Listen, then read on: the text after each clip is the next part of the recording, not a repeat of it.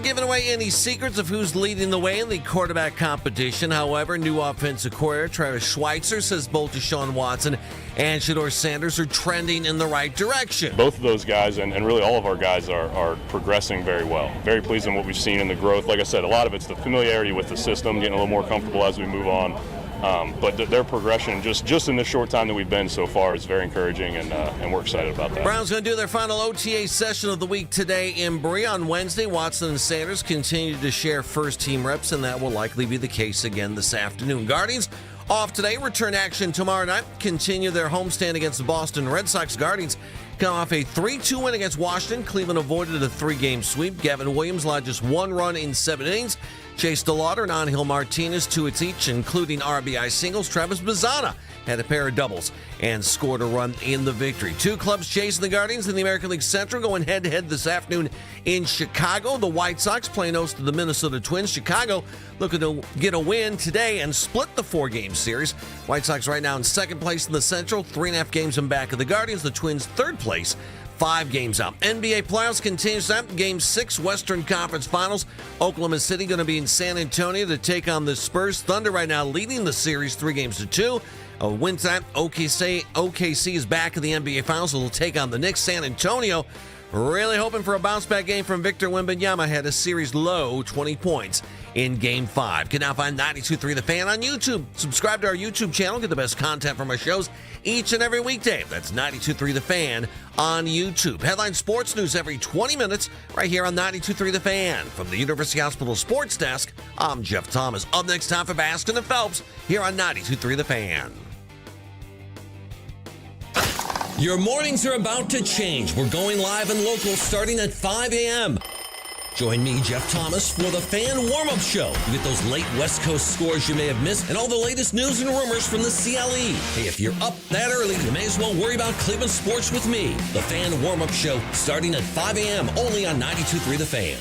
Talk sports with guys in the know. It's embarrassing. I mean, are they not embarrassed? It's time for Baskin and Phelps, Cleveland's sports radio, 92.3 The Fan.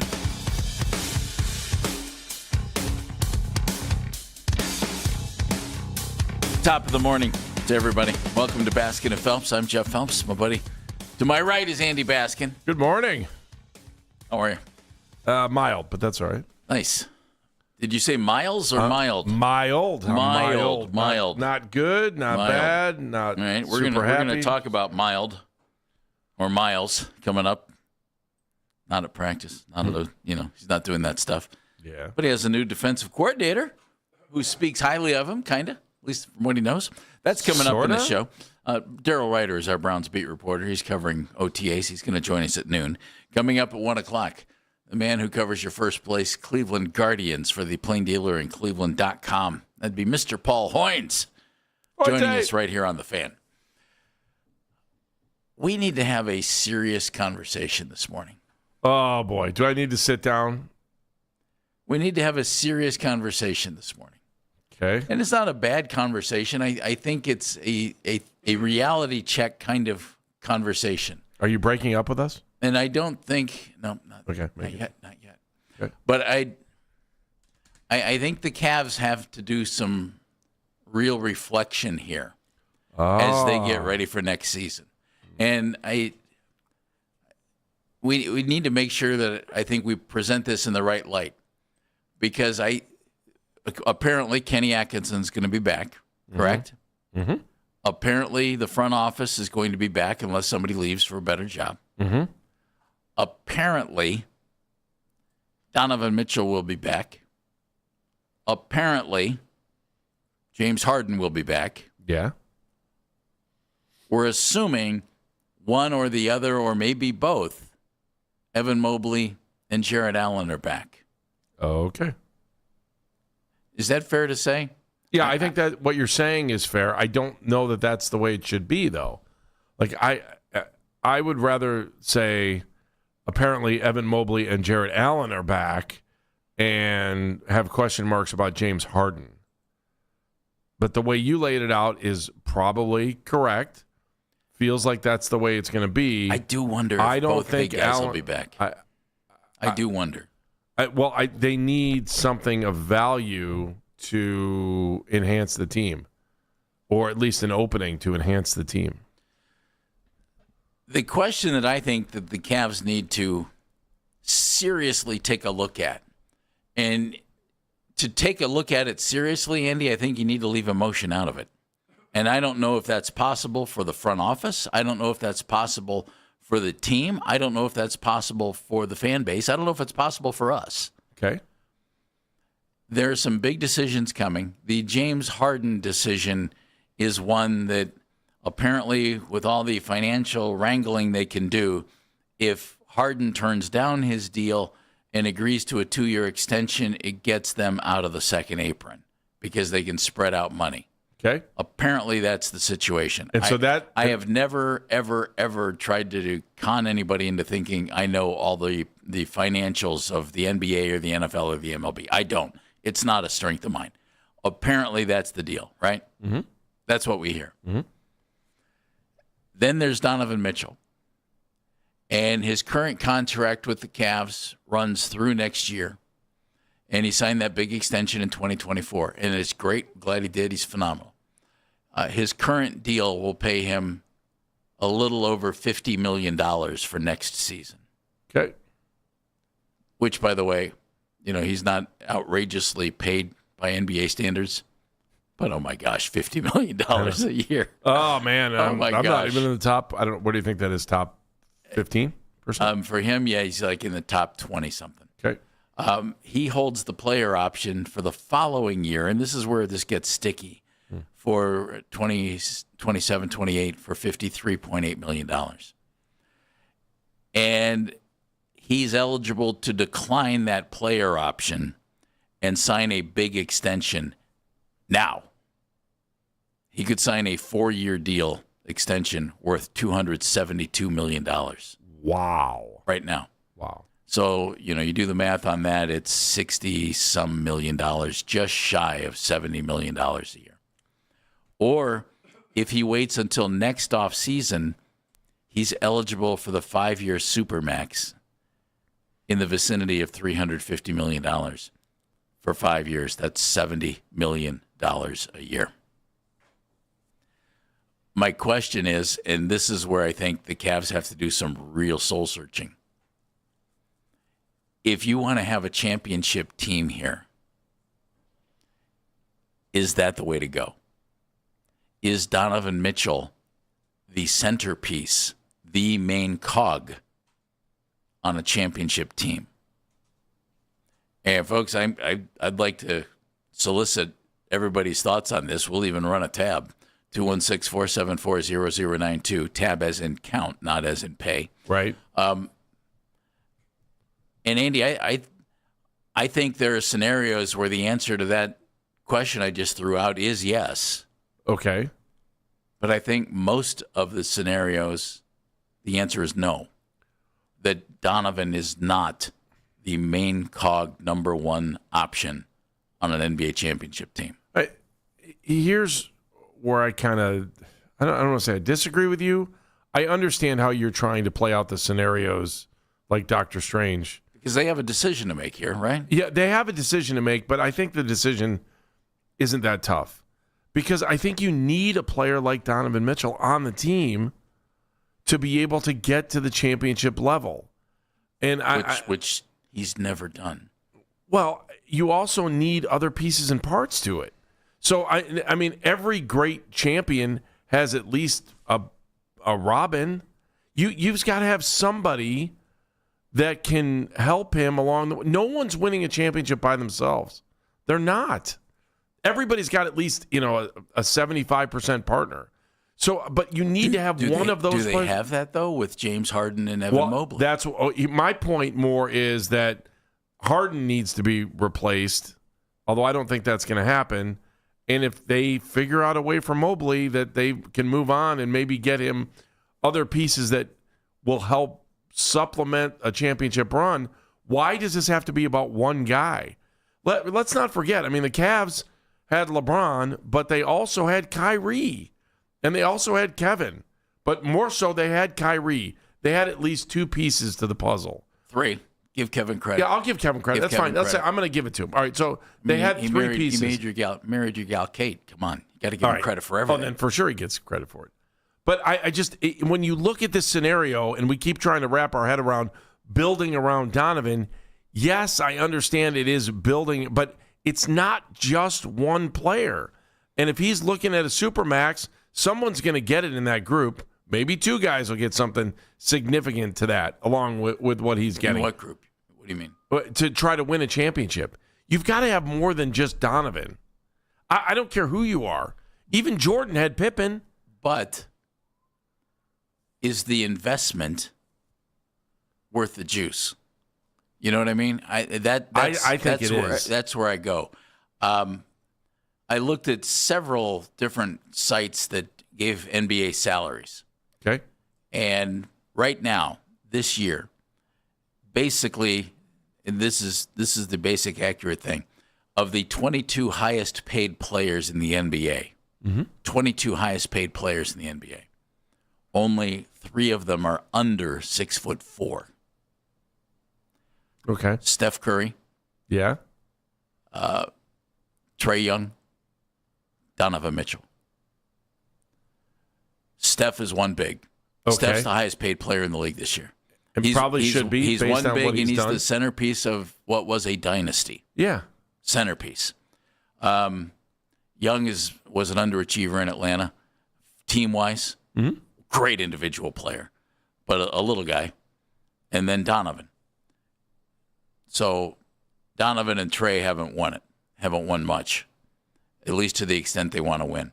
And Donovan hasn't won a game past the second round of the playoffs. I don't think small players win championships in the NBA. We mentioned Becky Hammon, who's the coach of the WNBA Las Vegas Aces yesterday, and a comment she made about Jalen Brunson a couple of years ago that's come to the surface again, where she said, just take a look at the history. You don't win in the NBA with small players. It just doesn't happen. You don't win championships. But like the Cavs won. How tall's Kyrie? They had LeBron, Andy. That's I the understand point. that, but I'm saying you need more than one. Well, I You know, can't, and but I want to go back. Her point is, if your best player is small, you don't win an NBA championship. I've always agreed with that. I've always thought that. That's her point. If your best player is small, you don't win. Kyrie hasn't won diddly without LeBron, and I wouldn't expect him to. He's a 6'1" guard. He's phenomenal. Mm-hmm. He's phenomenal. I mean, Kyrie's awesome. Do the Cavs win the title in 2016 without him? No way. No way. But LeBron was the man. And Jalen Brunson's team plays a little more team ball, I think, than some of these other situations. And it'll be, I'm anxious to see the Knicks in the finals against either the Thunder, and they can get there tonight, or the Spurs, and they need 2 more wins to get there.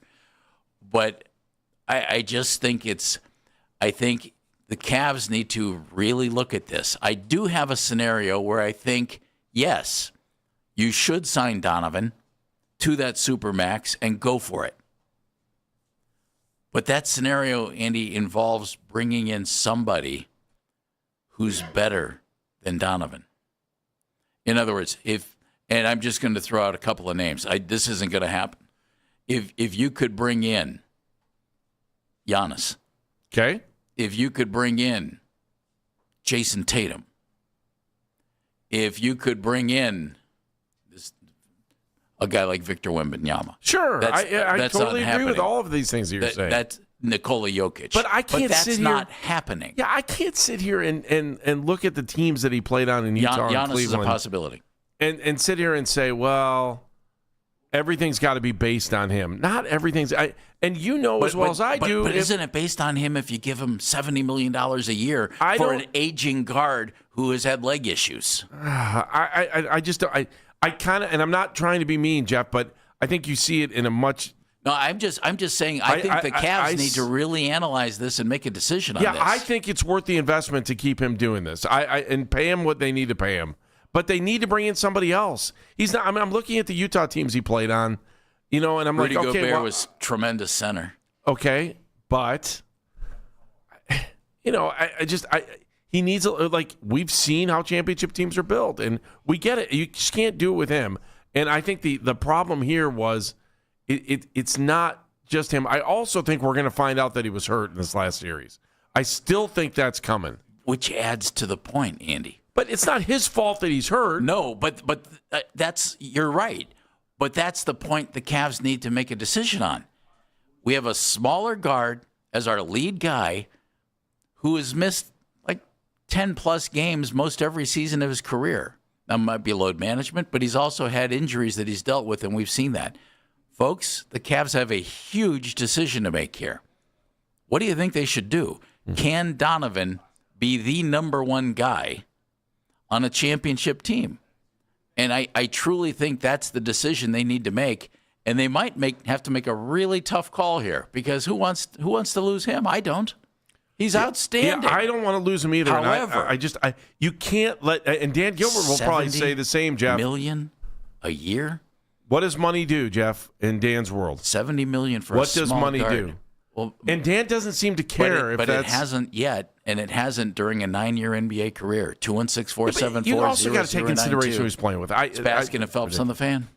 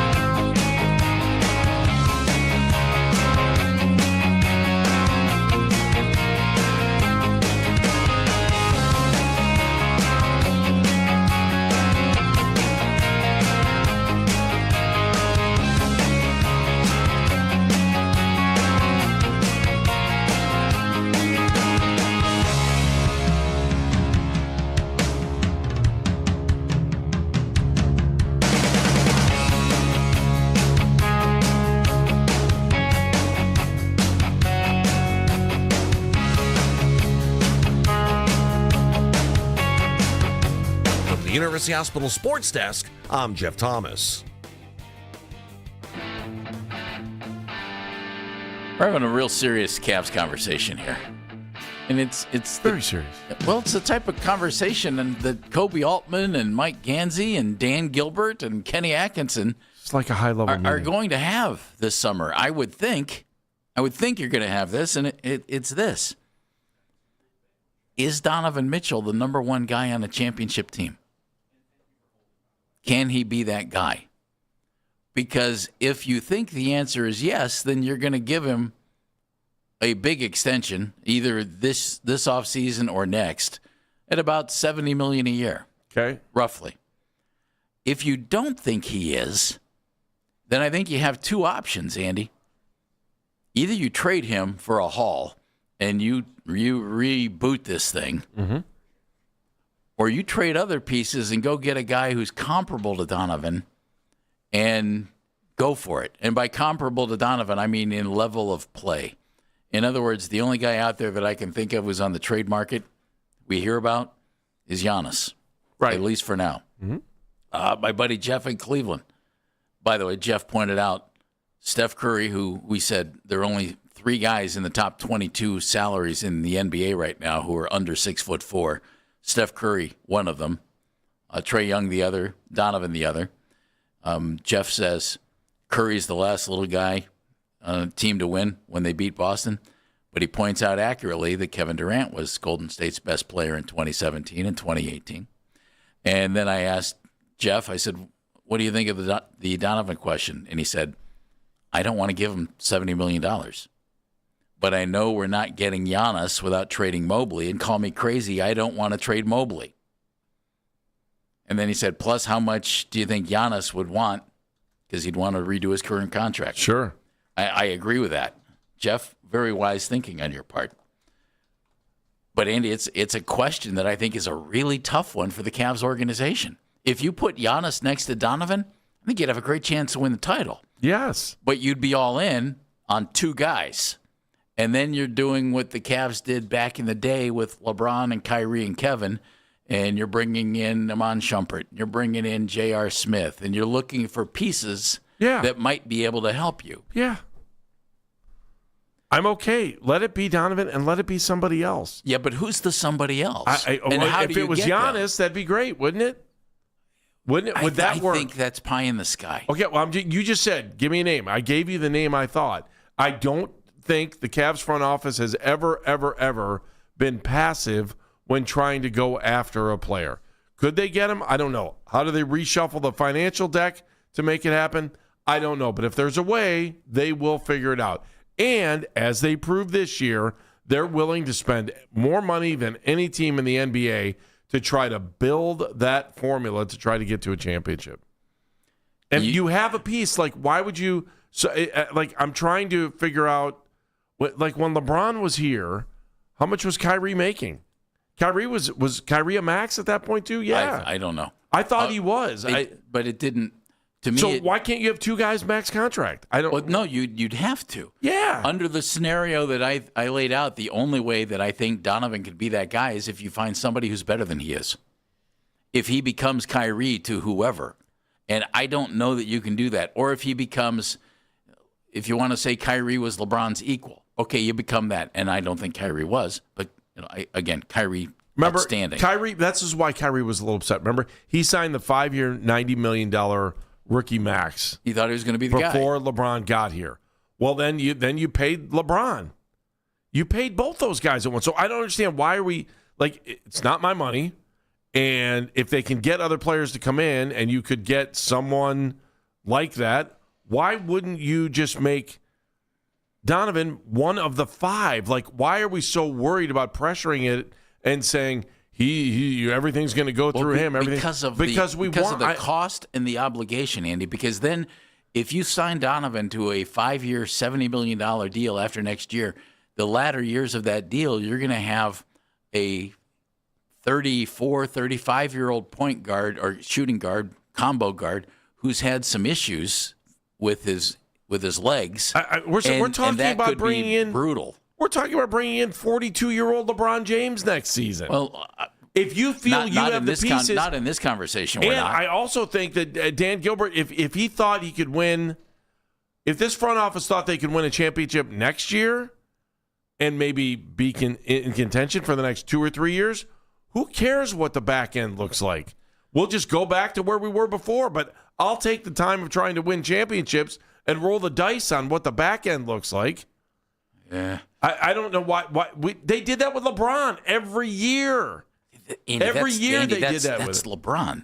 That's a completely different world. I understand than that, but if Donovan you're Mitchell. looking at I'm talking about 2 max players. That's what I'm talking about. Well, why is that a big deal? I don't understand. Again, you can. Yeah. But that's my point. You have to do that. By the way, one of the other 22 highest paid players is Evan Mobley. And I threw out yesterday, maybe the guy to be that guy is Evan, but you're not going to do that if he's continues to be the third option in your offense. So then why would you bring back Harden unless James completely decides, yep, I'm going to play point guard here. I'm going to play the point. Tony's in Columbia Station. Hi, Tony. Hey, Tone. Hey, gentlemen. Good morning. Morning. Hey, Jeff, I completely agree with the logic you laid out on how a championship team's best player has to be a larger human being. And I think your argument completely creates the case that Evan Mobley has to go. Because there's a 0% chance Evan Mobley is the number one player on a championship team.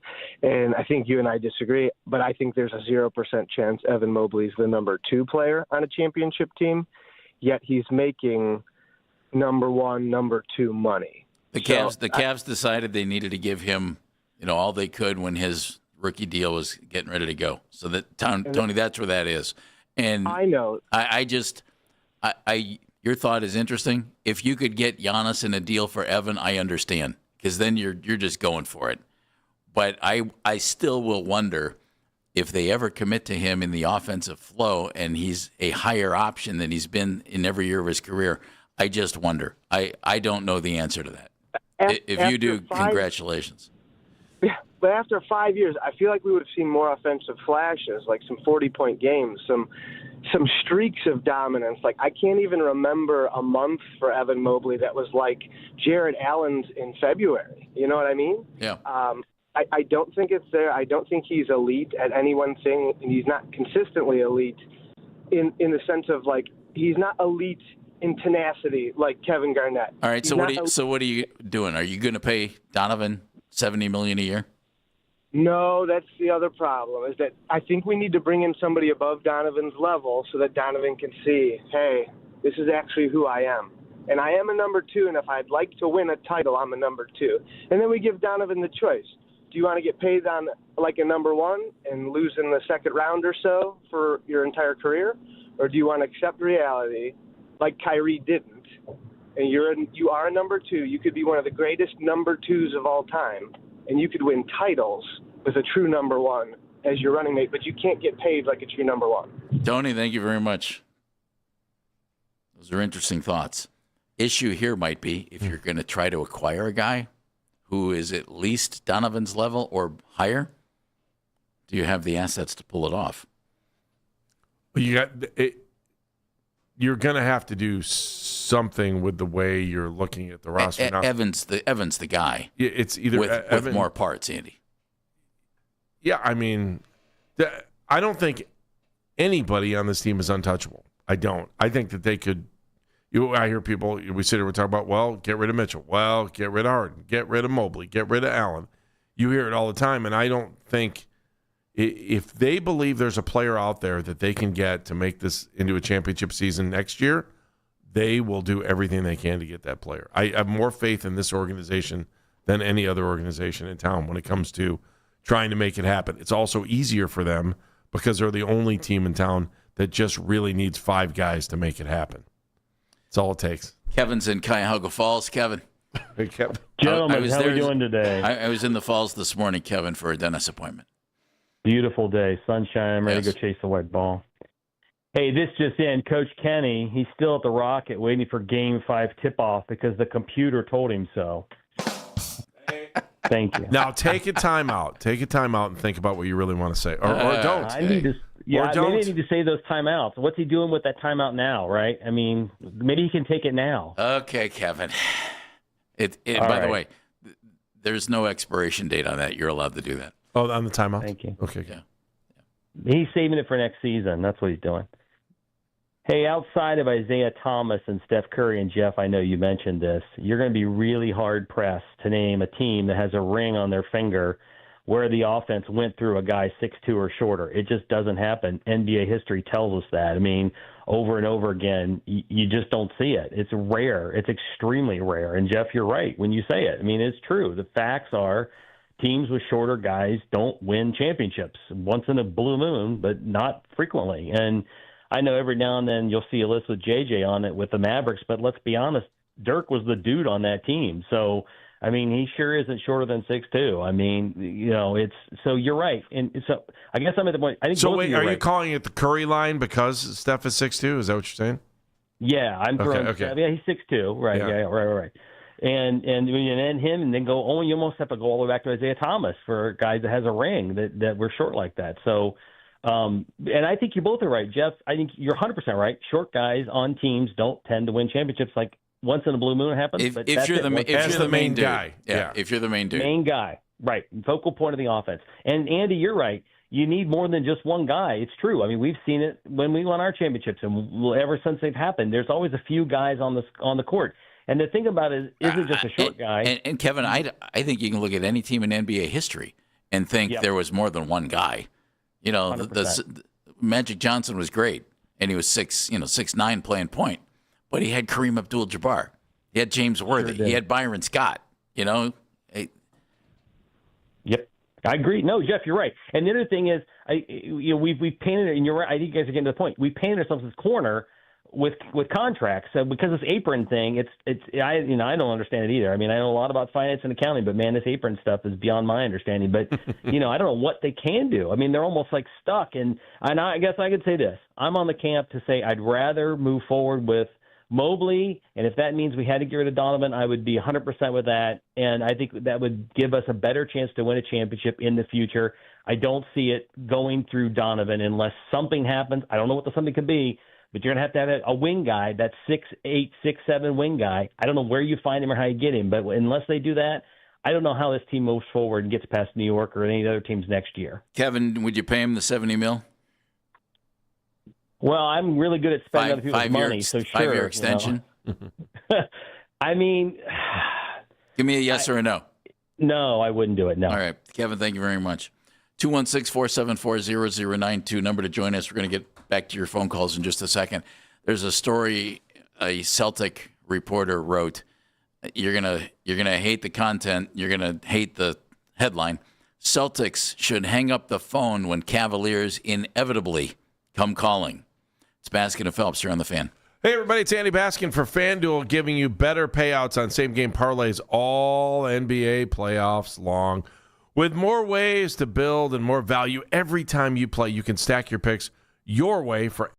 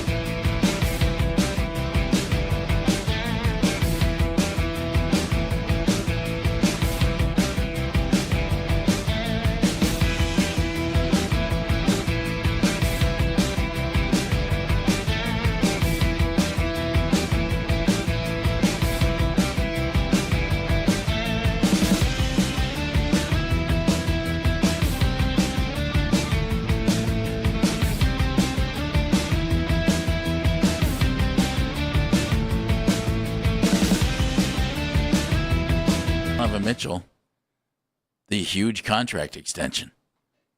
And Andy and I have been kicking that around. We've had great input from folks calling 216-474-0092. We're going to get right back to the phones here. But, Andy, I stumbled across a story written by a gentleman named Ben Handler. I think Ben's been on the show, hasn't he, Dan?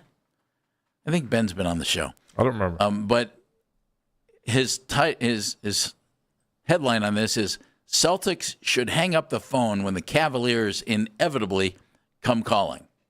And he doesn't like Evan Mobley for the Celtics, and he definitely doesn't like Donovan Mitchell.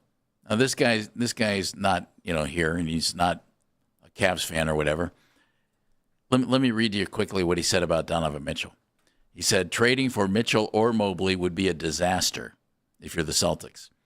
He says, Mitchell is a small guard who's about to turn 30. He's very good, but he's not elite, as evidenced in these playoffs. If he's your best player, you're not going to get to the promised land. Plus, he only has 1 year left on his deal, will surely be seeking a max extension. That contract is going to age like milk. And the Celtics shouldn't go anywhere near that kind of money for a small player who relies on explosiveness and is a liability on defense. And then he said, Kemba Walker 2.0, anyone? Wow. I thought it was a little harsh. Yeah, I think that's a little harsh, too. Thought it was a little harsh. But I think he makes some valid points.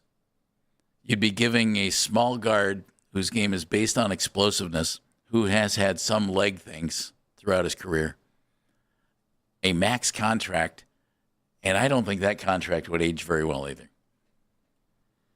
And that's what the Cavs have to think about. But if they can bring, let's just say Giannis, if they can bring in a deal for Giannis, and Giannis is in his 30s, I would say you've got a 2 to 3 year window. Okay, I'll take it. With Giannis, well, yes. Yes, but let me look around how here. do you do that? How many championships you guys see sitting around here? One. Andy, I'm not arguing that point at all. If I could get Giannis, the longer we're away from the end of the season and what we saw, if you could do that, yeah, you probably roll the dice and go for it. The question is, how do you get a guy like that? That's the catch. Well, Chuck's in Middleburg Heights. Chuck. Yo, hey, fellas, man, how you doing today? Well, we're good. kicking this thing around, Chuck, because the Cavs have a huge decision to make here. A couple of them, really. One good thing, man, you're saying is about Donovan being so small. But the thing is this.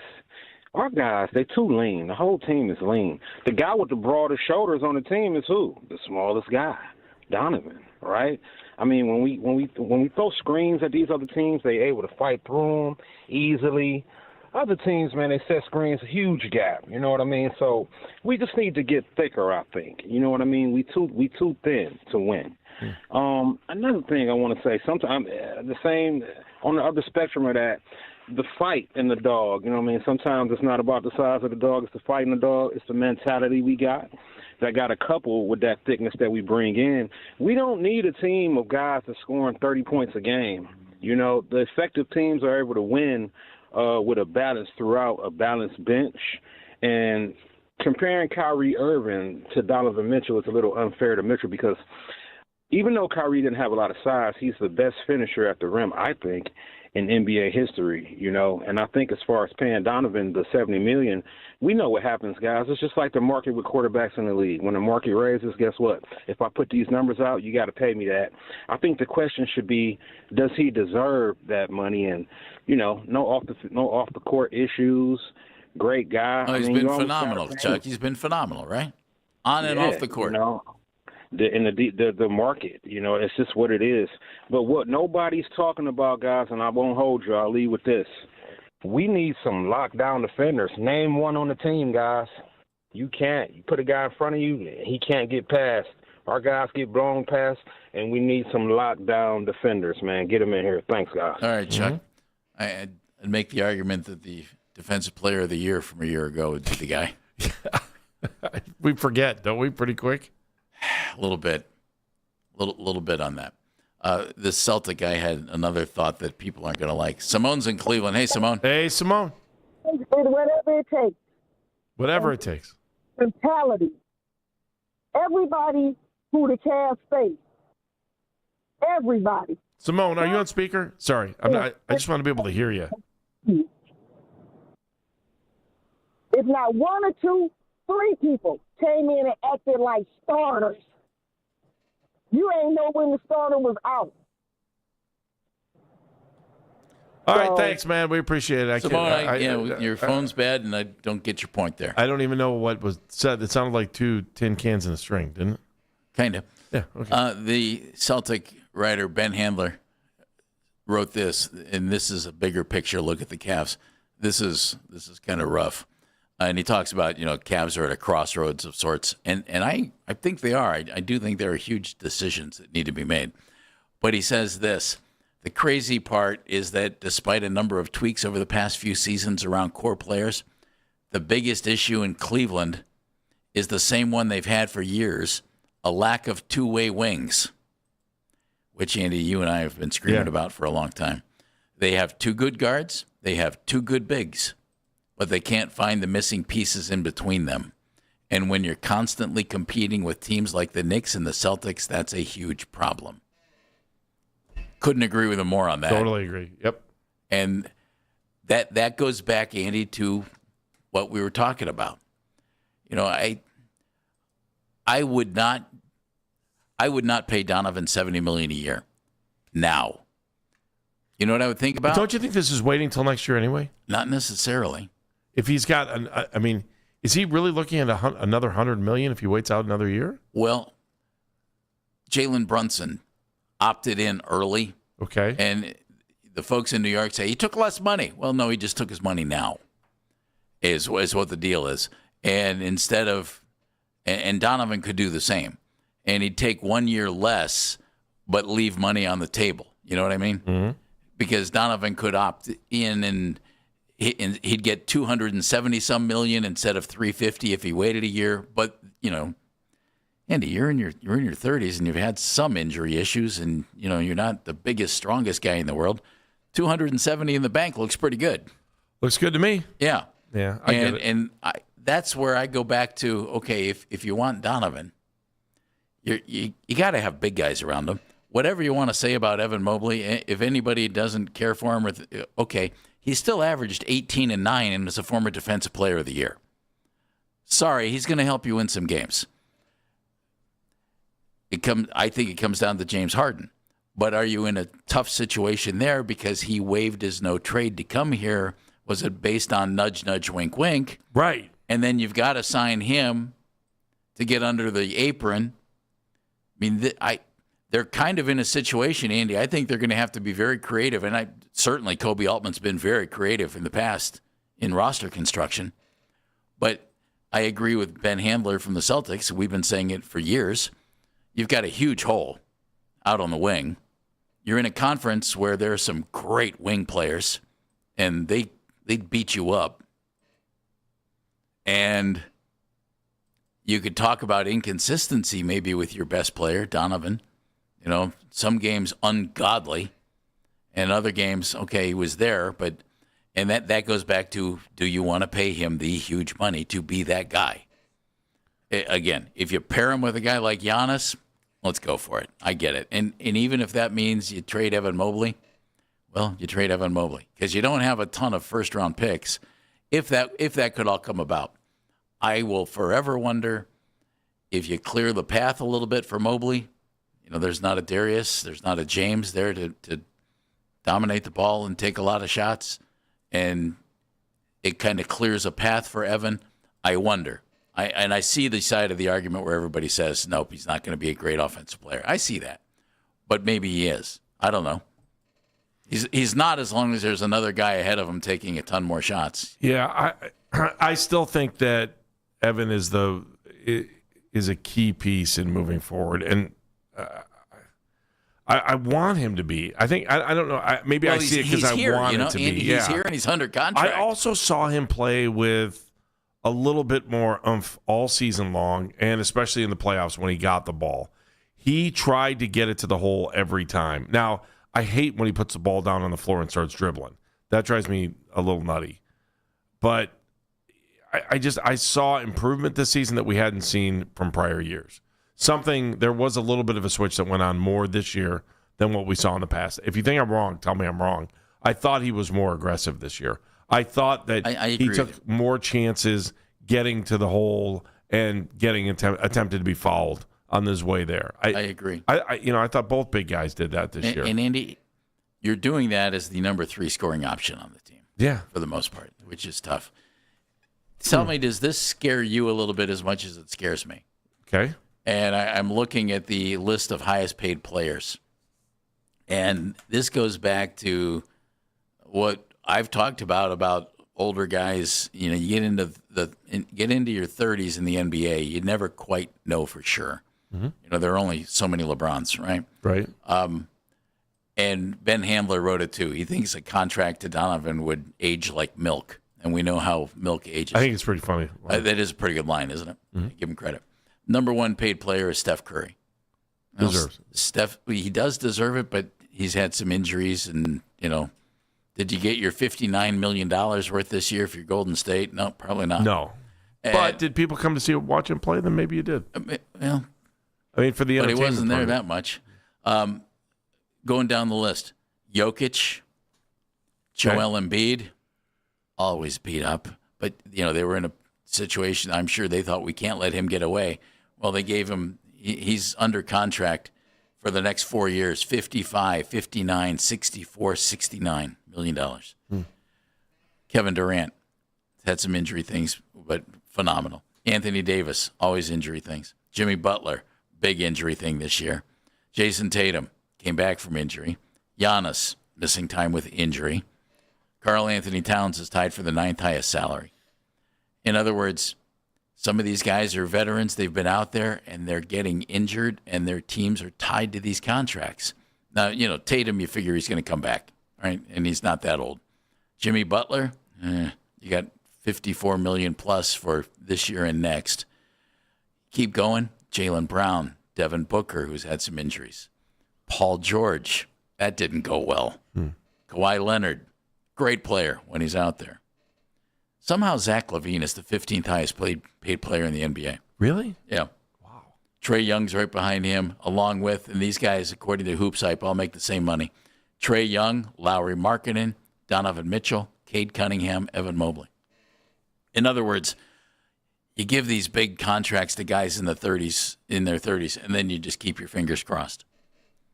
And again, if you're the Cavs and you do that, is that the right move? 216-474-0092 is the number to join us. Daryl Ryder's coming up, our Browns beat reporter at noon. Hoynesy talking Guardians with us at 1 o'clock. As the Guardians are in first place, and the team that was supposed to be in first place isn't, by a bunch. Crazy how that worked. Baskin and Phelps are on the Fan. This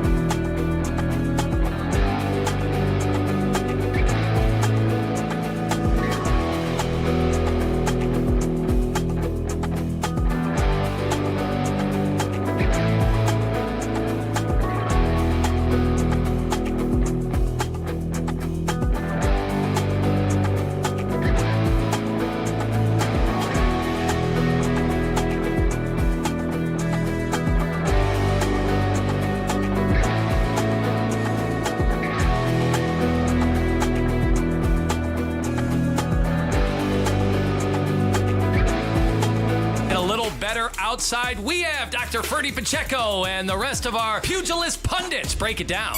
And LeBron's on his way back, thanks to the mid-level exception. I'm the MLE Kid. It's the emerging podcast scene presented by Extend Technologies on 92.3thefan.com and on the free Odyssey app.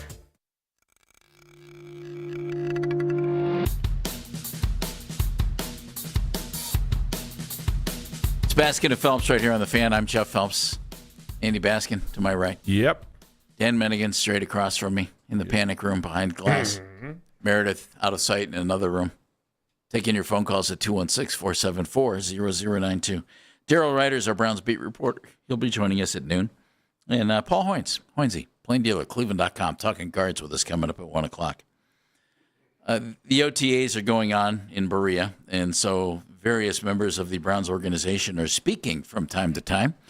And yesterday, one of those guys who was speaking, Andy, is Mike Rutenberg. And he is Rudy to those who know him well, so we can call him Mike. Thank you. Thank you very much. Killer. I need my own rim shot button over here. Can I get one?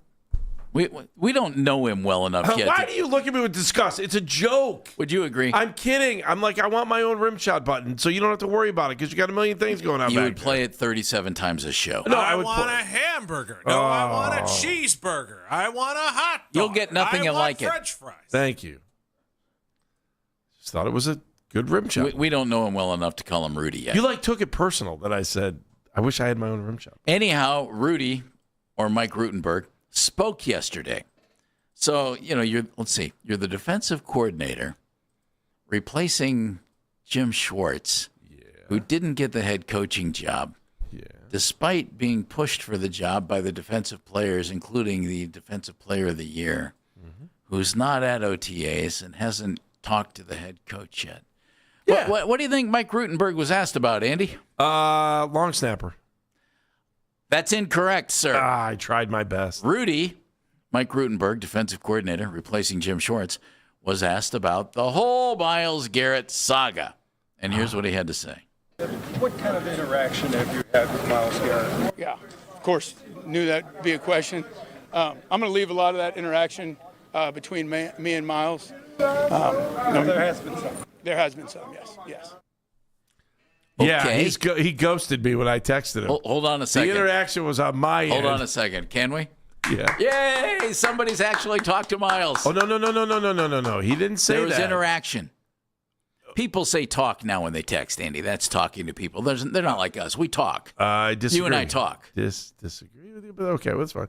He said there was interaction between he and Myles, and he'll leave it between them. I don't know. Do you think there was, or was there attempted interaction? Means somebody got back in touch. Can we go back and listen to that again? Because I'm not sure that's interaction. It's not the way I read it. What kind of interaction have you had with Myles Garrett? Yeah, of course, knew that would be a question. I'm going to leave a lot of that interaction between me and Myles. See? There has been some. There has been some, yes. Yes, there's been interaction. Are you calling Rudy a liar, Andy Baskin? Andy Baskin thinks Rudy lies. 216-474-0092. That's not what I said, but what was the interaction? Like, what was it? What up? Hey, dude. Are you a dog? That's I'm a dog. Arf. I have Andy, there was interaction. That sounds like there's nothing. The dude says there was interaction. Okay. I mean, if you try to text someone and get ghosted. Was there some interaction there? From what he said, the answer is yes. Correct? I mean, the term interaction could be anything from a conversation to merely an emoji wave, and that's where it ended. Can't talk now. It could also be a head bob when you walk by somebody, but we don't think they've seen each other. Exactly. Here, watch this, Jeff. Whatever it is, there was interaction. There was interaction. Interaction is such a low bar of communication that I don't even know what we could consider it. Well, maybe Rudy expounds on this a little bit. This is closer to basically more the idea of, hey, is it voluntary? It is voluntary. We respect the voluntary aspect of it. And whatever team you're on, your team, my daughter's softball team, love everybody to be around, but also understand people have different things, had great communication with different people, had great communication, and excited for when everyone's here to put it together. What girl's not showing up for his daughter's softball practice? Because that's starting to get irritating too. The rest of the team's there for infield. Where is this girl? Why is she not showing up? I think he's airing his grievances through the Browns on this girl. It's just being truthful. It's interaction, Jeff. There ain't nothing going on there. He ain't talking. They're not saying anything to each other. Well, he's keeping it between he and Miles. Yeah. What if it's nothing, Jeff? What if it's nothing he's keeping between At the very least, Andy, and it wasn't a glance like you gave to me. How do you know? Well, because he hasn't seen him. Did he say that? He said he was keeping the interaction to himself. If Todd hasn't seen Miles, you can be sure Rudy hasn't seen Miles. I don't know if that's true, man. Rudy might be a go-getter, might be a people person, might knock be out on knocking on the door. Yeah, Miles. Hey, can you take me for a ride in one of those sports cars? No, or maybe it was on his what are those door knobs called? The video doors, whatever they're called. Ring. Maybe it was on the Ring. Maybe he walked up to his house and hit the ring button and said, "Hi, is Miles there? Who's asking, please? Rudy? Let me check, please. No, he's not here right now. Okay, thanks. Tell him I'll stop by. Got it. There you go. That's interaction. That's an interaction. It's interaction. It should have been a Schoolhouse Rock.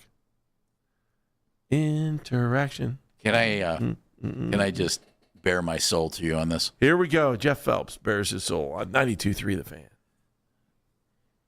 We're talking about this. Yeah.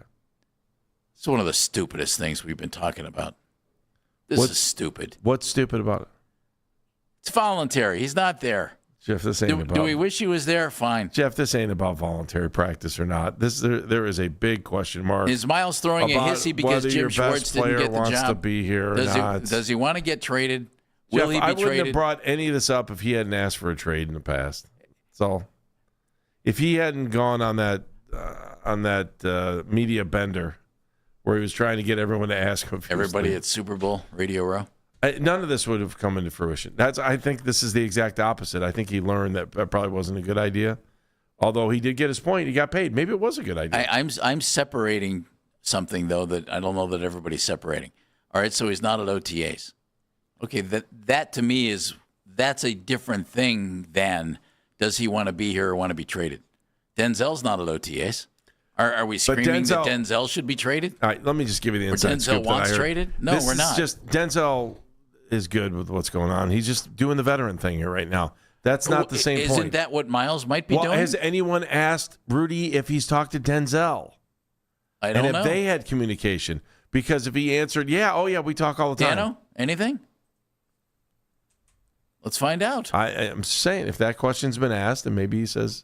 Or maybe people are just very comfortable. He had a camp at Nordonia. So Denzel Ward had a camp at Nordonia and spoke to the media afterwards. Here is Denzel Ward from his camp at Nordonia on if we should be looking into the fact that he's not at OTAs. No. You don't have to read. It's up to people they want to read into it. But no, I'm just been working my craft, working out, and getting ready. I've still been checking them out, though. So I've been in the iPad seeing what those new guys have been looking like. So, I got something for them when I get there, though. There you go. He's interactive. Yep, see? That's the difference. That's interactive. That's a happy guy saying, hey, I'm not there because I'm a vet. Did he say he's talking to anybody?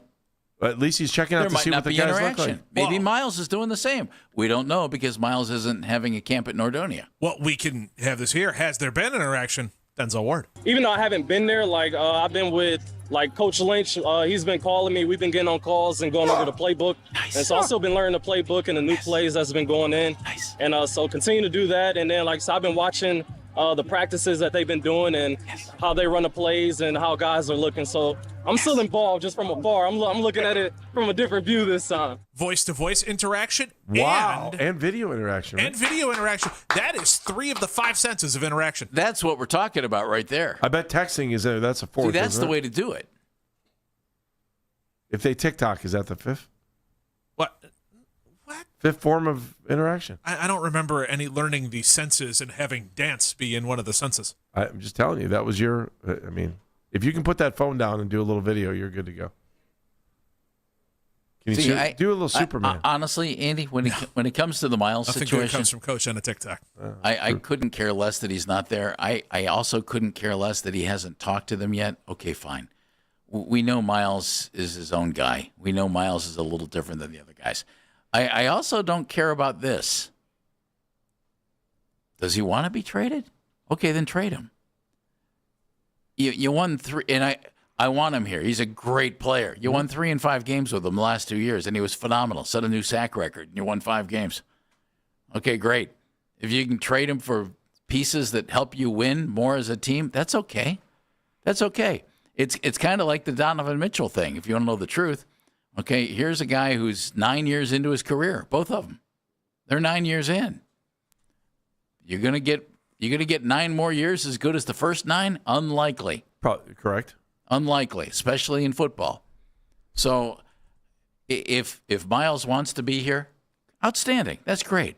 And if he doesn't, well, see what you might be able to get for him. And if it works for you as the team, great. If it doesn't, well, he can come and play and get paid, or he can stay home and not get paid. Not to be harsh or nasty.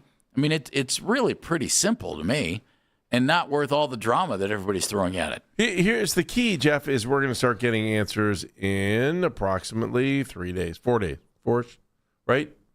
And after June 1st, when things kind of change a little bit with being able to let people go. The punitive things about a trade or a contract. Yeah. So we'll know more on June 1st. So in some ways, I think you're right. Maybe we're making too much about it because it's not June 1st yet. But I think what we're getting the feeling for is that moment right before you take off on the roller coaster where they put the bar down over you. All right, you got the bar down over you, and you're safe. Let's just see what happens once this train starts rolling. Would you agree with this, though?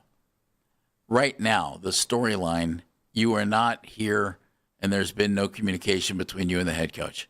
The second part is more important than the first. I don't really care. You don't care that the best defensive player in the NFL is not talking to his coach right now? No, I don't care. Wow. I don't care. The NFL is designed that he doesn't have to.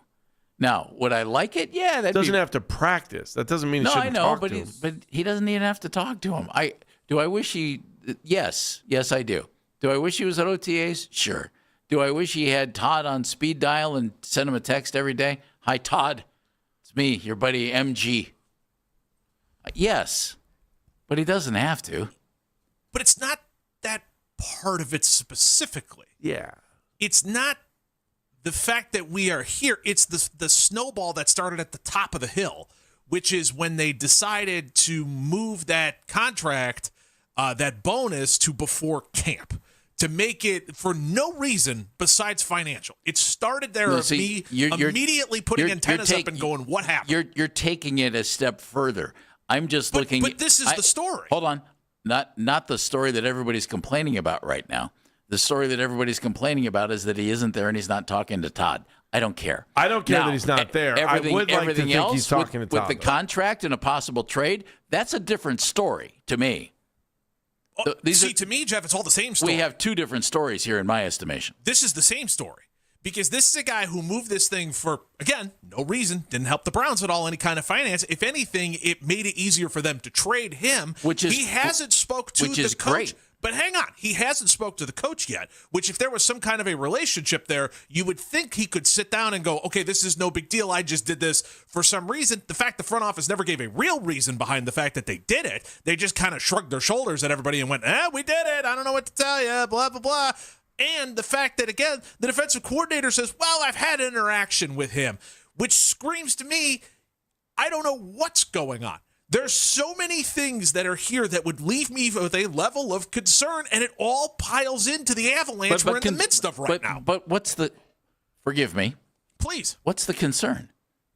The concern is that my best player, for some reason, moved a bonus for no reason, then hasn't had any interaction whatsoever with the head coach. Okay, so what's the concern? That he wants traded? Great, you figure out a trade and trade him. You won 5 games with him last year, folks. 216-474-0092. It's Baskin and Phelps, Mennigan, Meredith, all here on The Fan.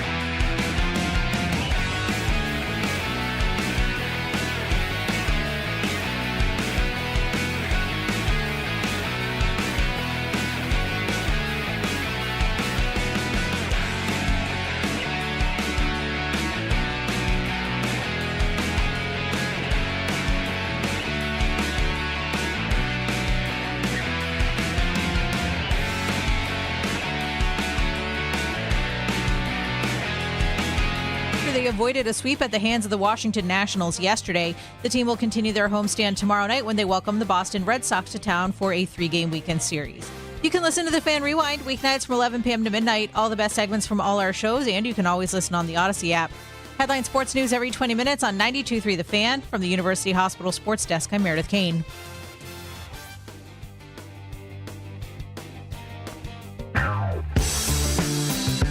Mike Rutenberg has had interactions with Myles Garrett. Great. Todd Monken apparently has not. What are those interactions? What were they? To be determined. Yes. Interpret as you see fit. I can't stand the whole Myles thing.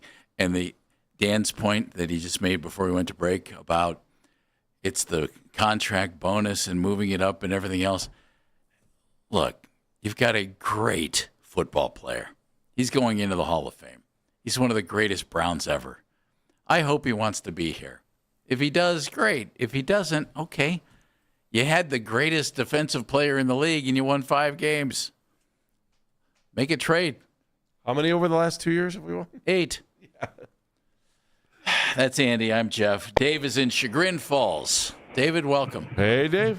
Hey guys, I got to say that this is the biggest non-story I've ever heard, and so much time devoted to, hey, he talked to him, hey, he didn't. Dave, I agree completely. Mini camp. I agree. Voluntary. I agree. And, do you have any doubt that Myles Garrett's not going to show up in shape for the mandatory training camp? Oh, it has nothing to do with being in shape, dude. Lead the league in sacks?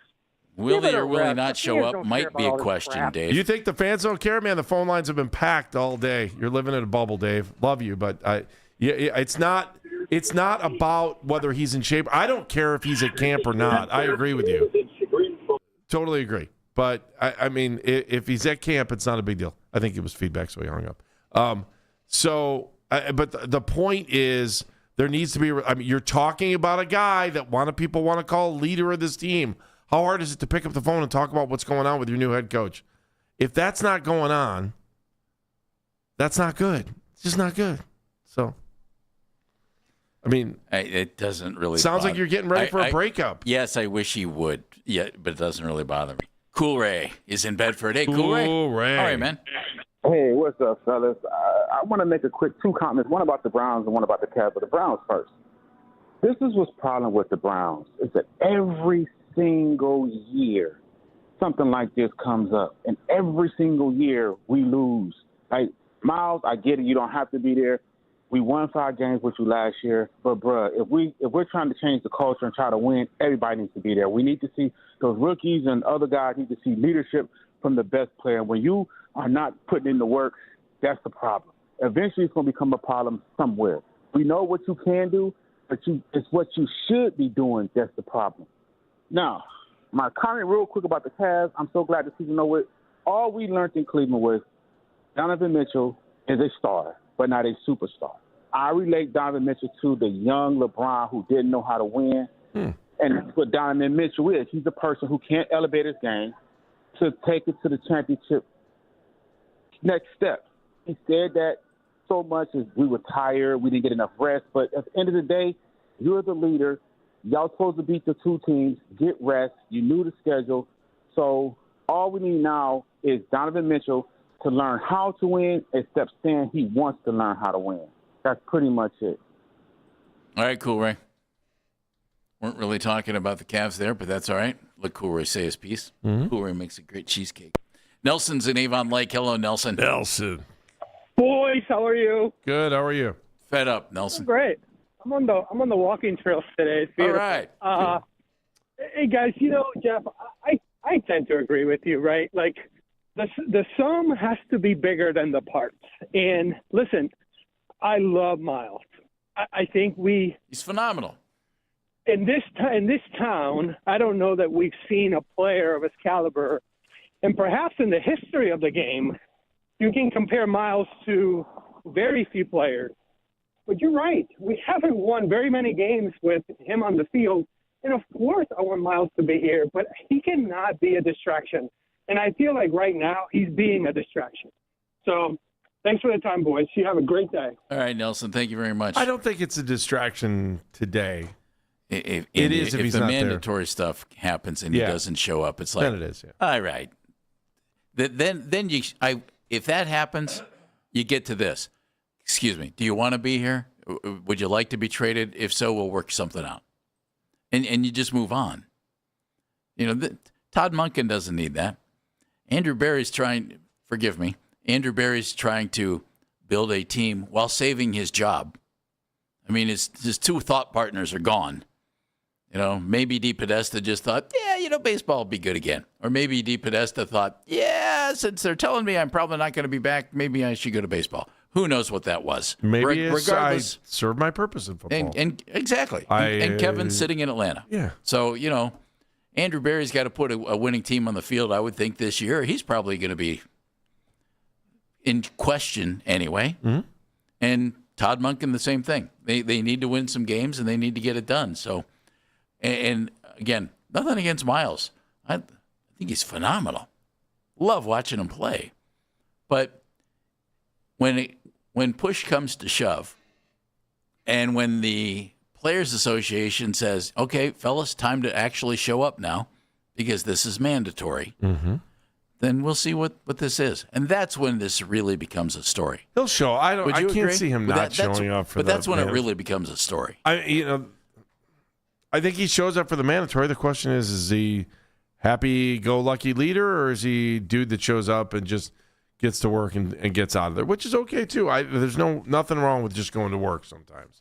No one's asking you to be rah-rah, but to have a relationship with your coach and just have some dialogue that we could actually believe that you're having, then okay. Yeah, all right. It's important. If he's the best player on the team, you want him to represent the team, and you want him to be able to we listened to what Denzel said. Like, Denzel made it sound like, I'm just being a vet here. It's all good. I'm watching on my iPad. I'm engaged. I'm involved. I need to know what's going on. I want to know what's going on.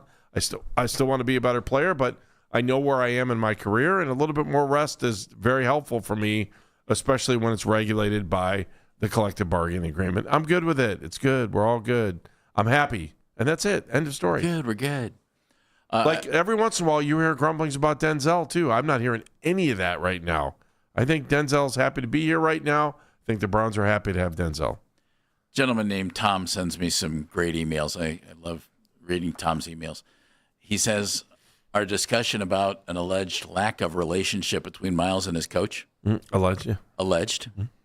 Brought to mind Byron Scott's attempt to talk to LeBron when he was named the Cavs head coach. Wow. Do you remember was that a softball game in Akron? No. He went to James A. Rhodes Arena. Oh, was that the arena? Yeah. I don't know why I thought LeBron LeBron had like a camp going on there, or was working out. He had a bunch of guys in for workouts or something. It was something like that. Rhodes Arena's not that far away from that stadium. I remember Byron walked in. Yeah. And sat down. Yeah. And never got a chance to talk to LeBron. Oh, I remember. And it was the next night was the decision. Yeah. Oh, no, I definitely remember. Good night, everybody. Yeah. And Tom said, though the circumstances are different, I hope Garrett's aloofness is not foreboding. Good point. If you don't know history, it'll repeat itself. That is a good point, isn't it? Yeah, well played. Tom, well played, yeah. Yeah. That was outstanding by Tom. Outstanding by Tom. Ovation. If this team, let's play two scenarios. Okay. Mandatory minicamp happens. Boom, here's Myles Garrett. Everything's good to go. Is the story dead? No, not necessarily. Okay, I agree with you. I don't think it's necessarily dead. No. I agree with you on that. I guess, what's the fine if you miss I don't know. mandatory mini? Hey, I don't care how much money you make. Money's still money. If you're in town, might as well show up, right? Might as well do your thing. If you don't, okay. And clearly, if Myles doesn't show up for mandatory mini camp, then there's a problem, and you probably need to move on and you do some things.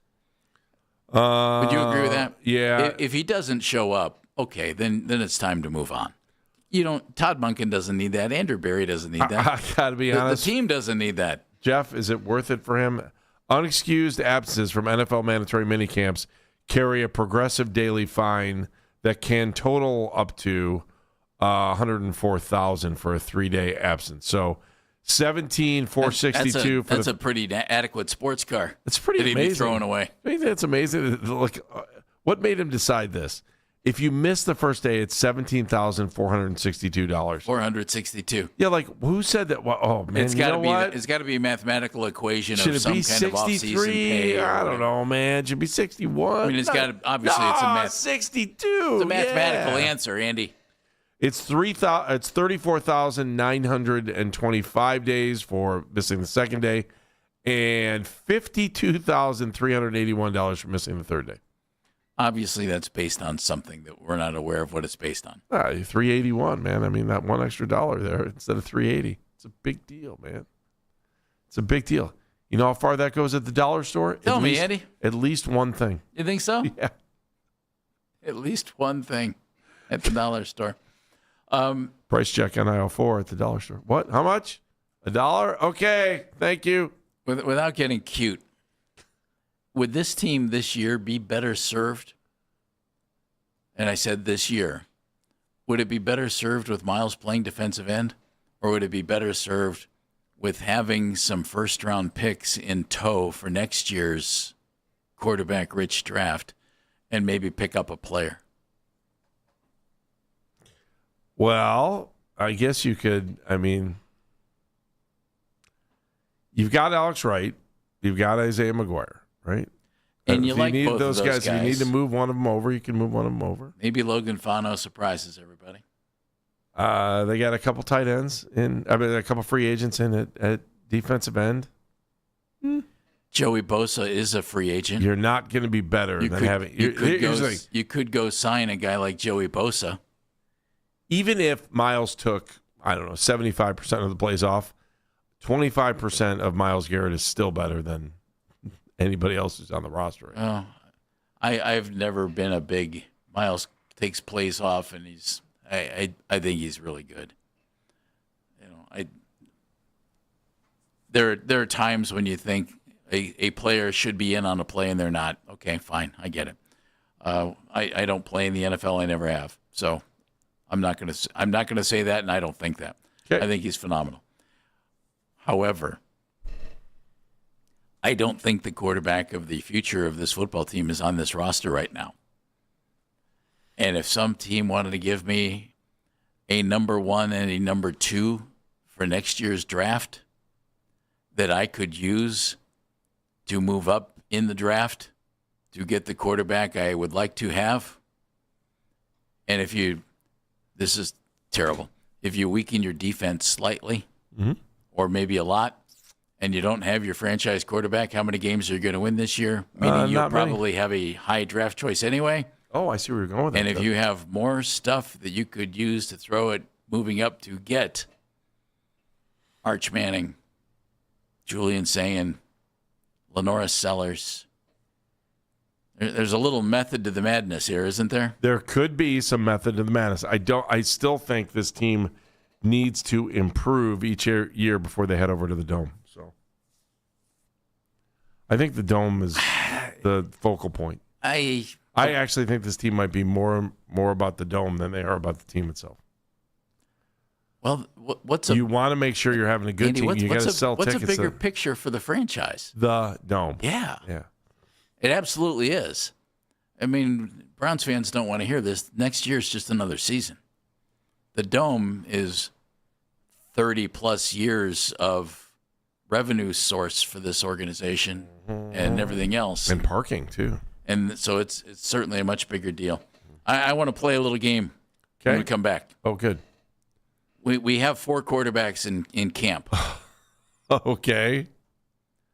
I want you to rank what you think are the best case scenarios for what could happen. What's the best option out of the 4 guys who are here? Dream scenario. What's the best thing that could happen? What's the next best? What's the thing you'd have to say, okay, well, we'll settle for that. 216-474-0092. It's Baskin and Phelps here on The Fan. Daryl Ryder coming up at noon. Hey, everybody, it's Andy Baskin for Fan.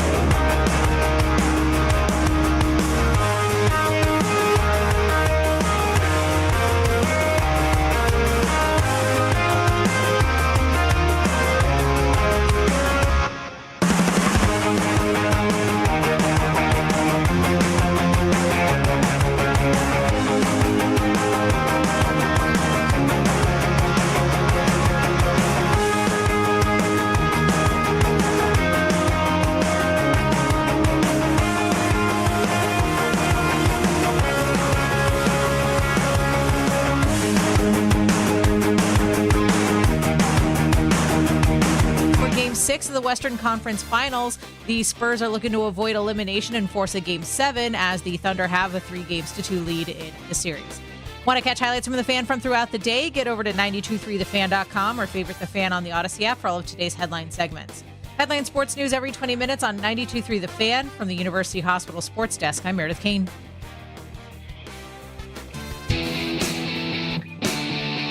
Coming up at 1 o'clock, our pal Paul Hoynes from the Plain Dealer Cleveland.com is going to join us as the Guardians playing really good baseball. Doing a great job in first place. Very nice. Hoynesy at 1. Our Browns beat reporter, Daryl Ryder, will be coming up at noon. I'm Jeff Phelps. My buddy over there is Andy Baskin. Yep. We've talked about Myles Garrett like crazy. We'll ask Daryl. But we're moving on right now, Andy. Where are we moving to, Jeff? I've got a fun little thing for you. Really? Yep. Okay. All right, let's play the game. Well, right now the Browns have 4 quarterbacks on their roster, as we know. Mm-hmm. And you would assume that one of them is going to be the starting quarterback this year. Yep. Okay. What scenario is the number one scenario in your mind? I'll give you mine. Okay. Dan will give you his. Okay. I walked back in the room, and Dan said, what do you think about the little game? He goes, oh, I know what your number one scenario is. I said, do you? And he went, yep. And then he told me, and by God, he knows me really well. Mm-hmm. So it's almost like we talk to each other for about 5 hours a day. Crazy. You have 4 quarterbacks: Deshaun Watson, Shedeur Sanders, Dylan Gabriel, Taylor Green. Mm-hmm. Absolute best case scenario. Browns come out of training camp with what, Andy? And we're going to have to show our work on this. So we're not just giving answers. We're going to show our work. Best case scenario is what? Shedeur Sanders, starting quarterback. Deshaun Watson, backup. You don't have to go on, you can, because we're going to do a second best scenario. Oh. You don't have to do the whole thing. I just give you. What's the best scenario? Which guy is the best case scenario for What's starter? the best case scenario at quarterback? Shedeur. You want me to show my work? Yep. Young quarterback, could have a very long future, entertaining. Fans generally like him. It's a win-win-win. Marketing, athletic ability, play, long-term star power, all sitting right there for you if it works out. So Shedeur Sanders, without a doubt, is my number one. Make this happen if it works. Dan, is yours the same as mine?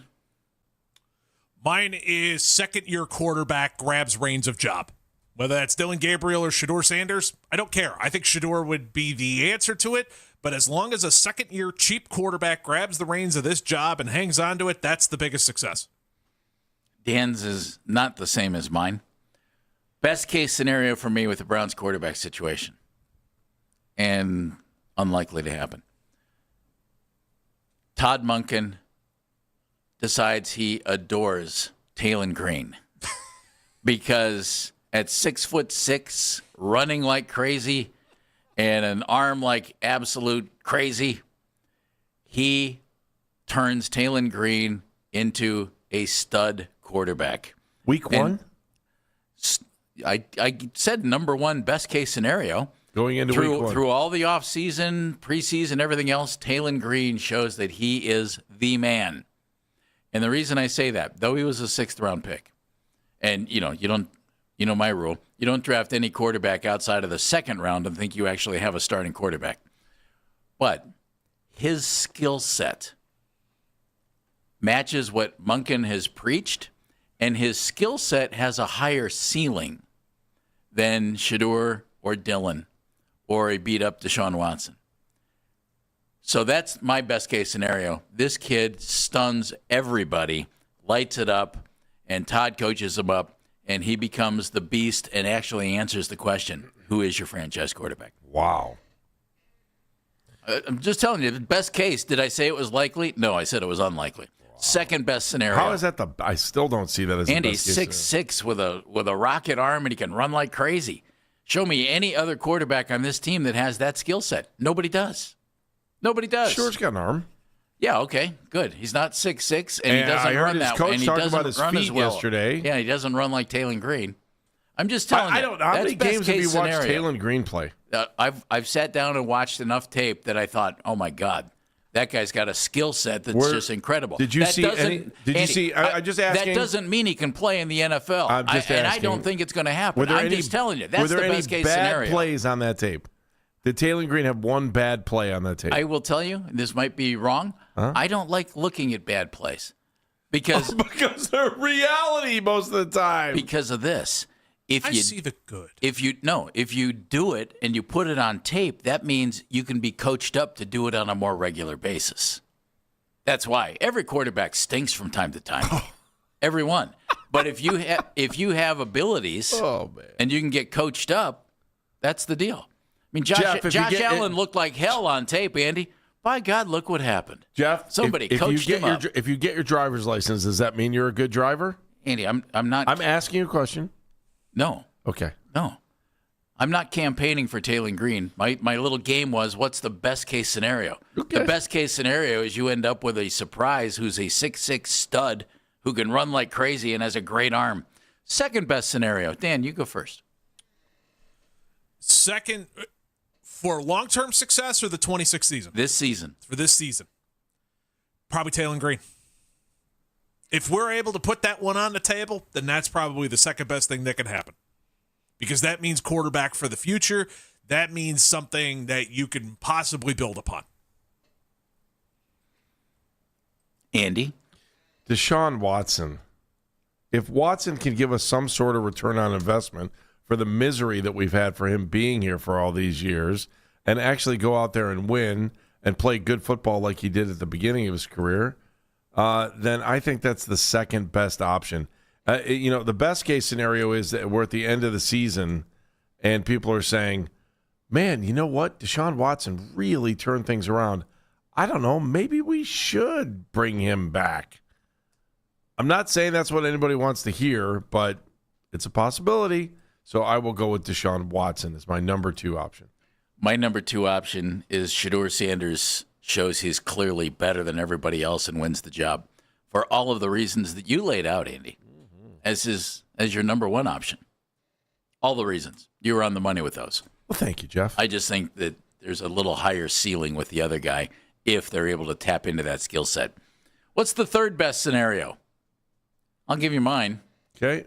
Dillon Gabriel shows that he is a quarterback that can win in the NFL, and he plays better than Shedeur and Taylor Green and Deshaun Watson and wins the job. He's been very, very successful at the college level at some big-time programs. He's still 5'10". It goes back to our conversation about basketball. Teams with small guys as their number 1 guy in basketball rarely win NBA championships. Teams with 5'10" quarterbacks rarely win Super Bowls or win big.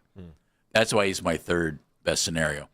If he was 6'4", 6'5", first of all, he never would have been available in the third round.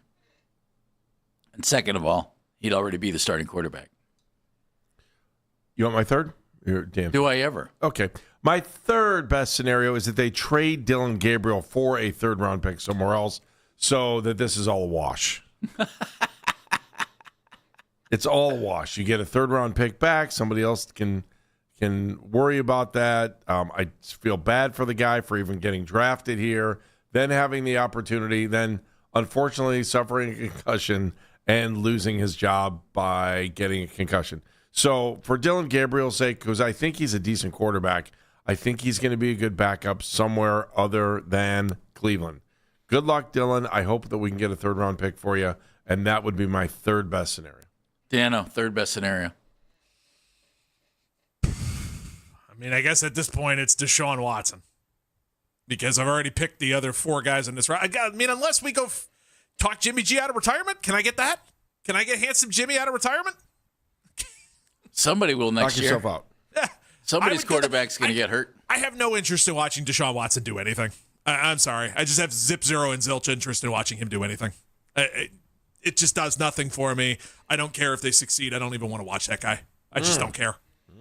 I flat out don't care. Your dead last scenario, Andy. You have 4 quarterbacks. What's your fourth not scenario? Not ready. Taylor Green has to step out on the field and maybe make things interesting. Dano? I've already exhausted all 4 quarterbacks and brought Jimmy G out of retirement, so I don't know what it would be from there. I guess Wildcat? I mean, at least, go. Here you go, Quinshon. Yeah, maybe go full-blown, service academy offense at this point. Why not? My 4th best scenario would be Deshaun Watson shows he's the best quarterback and plays this year in the final year of a contract. And you look to move on from him after next year. I still don't, with everything that's happened here, I'm still really hard-pressed to think that Deshaun has anything more than a year left here. And so that's why I have each of the other 3 guys beating out everybody else before I have Deshaun. And it's only because I don't see a world where they bring him back. Do you? Yeah, the one where they get to the playoffs and win the playoff game or 2. That's the scenario. That's a reach, but of course it is. Possible. I mean, it happens every year in the NFL, and Deshaun, the old Deshaun anyway, certainly has that capability. Don't you think? Yes. Whether the new Deshaun does, I don't know. Yeah. You want my 5th case scenario? Well, we only had 4, but if you'd like to continue with the little game. Is it bringing Jimmy G out of retirement? Do you want to join me? No, it's better than that. Patrick Mahomes struggles in the beginning of the season. The Chiefs get frustrated. Travis Kelce convinces Patrick Mahomes that they need to come to Cleveland, and they come to Cleveland by week 2. I thought you were going to say Travis calls the Browns and says, I'll loan you Parker Messick. He can play quarterback. That's where he goes with it. Eddie is in, where are you at, Eddie? East Cleveland? East Cleveland. Hi, What's Eddie. up, Eddie? Hey, guys, I love listening to you. I called in the other day. I was the one talking about we need a dog on the Cavs team. Myles Garrett, we didn't he's find a one, dog. did we? No, we didn't. But Myles Garrett, he's a dog. That was a good guy that I was trying to bring up. But I feel like what we could do is Deshaun Watson, we need him to start for the first 7 games. Lost him. Something happened with his phone. Eddie, you were on a roll. You were doing just fine. Sorry about that. Maybe you got another call. Maybe. More important call. Fred is in Maple Heights, home of the Mustangs. Fred. Hey, Fred. Hey, gentlemen. I would say my first thing, the first thing first is hoping that Todd Monken is going to put the best person he see fit to get in there, and it's not because of what Andrew Berry or Jimmy Haslam says is the best fit to go start out there. So I hope he goes with his expertise from what he sees first, and not an upper management call. So if we can get that, then we good. And then with that being said, I would go. Can I interrupt you for 1 second? Yep. That's smarter than everything we said. It really is. All right. If whatever Todd thinks, go do it. I mean, that's really want good. Todd to have. I want him to have. It doesn't come from upstairs. It's just we try. That shows that now in the front office is actually listening to the fans and has learned from their past mistakes. Meaning, we're going to trust our coach. We're not going to get in the way of this. I like it. So, Fred. yeah, let's do that. But then I would say I hate to say this. I know nobody. I was against it. I'm going Deshaun Watson, just like the last guy was starting off to say. I'm going to go Deshaun Watson just because at this point, man, I mean, you put all of that into him. We know he's nothing. Put him back on the field so he can show the world again that he's still nothing. Do it again, and then yank him if you need to. That gives the other guys more time to continue to develop. I'm all about development, man. I'm not about just throwing somebody out there just because of the sake that we got him.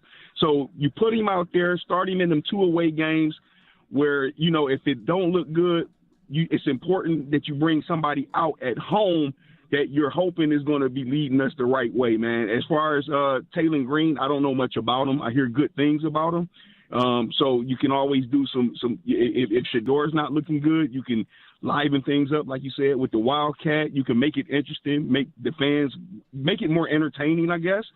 You could do that. But Dylan Gabriel, I don't see anything there. You're going to have to get rid of him, try to get some picks. And I really don't feel that I don't feel that optimistic about Miles, man. I really don't. I say send him to Dallas. I love Myles Garrett. He's the only jersey I got from the Browns right now. But send him to Dallas, get a haul for him and some players. And like you guys were talking about, I watched you on YouTube. And it's a youth movement, man. I mean, for what it's worth, man, Miles, his biggest Super Bowl came from, in my opinion, those breaking the sack. You're wrong on this. Fred, well done. Fred, good phone really call. good call. Fred had some thoughts, but Fred, man, here's your Samsonite luggage. Is your lovely party Guy had gift. a really good phone call, and Dan plays them all. Daryl Ryder is our Browns beat reporter. We'll have Daryl play the game coming up next. Daryl loves to play along with us, doesn't he, Andy? Oh my goodness, yes, he does. He's next on Baskin and Phelps.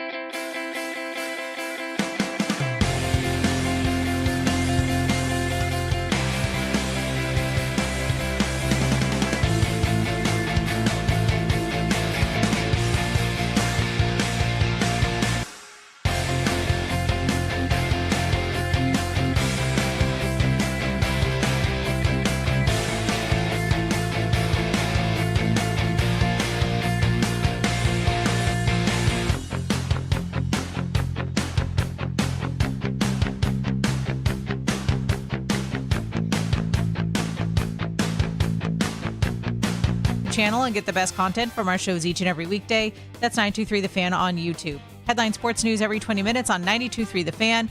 From the University Hospital Sports Desk, I'm Meredith Kane. You can now stream The Ken Carman Show with Anthony Lima live on the 92.3 The Fan YouTube channel every weekday from 6 till 10 a.m. Subscribe to the 92.3 The Fan YouTube page now for free.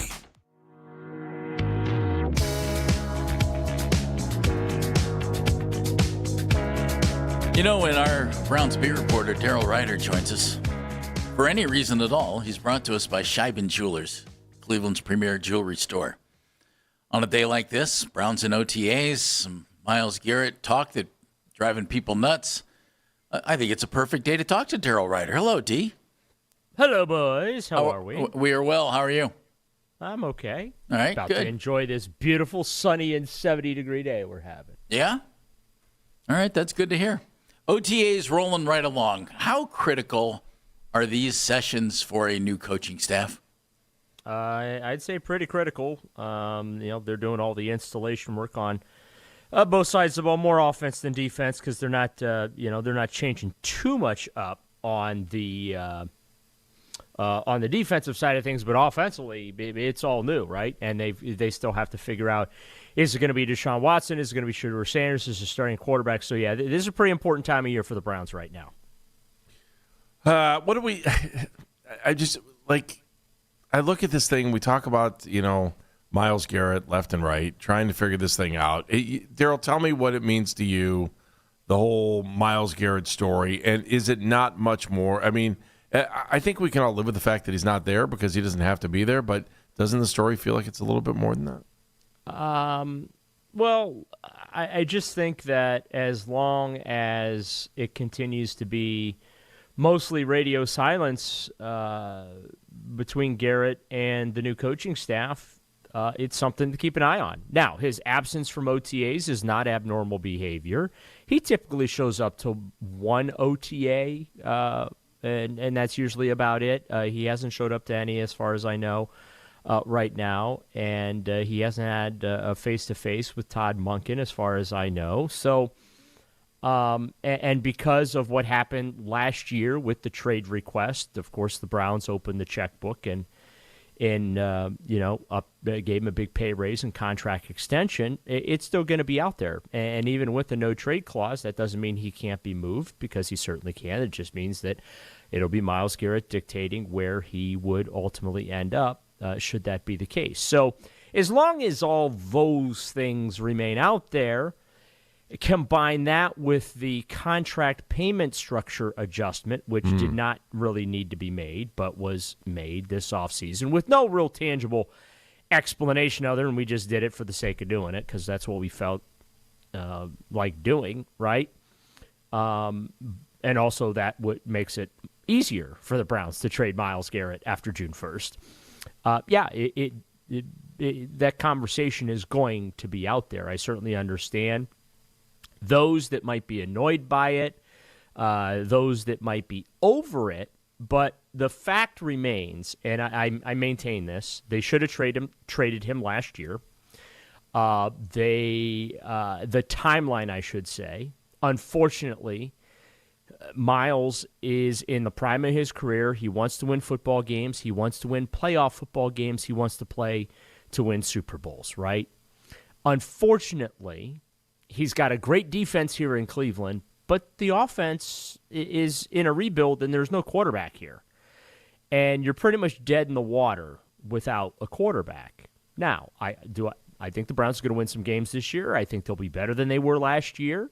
I think Andrew Berry, on paper, has done a good job the last 2 years getting some young players in here who can play the sport at a high level. But the timelines are still misaligned, okay? The Browns are probably maybe a year or two, I hate to say it, maybe 3, right? Which gets you closer to the new stadium more so than the prime of Myles Garrett's career. So I will not be shocked if he is traded, but also have to take Andrew Berry at his word that he has no intention of trading Myles Garrett. He said it last year, he didn't, and he extended him. He's said it repeatedly this year, and, well, the contract got adjusted as far as the payment structure goes, and that's, I think, what set off all the alarm bells. Now the radio silence, that just adds another layer to this cake, and, well, that's kind of what we have to eat this offseason. Daryl, I always hesitate at the thought of trading big-time talent, and obviously Myles is big-time talent. But he's Hall of Fame talent. Yeah. And no disrespect to Joe Thomas, he is, I think, the best player they have had since 1999. If he retired, and Joe Thomas is in the Hall of Fame. Okay. Oh, yeah. So if he retired right now, he'd go into the Hall of Fame. Yes. Myles. Oh, 100%. He could walk away today. He's still a first ballot Hall of Famer. No question asked. I agree. That said, I agree with what you laid out about this situation. If you don't have your quarterback, you didn't win a lot with him in the last 2 years because it takes more than a great defensive end. And if you could put some things on a path more long term, and the right deal presented itself, I don't know how Andrew Berry would turn that down. Do you? Well, I think the irony of the situation, maybe it's not even irony. To me, it is. Maybe the bittersweet portion of the situation, right, is that because the Browns are not losing their way into the first overall pick next year. Let's make that very, very clear. They're not tanking, and they don't have the worst football team in the NFL. Okay, they're going to win 7, 8, 9 games this year. I'm convinced of that. Okay, and that's even with the whole quarterback thing being up in the air because of the defense. Yeah, well, that and the offensive talent that's been added. Okay. And remember, last year with an offense that averaged 16.4 points per game, they could have won 7 games easily. Okay, you figure if the special teams actually showed up against the Jets, and you figure if the defense could actually start Carson Wentz from walking 80 yards down the field in London. Okay, that gets you to 7 wins. And that is with an unwatchable offense. All right? So, yeah, I think they're going to win 7 to 9 games this year. Maybe the football gods smile upon them and they win 10. I don't know. I'm not willing to go that far. But I can't sit here and completely rule that out. But they're not going to lose their way into the pick that they're going to need to draft a quarterback next year. So the only way they're going to be able to do it is with draft picks. And really, Myles Garrett is the player that could get you the draft picks you need to make that trade. The risk is you're trading a bona fide Hall of Famer and the best player that you have ever had in the last at least 50 years. And that's a lot of respect to the players that have come and gone over 50 years. But Myles is just that great. And then you better get it right with the quarterback. And where I get nervous with that thought is, when have the Browns ever gotten it right with the quarterback in this, this expansion post-1999 era, right? The answer you're looking for is never. That's why they've had 42 of them. So that's not a comfortable spot to be in either.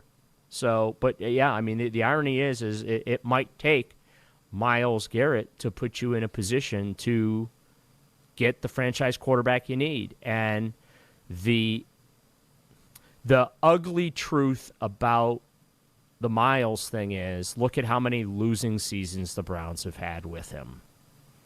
And look at how non-competitive they have been with him. I mean, he had 6 sacks against New England Patriots. They lost by 30. Think about that for a second. One of the most dominating performances you'll ever see in a football game. They lost by 30. I don't know how you square that. Yeah. Hey, Daryl, let me ask you this. I just want to make sure that you're saying with Myles Garrett, you think you're saying that they're a better team going into next year regardless of Myles Garrett. How's that sound? Oh, yeah. Well, okay. I'll say this. If they do trade Myles Garrett, my win total is going to go down. Okay. For this coming Let's just say they keep Myles Garrett. Why do you think they're a better team? Well, I think they're a better team because they have in my view, a more versatile offensive line. okay, with the players that they have added up front. I think that they are deeper there. Spencer Fano, obviously, first-round pick. They bring in Zion Johnson. They bring in Elton Jenkins. They bring back Tevin Jenkins. They trade for Titus Howard, right? You have DeJuan Jones, who, by the way, is just a mountain of a human being, right? And hopefully he can stay large, healthy. That's very large. Yeah, I mean, that's really the only problem with him is health. It's not talent. He's a good player, but he just, unfortunately, is never available because he's hurt, right? Parker Brailsford, we'll see what he can do as far as competing for that starting job. Zach Zinner has contributed. KT Leviston, I think, is better suited inside than outside at tackle. So there's some depth there on the offensive line. And then you look at the receiver group, right? This isn't just, take Jerry Jeudy out of the play and, well, you've pretty much kiboshed what little passing game the Browns have. Now you have Devin Boston and Casey Concepcion in that mix. Isaiah Bond showed flashes last year. So, and then obviously we saw the outstanding rookie season that Harold Fannin Jr. had, right? So now you got 5 legit targets there to throw. And I haven't even mentioned Ced Tillman or any of the other guys that'll be competing for a job in training camp. And then you look in the backfield. Quinshon Judkins looks like he's healthy. Just watching him and the work that he's been doing during OTA, so that's a great sign. Dylan Sampson catches the ball outstanding out of the backfield, and we've seen some bursts from him. And so, yeah, I mean, if they can just get average quarterback play this year, yes, they are going to be leaps and bounds better and more fun to watch. Look, yesterday at practice, they were scoring touchdowns, okay? I'm not used to seeing touchdowns being scored during Browns practices. So, if we're being honest about it. In fact, I had to check and make sure I was in Berea, Ohio. I thought maybe I had, time warped to another NFL team or something like that. No. I mean, this offense that Todd Monken is putting in, it looks really exciting. The concepts that he's drawing up and that looks really exciting. And if these quarterbacks can execute it, whether that's Deshaun Watson, whether that's Shedeur Sanders, I think it's gonna be a much more fun team for fans to watch this fall. Daryl, you sounded slightly optimistic. Kind of fun. We're going to talk about that coming up. Thank you, bud. It is the spring, Jeff. It tis the season of optimism. Yeah, I guess it is. Until they trade Myles Garrett. Yeah, well, there is that. Daryl, thanks, buddy. You bet, guys. Have a great day. Daryl is brought to us by Scheiben Jewelers, Cleveland's premier jewelry store. Can I quote?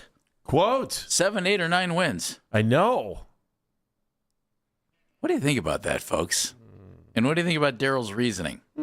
216-474-0092. I'll give you my thoughts. Andy will give you his next on Baskin and Phelps.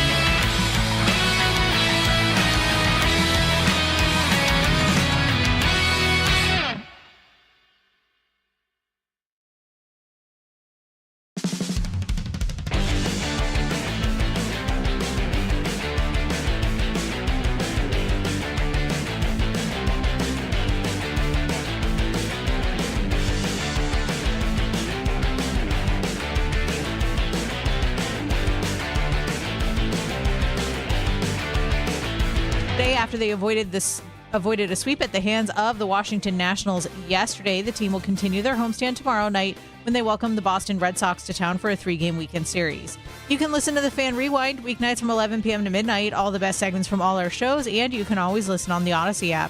Headline Sports News every 20 minutes on 92.3 The Fan. From the University Hospital Sports Desk, I'm Meredith Kane.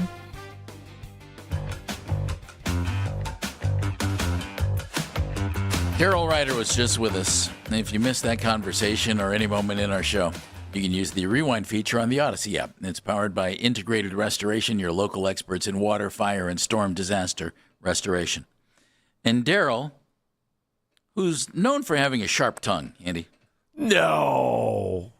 Said that he thinks this team will be improved to the extent of 7, 8, or 9 wins. And that's out of character for Daryl. Yeah, I received a text from a good buddy of mine, a loyal listener, a very smart guy, and he said, "Who is this guy?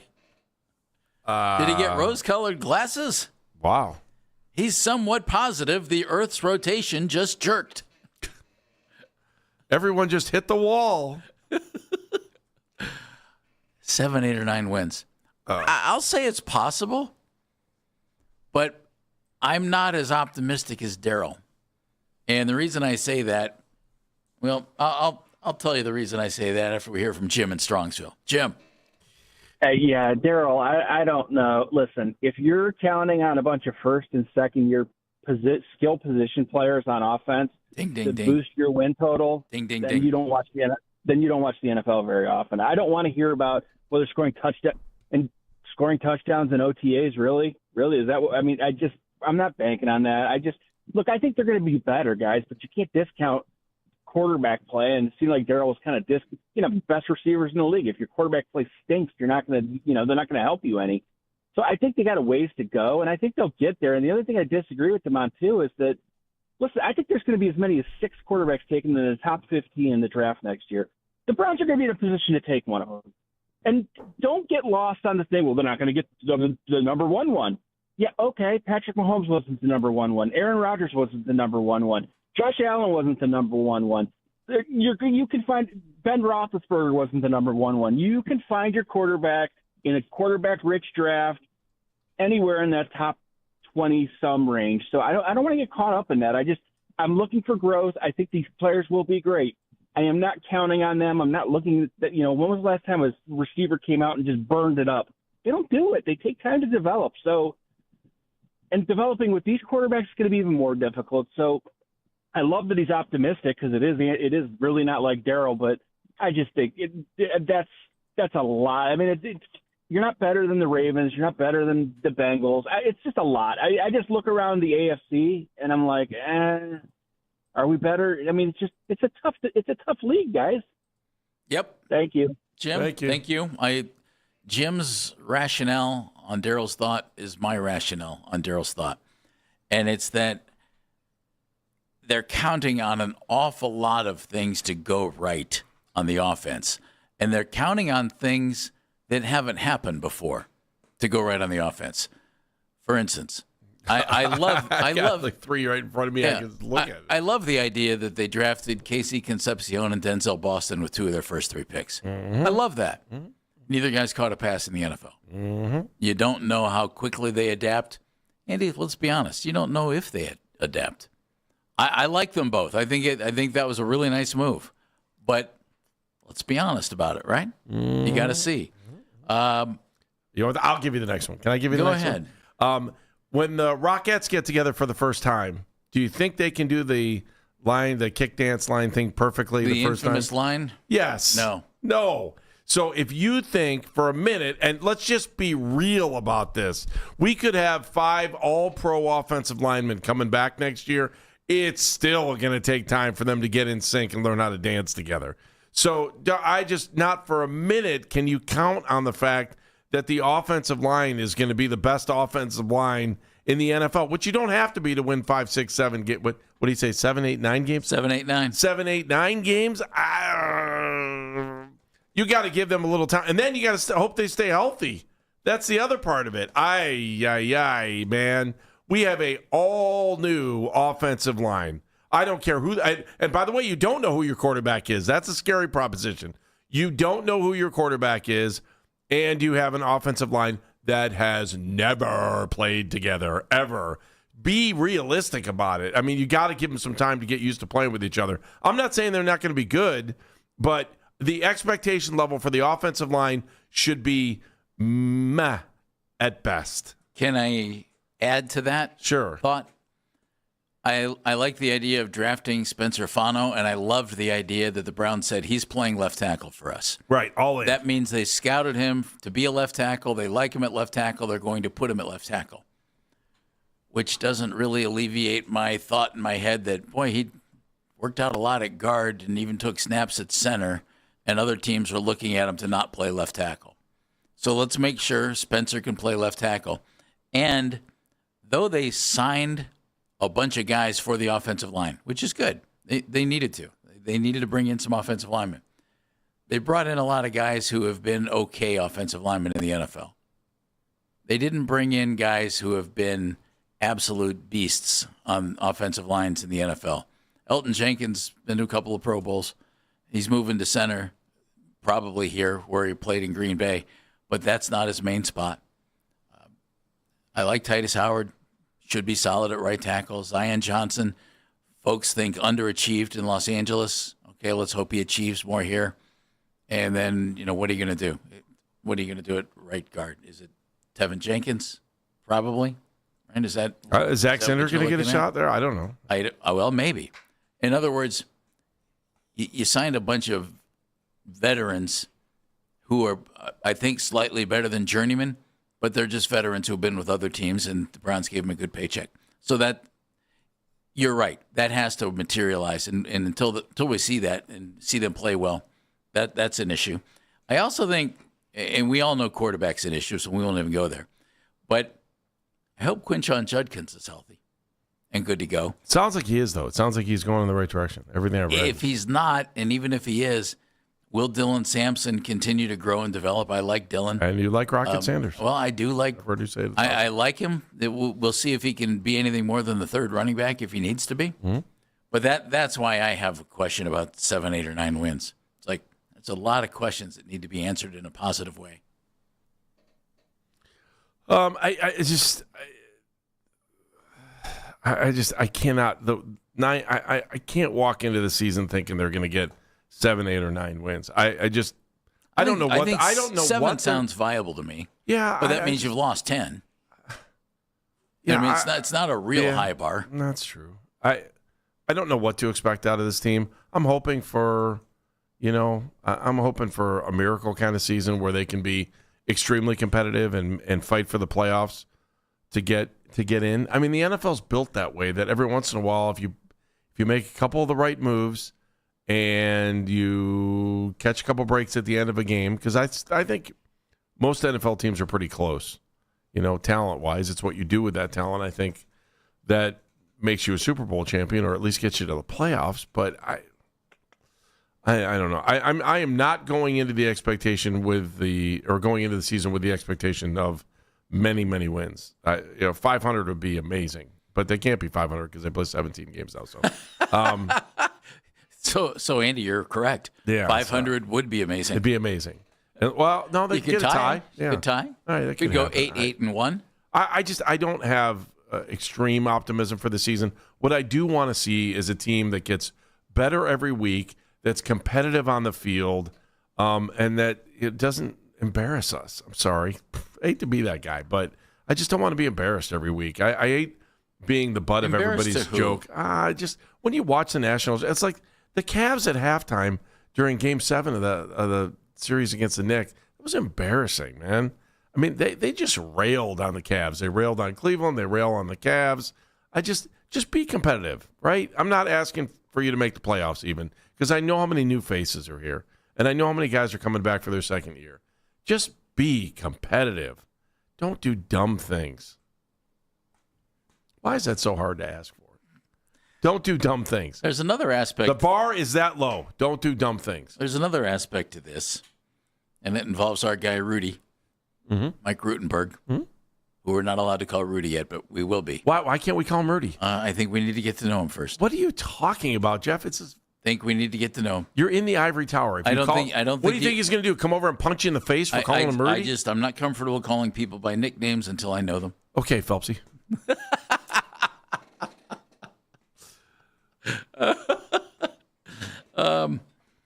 It's Rutenberg's side of the ball. Yeah.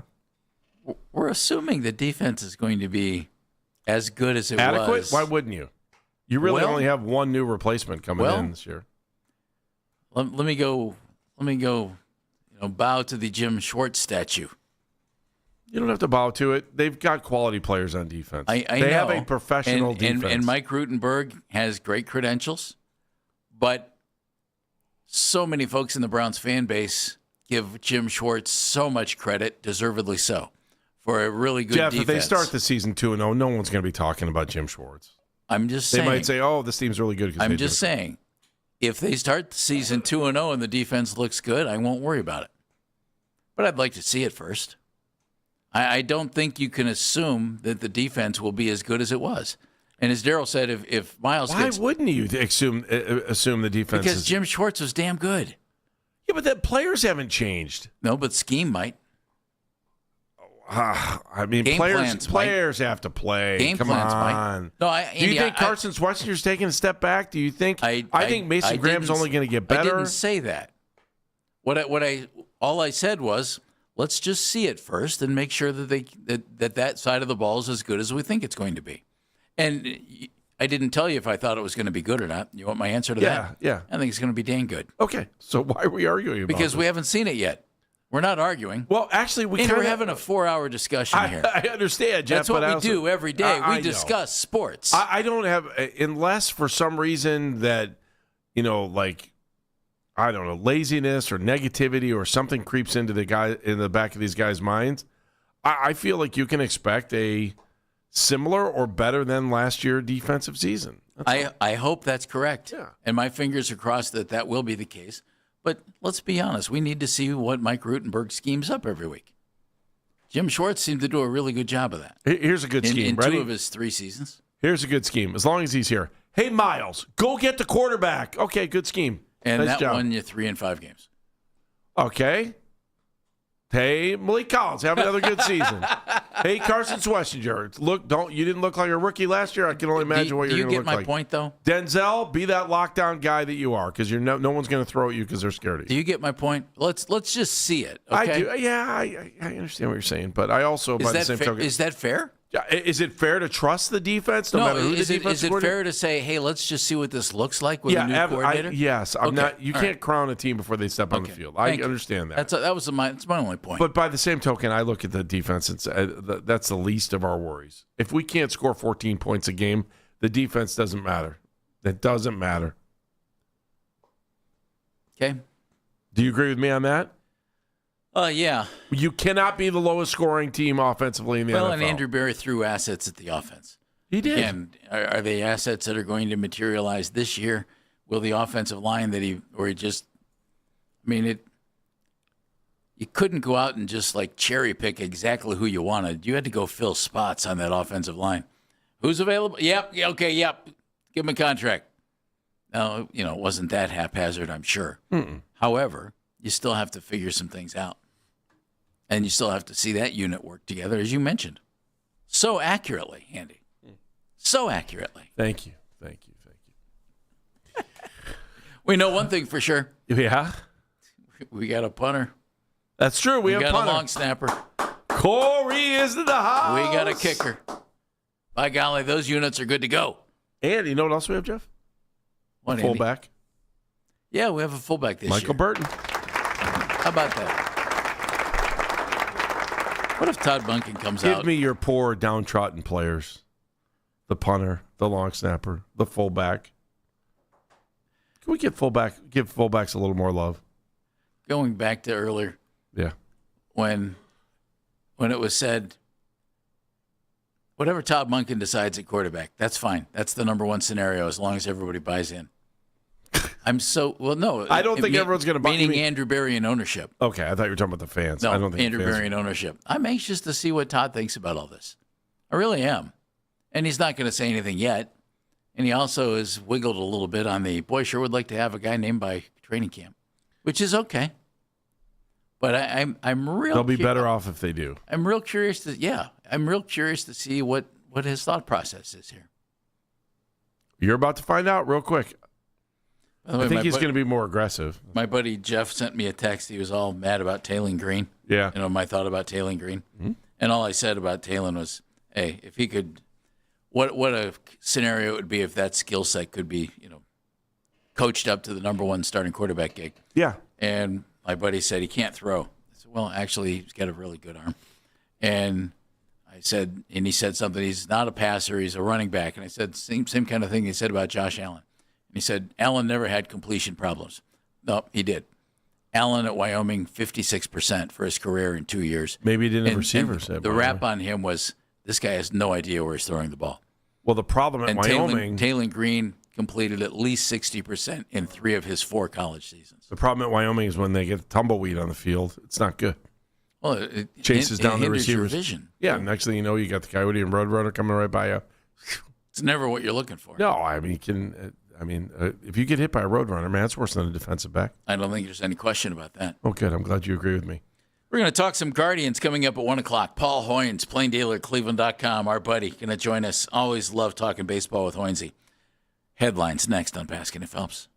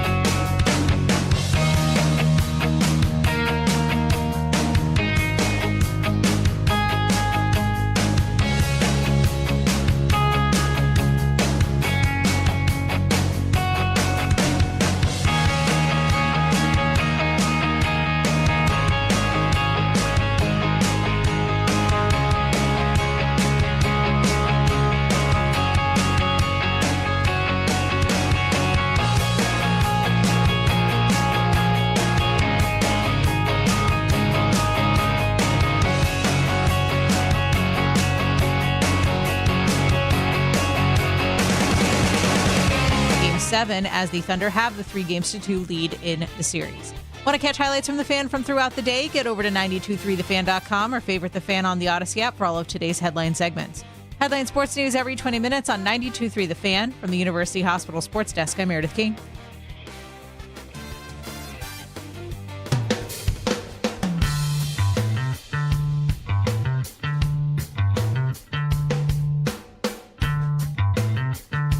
Coming up at 1 o'clock, our buddy Paul Hoynes, plaindealercleveland.com, is going to join us. Talk a little Guardians, the team that wasn't supposed to win the Central. And they're winning the Central. Guess what? You know what else is good news, Jeff? Want to hear some good news? Andy, I'm all about good news. You like the word free, don't you? I like it. I don't You're a big get to experience it very often. Well, in today's world. You know where you can experience free? Andy, I'm hoping you'll tell me. I'm going to tell you this. It's on the free Odyssey app. Okay, good. You knew that's where it was going to happen. Yeah. You know what? And it's free on the YouTube channel, too. So you can listen to The Fan anytime, anywhere on the free Odyssey app or by telling your smart speaker to play 92.3 The Fan. And now you can find 92.3 The Fan on YouTube, including The Ken Carman Show with Anthony Lima from 6 to 10 in the morning, us during the midday from 10 to 2, afternoons with Nick Wilson and Jonathan Peterlin from 2 to 7. That is live. That is not on tape. That is not pre-recorded. It is live each and every weekday on the 92.3 The Fan YouTube channel. Subscribe to our channel for free. I like that word, free. And watch all the best content from your favorite shows on The Fan live and on demand right now. Ladies and gentlemen, with one touch of a button, Dan Menningen takes us to headlines. Live from the spectacular, tiny little room, what we call a newsroom, it's Dan Menningen with headlines. It's a panic room. Don't lie to the people. No, it's a panic room. Not really. It's truly what it is. Would you like to rip on local news at this point? It's my favorite thing to do during this. Anything, Jeff? No, I'm good, Andy. Okay. All right, let me read. I enjoyed 20 years of working in local news. I did too. Go ahead. Wait, I'm sorry. Let me go back. I enjoyed 19 years of working in local news. Oh, good. Go ahead. Read that script that's at every local news station that was written in New York. They all read the same thing. Make sure your makeup looks good. That's the one thing that I could state with headlines is I don't think anyone has this combination. No, that's true. That's a good point. All right, so A.J. Mitchell will not play tonight as the Oklahoma City Thunder look to close out the Western Conference Finals against the Spurs. Jalen Williams is questionable for this game as well. Just a straw poll from right here. We are going into Game 6. It's going to be in San Antonio. Does Oklahoma City tie this up tonight, or are we going to a Game 7? What are we thinking? Thunder get it done tonight. Game 7. Thunder get it done tonight. I think we're going to a Game 7. I think we're going Game 7. I hope we're going Game 7. That would be fun. You know who would like that more than anybody on earth? Yes, Mike Brown, Jalen Brunson, Karl Anthony Towns. Exactly right. Me, fans of basketball. Yes, who just want to sit down and watch great basketball. Them too. Yeah. That's what I'm thinking too. I think we end up going 7 in this bad boy. I don't know. I just want to see whoever. I've decided that whoever wins the West, I want to win the whole thing. So, of course, we know some of the most fun things that could take place always involve courts in some way, shape, or form. Oh, of course. So, sports prediction market Underdog is having fun with Shai Gilgeous-Alexander and the idea of his reputation of being a bit of a foul merchant, to put it lightly. They created a board game called Unethical Hoops based on the game Operation, which is essentially they made about 100 Operation boards as a joke, and you try to go in with the tweezers and steal the ball from Shai Gilgeous-Alexander, and if you hit the edges, you get a foul call on you as you are doing this. If his head kicks back or his leg kicks out or his arm goes out, because of course the guy is known for being a bit of a foul merchant, to put it lightly. Great idea, pretty funny. They even put out a video of Dylan Brooks of the Phoenix Suns playing said game, making it, a little funnier. So Underdog Sports has now received a cease and desist letter regarding that promotion from Shai Gilgeous-Alexander's effort to draw fouls. In the letter, dated May 22nd, is obtained by The Athletic. The law firm sent out to Underdog a permanent cease and desist from any and all uses of Mr. Gilgeous-Alexander's name, image, and likeness in any and all media, including and not limited to your website, including the Unethical Hoops website, app, social media account, digital marketing, advertising, promotional emails, push notifications, affiliate, or influence, or basics, and or physical goods. Have we taken the foul thing a little bit too far, gentlemen, of people yes. poking fun at how these guys are all drawing too many fouls? Yes. Oh, I thought you were going to talk about the ethics of making a board game out of somebody without having the rights to their name, image, and likeness. I don't know enough about parody law and where all that stuff would go. Again, that's what we the are courts not are lawyers. for, Andy. That's what the courts are for. We're not lawyers. We've never faked being lawyers. We're not going to start now. So, Jeff, you think the foul baiting has gone too far, or the calling out of the foul baiting? I get real fed up with people talking about officiating. Go play. Go win. The only thing that I don't like is when a guy gets mugged or tackled and they don't make a call. So that's where I get upset. I can't stand where the league is right now when it comes to foul baiting. I think it has become absolutely ridiculous. Tyrese Halliburton had an interview the other day where he said coaches are beginning to teach how to bait fouls and that it's become a serious part of it. I think it is one of the worst things going on in the game right now is the fact that these guys get the slightest bit of contact and they go down like Spanish soccer players. It's funny. Yeah, I do dislike that, but what are you going to do? You know, could you put an eye in the sky? I mean, there are so many cameras at an NBA game that are there for, scouting and research and analytics. You could do a baseball tap the top of the head and just have, somebody beep down. Nope, he wasn't fouled. Well, yeah, you're not too far away because there's another thing is that the only referee stuff you have? And I don't want to step on something. Whatever the hell you want. Well, did you see what Adam Silver said yesterday on ESPN? I'm just here to sit in my panic room. Wow. Did you see what Adam Silver said yesterday on ESPN? They're going to go the AI in the sky? Yeah, Yes. they're talking about going AI to review out-of-bounds calls. That'll go lovely. That's going to work great. And they'll be automatic. It'll be quick. Really excited. Yeah, I actually don't think there's anything wrong with that. I think it's a good idea. Someone with 7 So that way you don't toes have to is use gonna a be challenge. Why should you have to use a challenge on an out-of-bounds call? Just get it right. Why is that so hard? Just get it right. Big deal. Who touched it last? And if the Hawkeye technology is there for that too, use it. Just use it. If it's a matter of 5 seconds to find out who actually knocked the ball out of bounds, do it. Who cares? If it doesn't delay the game that long. And it's not like NBA games. Do NBA games feel long to you?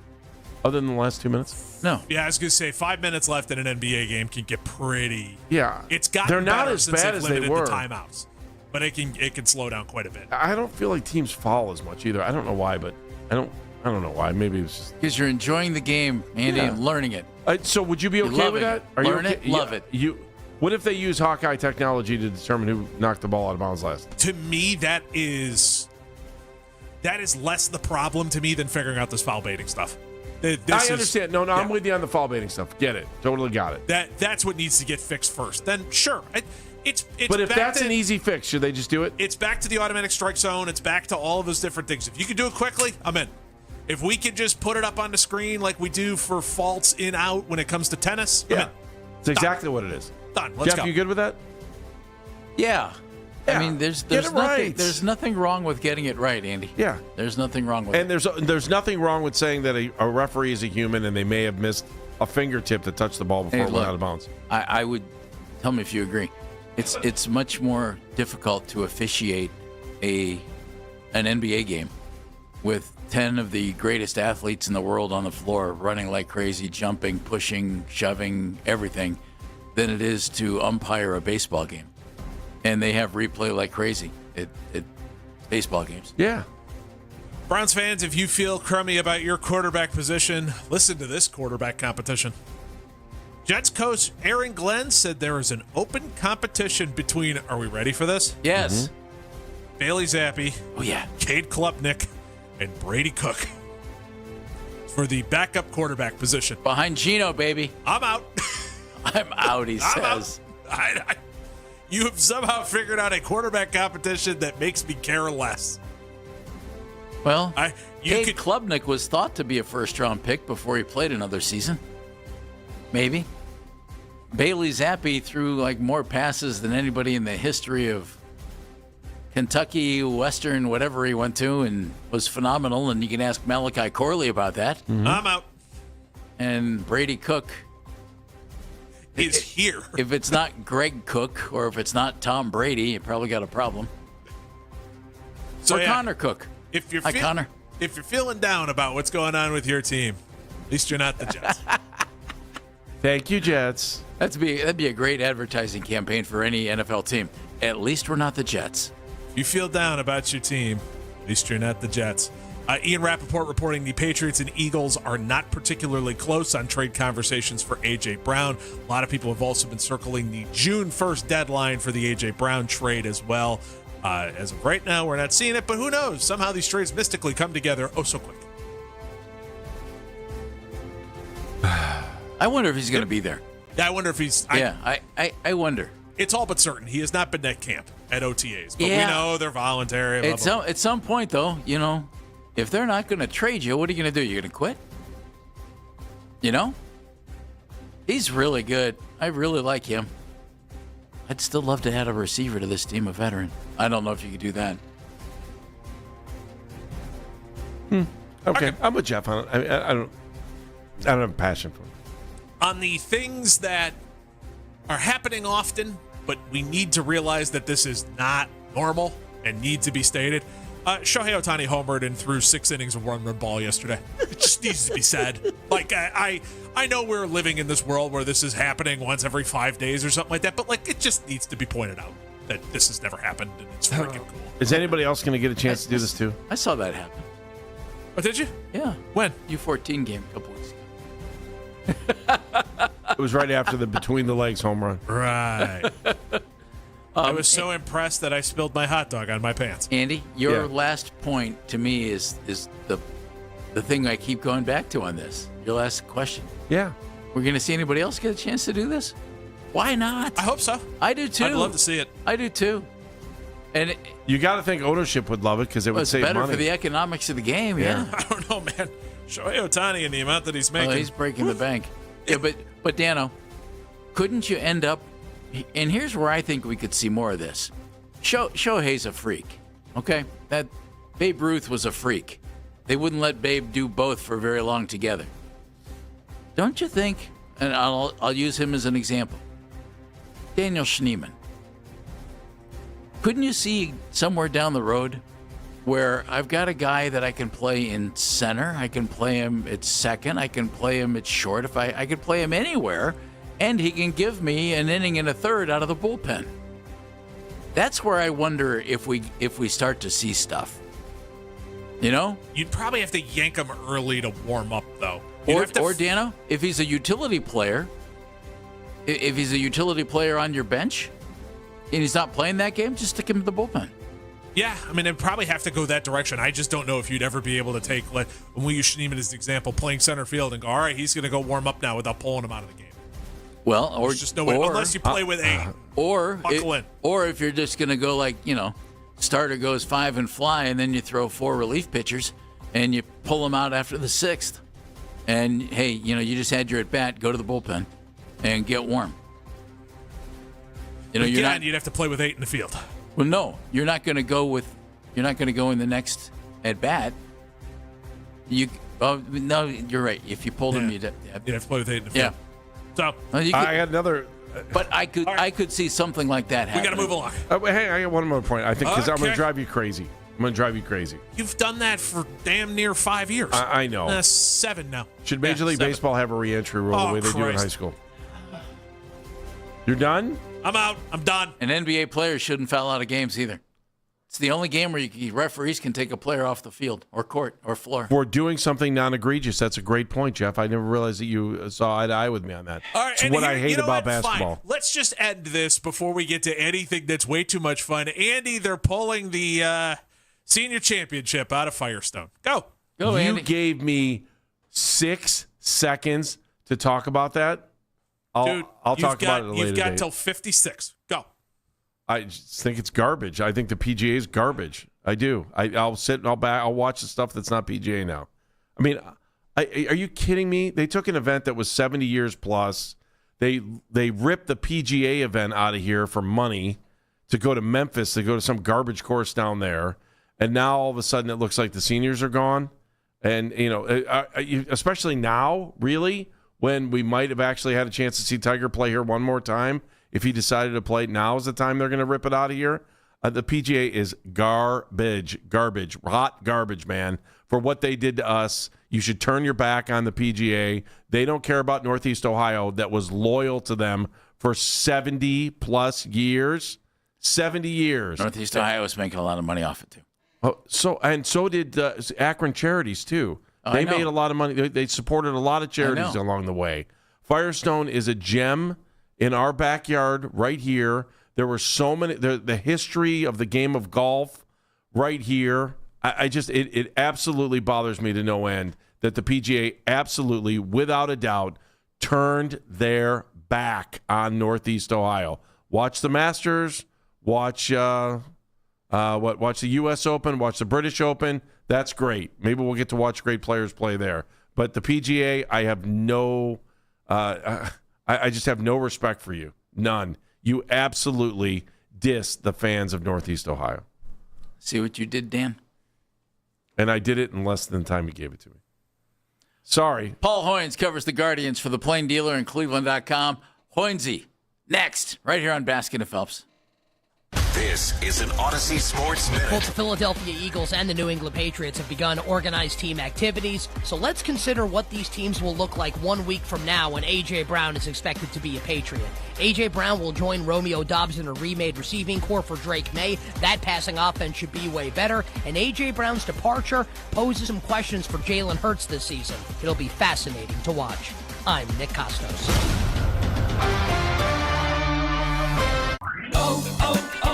O'Reilly. Check engine, ABS, or maintenance light on? Take the guesswork out of your warning lights with O'Reilly Veriscan. The service is free and provides a report with solutions verified by ASE certified master technicians. And if you need help, we could recommend a shop for you. Ask for O'Reilly Veriscan today. O'Reilly Auto Parts. My name is Whitney Allen, and I'm a widow. My husband, Ryan, died. We never thought we'd ever have to use life insurance, but the unexpected happened. With Ethos, signing up was fast and 100% online. You can get a quote in seconds, apply in minutes, and get same-day coverage. No medical exams, and you can get up to $3 million worth of coverage. I'm grateful we were prepared. Get your free quote at ethos.com/play. That's ethos.com/play. Paid spokesperson. Time spent on application may vary. Online health questions required. Attention, have you racked up $10,000 or more in credit card debt? Are you barely getting by making minimum payments? With credit card debt reaching all-time highs, National Debt Relief is notifying consumers about significant debt relief options currently being made available to help those with overwhelming credit card debt. These options may reduce a large portion of credit card debt for those who qualify. You don't need to declare bankruptcy or take out a consolidation loan, and you may only have to pay back a fraction of what you owe, even if you have bad credit. National Debt Relief has already reduced the credit card debt for more than 550,000 consumers. So don't wait. If you owe $10,000, $20,000, or even $100,000 in credit card debt, you can now take advantage of this financial debt relief as the cost of living continues to skyrocket. To check what debt reduction you may qualify for, call 800-358-6868. That's 800-358-6868. Again, 800-358-6868. All guests appear on the 92.3 The Fan Hotline, powered by Wise Hard Right. We make it right. Call Kyle Wright. Our yoga instructor challenged us to find inner peace. I found it faster than anyone. After 4 seconds, I stood up and screamed, "I found Nirvana! I win!" They asked me to leave. I guess they don't respect winning. Bet365 does, though. New customers get $200 in bonus bets just for betting $10. Namaste, losers. Bet365. Winning is everything. Gambling problem? Call 1-800-MY-RESET. 21 plus only. Must be physically located in Ohio. T&Cs apply. In-app only. The open road, no limits. You, your family, your schedule. The freedom to go anywhere. Make it happen at RCDRV. Shop from the most trusted brands. Adventure together. Make lasting family memories. RCDRV.com. Finding great candidates to hire can be like, well, trying to find a needle in a haystack. Sure, you can post your job to some job board, but then all you can do is hope the right person comes along, which is why you should try ZipRecruiter for free at ZipRecruiter.com/radio. ZipRecruiter doesn't depend on candidates finding you. It finds them for you. Its powerful technology identifies people with the right experience and actively invites them to apply to your job. You get qualified candidates fast. So while other companies might deliver a lot of hay, ZipRecruiter finds you what you're looking for. The needle in the haystack. See why 4 out of 5 employers who post a job on ZipRecruiter get a quality candidate within the first day. ZipRecruiter, the smartest way to hire. And right now, you can try ZipRecruiter for free. That's right, free at ZipRecruiter.com/radio. That's ZipRecruiter.com/radio. ZipRecruiter.com/radio. ZipRecruiter. Broadcasting from the 92.3 The Fan Studios, fueled by True North Convenience Stores. Take the Odyssey app wherever the summer takes you, and you won't miss a beat of sports news in the CLE, WKRK-FM, and HD1 Cleveland Heights. We are Cleveland's sports radio, 92.3 The Fan, an Odyssey sports station. 92.3 The Fan, 2020 Sports. Browns back on the practice field today for the final OTA session of the week. Deshaun Watson and Shedeur Sanders shared first-team reps in yesterday's practice and will likely do so today as well. We'll also be looking for an update on Mike Hall Jr. this afternoon. The defensive lineman had to leave practice early yesterday after suffering an injury to his surgically repaired right knee. The team said they don't believe the injury is serious and his sitting out was a precaution. Guardians have the day off today after they avoided a sweep at the hands of the Washington Nationals yesterday. The team continues their homestand tomorrow night when they welcome the Boston Red Sox to town for a 3-game weekend series. And while the Guardians are leading in the AL Central, the White Sox and Twins are not far behind them in the division. Chicago is sitting 3.5 games back from Cleveland, while Minnesota is 5 games back. The Twins and White Sox will meet up for their series finale of a 4-game set this afternoon at Guaranteed Rate Field. Chicago so far has won 2 of the 3 in the series. You can now find 92.3 The Fan on YouTube. Subscribe to our YouTube channel and get the best content from our shows each and every weekday. That's 92.3 The Fan on YouTube. Headline sports news every 20 minutes on 92.3 The Fan. From the University Hospital Sports Desk, I'm Meredith Kane. You can now watch The Fan live on YouTube. Catch The Ken Carman Show with Anthony Lima from 6 till 10 a.m. Baskin and Phelps 10 a.m. till 2 p.m. And Afternoon Drive with Nick Wilson and Jonathan Peterlin from 2 to 7 p.m. Each and every weekday. It's free. Subscribe to 92.3 The Fan on YouTube.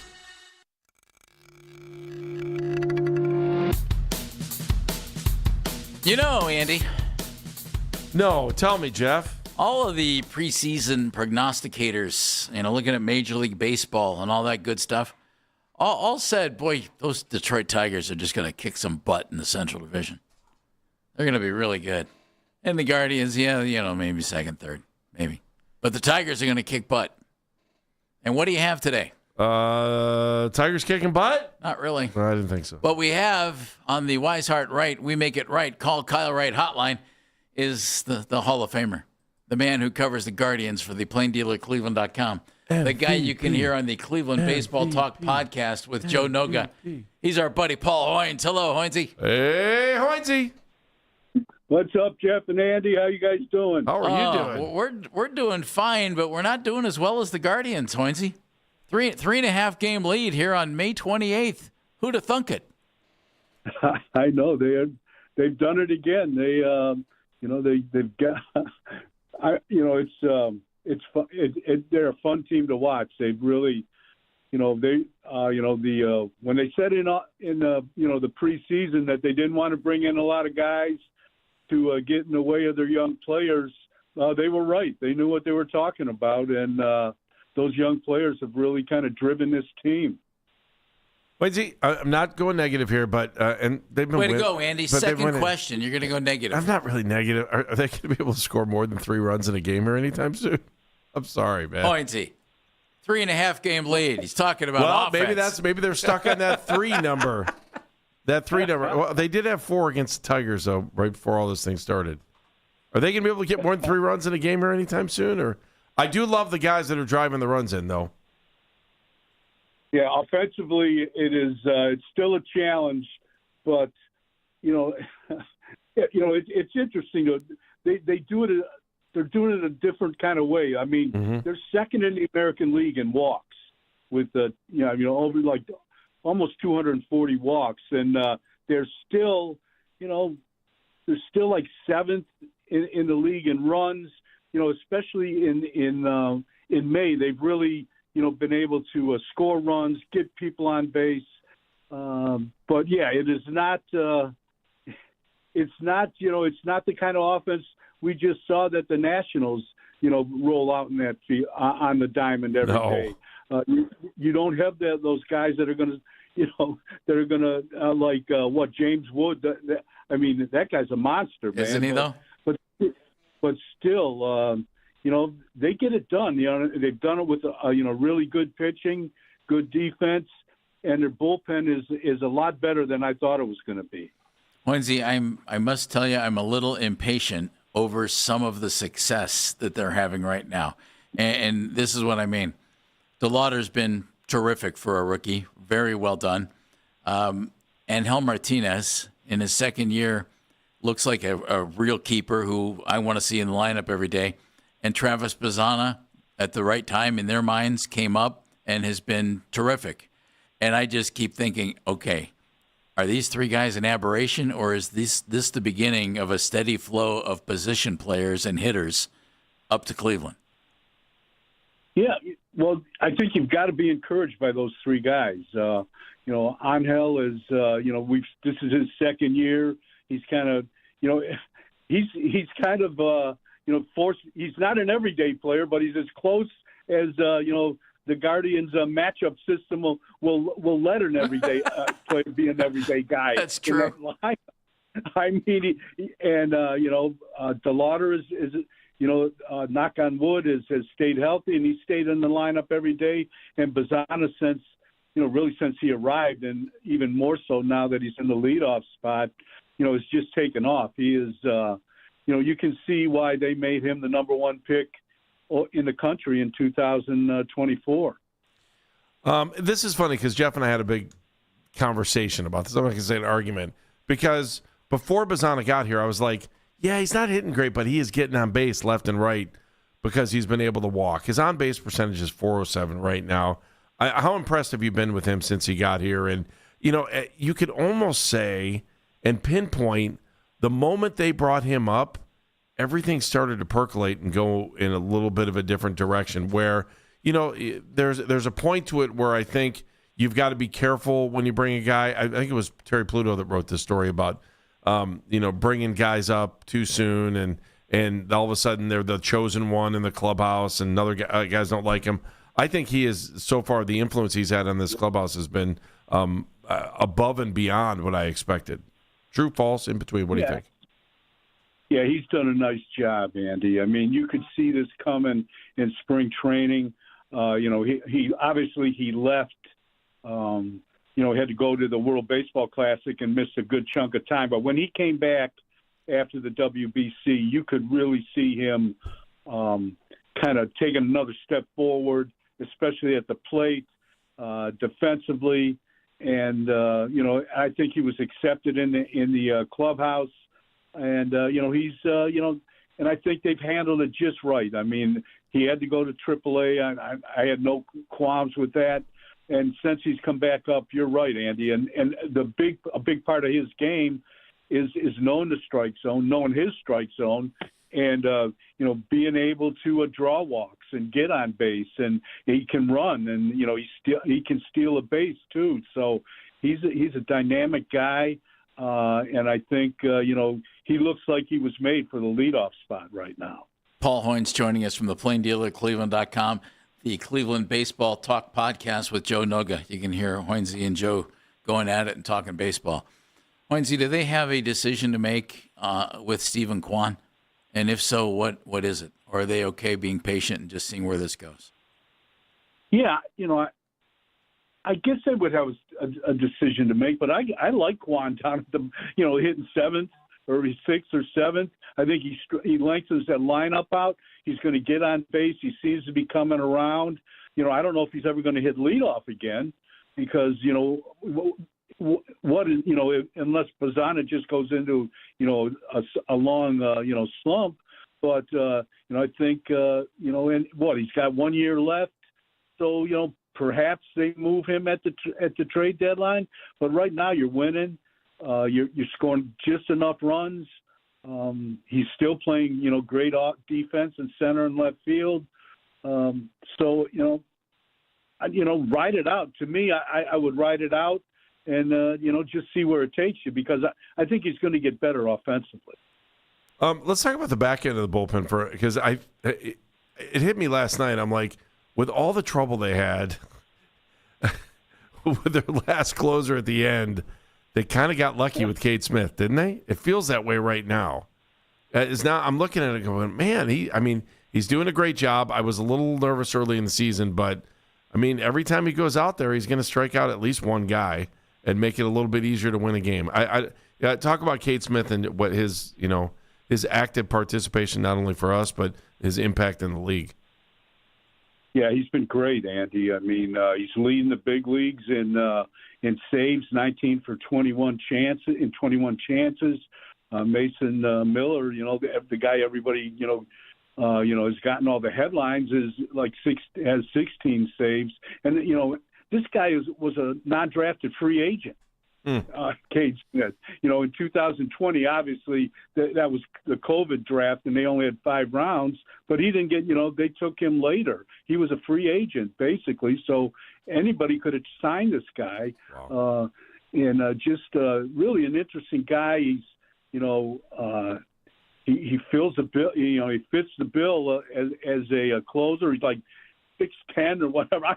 He looks like he's, he does. He looks huge. He goes like 100 miles an hour, and I think he's really settled into the closer role. He had a tough job. Replacing Class A. Coming in after all that, he when Class A got suspended last year, he had to step in there. Then this was his first full season as a closer, and like he started. I felt he started a little shakily.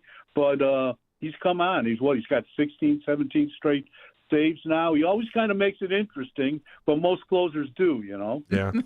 That is true. Hoynesy, Patrick Bailey, Austin Hedges, and occasionally David Fry. Are we going to look at that for a year or 2 or 3? You think Bailey's a long-term move by the organization? He's not hitting much, but he's fun to watch behind the plate. I'm still kind of baffled by that trade. I still don't. I'm not sure exactly how I feel about it, but obviously, like when you look at Bailey and Bo Naylor, they're both kind of they're both number 1 picks. They're both 26 years old. Bailey's probably a little more accomplished defensively, but neither one of them are hitting. And so. What was the trade about? I'm not exactly sure what that was. Maybe it's an upgrade defensively. I really haven't seen Patrick that much.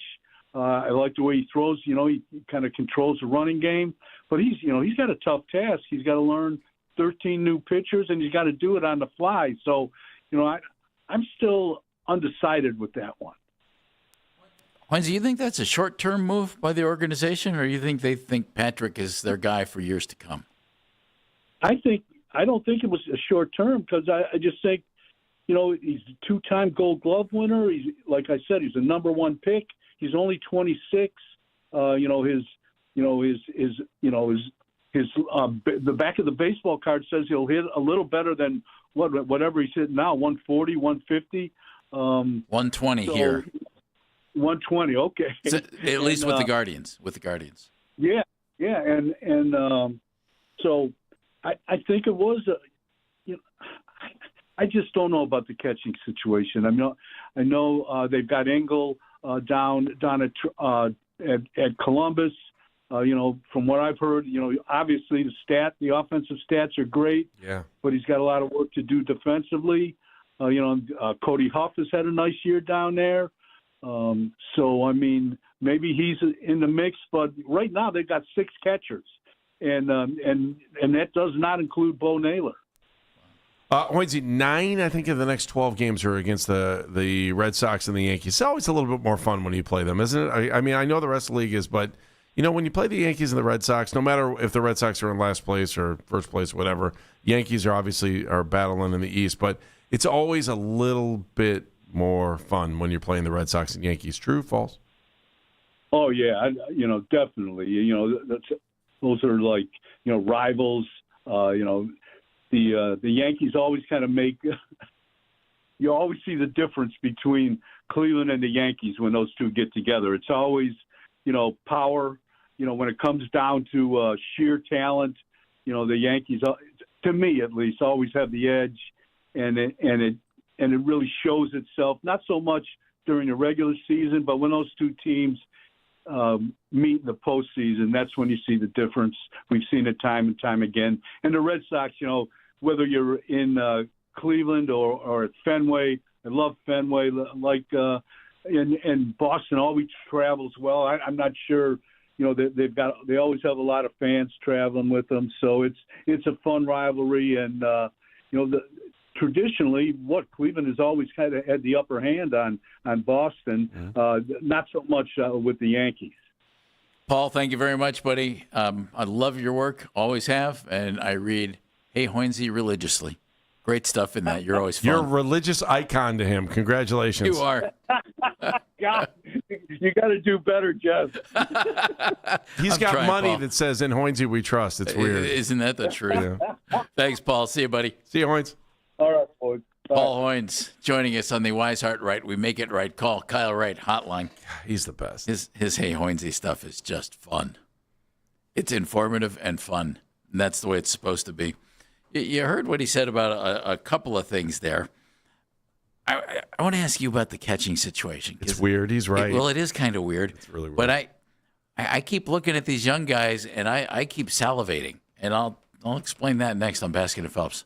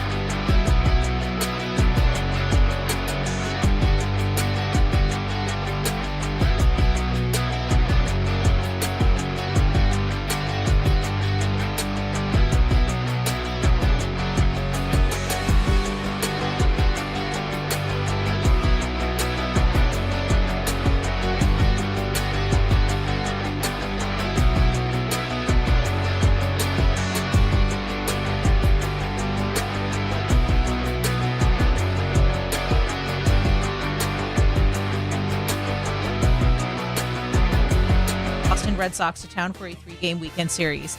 You can listen to the Fan Rewind weeknights from 11 p.m. to midnight, all the best segments from all our shows, and you can always listen on the Odyssey app. Headline sports news every 20 minutes on 92.3 The Fan. From the University Hospital Sports Desk, I'm Meredith Kane.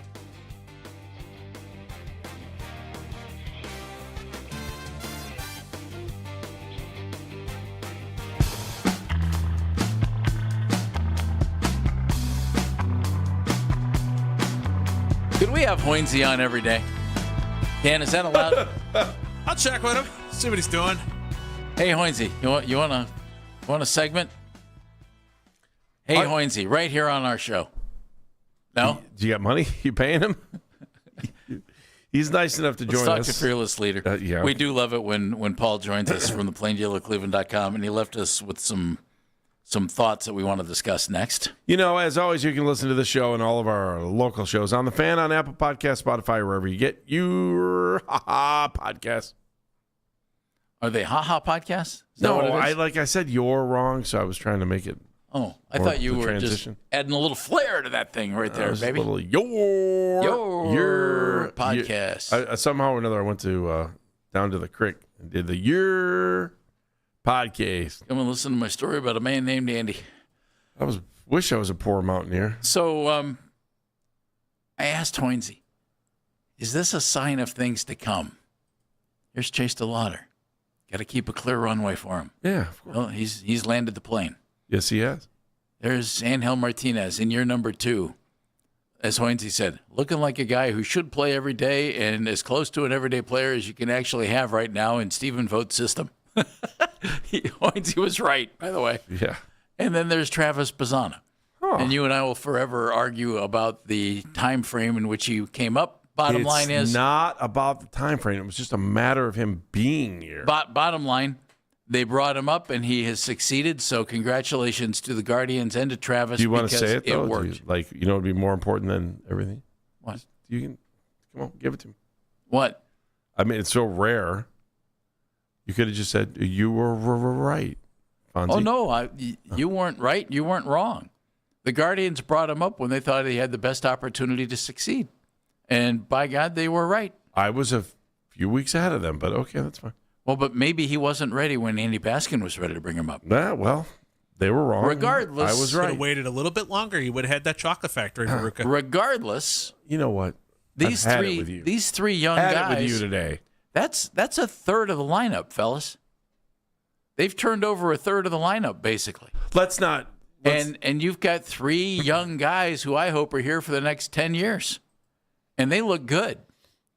And I wonder, okay, this organization has produced pitching like crazy for years and done a really good job of it. They've tried to emphasize bats a little bit more, position players. And I wonder if this is the start of a steady flow of young hitters coming to Cleveland. I sure hope so. Because there are some guys. There's some guys that are getting close. Let's be honest, too. Jose Ramirez percolating has not hurt this team at all. Yeah, you think? Although, I didn't realize that in his last, 5 games, he's got 2 hits. Numbers haven't been great over the last 5. But he's definitely hitting the ball better. In this month he has. He may have been off for like a series here, but he's all right. Last 7 days, 25 at-bats, 4 hits. There are some names to keep in mind. Drove in 4 runs, though. Especially a big deal for a team that can't score more than 3 right now. Who could be the next guys? And Ralph Velasquez is, one of the key guys. Is it Ralph or Ralphie? I have a hard time calling an adult male Ralphie. Did you ask him if it's okay to call him Ralph? I mean, you had a hang-up about... If they tell us... Who was the hang-up he had about it earlier in the show? If they tell... Like Rittenberg. Oh, yeah. Rudy. Rudy, yeah. Yeah, Rudy. I'm not you can't call Rudy... You can't call Rittenberg Rudy, but you can call Ralphie Ralph. Well, Rudy's a nickname. His name is Mike. They keep saying Ralphie. So, okay. If Ralphie is what he goes by, Ralphie it is. Something about an adult named Petey as well that has ever sat well with me. Yeah, that's weird. Petey Halpin. Yeah. It is weird, isn't it? Yeah. That feels like one of those names you outgrow. Like when you become about 15, no one calls you Petey anymore. Right. I don't know anyone I don't even know if I know any Pete's I can anymore. tell you some time ago, I was sitting down and doing an interview with a young gentleman who plays in the NBA, whose first name is Pete. His last name may or may not be Nance, but he had been known as Petey forever. And I said, hey, Petey, good to see you. And he went, it's Pete. Good for him, man. Well, but nobody had ever said he'd been Petey forever. Well, guess what? Now he goes by Pete Nance. You were. So that's good. Wrong. Well, no, I was just saying what everybody had always called him, and then I thought, good for you. If I were you, I wouldn't want to be called Petey either. So he moved on from that. If you were but listen, like when I hear Petey, what do you think? What's the first thing you think of? Little Rascals. Bingo. Okay. Yeah. You didn't think that though, did you? Oh yeah. Oh, you did. Okay. Absolutely. So and to each their own. If you go by Petey, that's great. It's just it always take. Sure, whatever you want. And if Ralphie Velasquez wants to be Ralphie Velasquez, good, as long as he keeps hitting 318 in AAA since getting called up from the minors or from AA, I think that's great. Can you call him James or Johnny? But here, Ralphie's not far away, Andy. And Ralphie's hitting 318 at AAA after hitting 317 at AA this year. 42 games combined. And last year, hit well. He's the next guy in the pipeline, along with, keep an eye on Khalil Watson, who's the former high first-round pick who was with Miami, and they traded Josh Bell to get him after Khalil Watson kind of fell out of favor in Miami. They weren't real happy with attitude and such. Well, he's done a nice job here. He's at AAA. He's doing a solid job. He's got some pop, leading the team with 10 home runs. I just wonder how long this stream of talent keeps going. And then there's all those guys they drafted last year, that aren't quite ready yet to even get to AA. But it might not be long until we see, for instance, where are you going to play Ralph? E. You going to play him at first base? I wonder. That might be a decision. Maybe. I think you're always kind of looking for, and I'm not trying to say this, but Ralphie hits left-handed. So does Kyle Manzardo. You're going to play Ralphie at first base? You're either. I mean, there's really only two ways to lose your job, right? Bad slump. Well, three. Bad defense too. Bad slump, or just trade, get rid of. I don't know. I'm a Rhys Hoskins fan. Yeah. Rhys hasn't hit in the opportunities he's been given as well as I'm sure he'd like to, or they'd like him to hit. But I wonder, you're not going to platoon Velasquez and Manzardo because they both hit left-handed. So what's going to happen there? Mm-hmm. Is Hoskins more than a one-year guy here? Probably not. No, he's a one-year guy. I would think he's a one-year guy. Feels that way. But so Velasquez might force a decision. I know they've been trying to work with him in the outfield a little bit. That's an ideal situation, is it not? Yes. Yeah, I think so too. Yes, it is. But in his career in the minors, he's been primarily a first baseman. You know what else is kind of exciting for the first time in a while? Tell me, Andy. When you look at the lineup, did you notice that? So triple check, make sure I'm right. Did you notice the batting averages of our team yesterday? Everybody was over 200. Say what? Everybody was over. In fact, check Hoskins. Did he not play yesterday? Oh, he didn't play you yesterday. just meant yesterday. Yesterday, everybody in the lineup was over 200. All right. Yeah. And then everybody's over 206. I wonder if they feel they can teach Ralphie Velasquez to play the outfield well enough that he could play. Because if so, and you put DeLauder in right and Ralphie in left, ooh.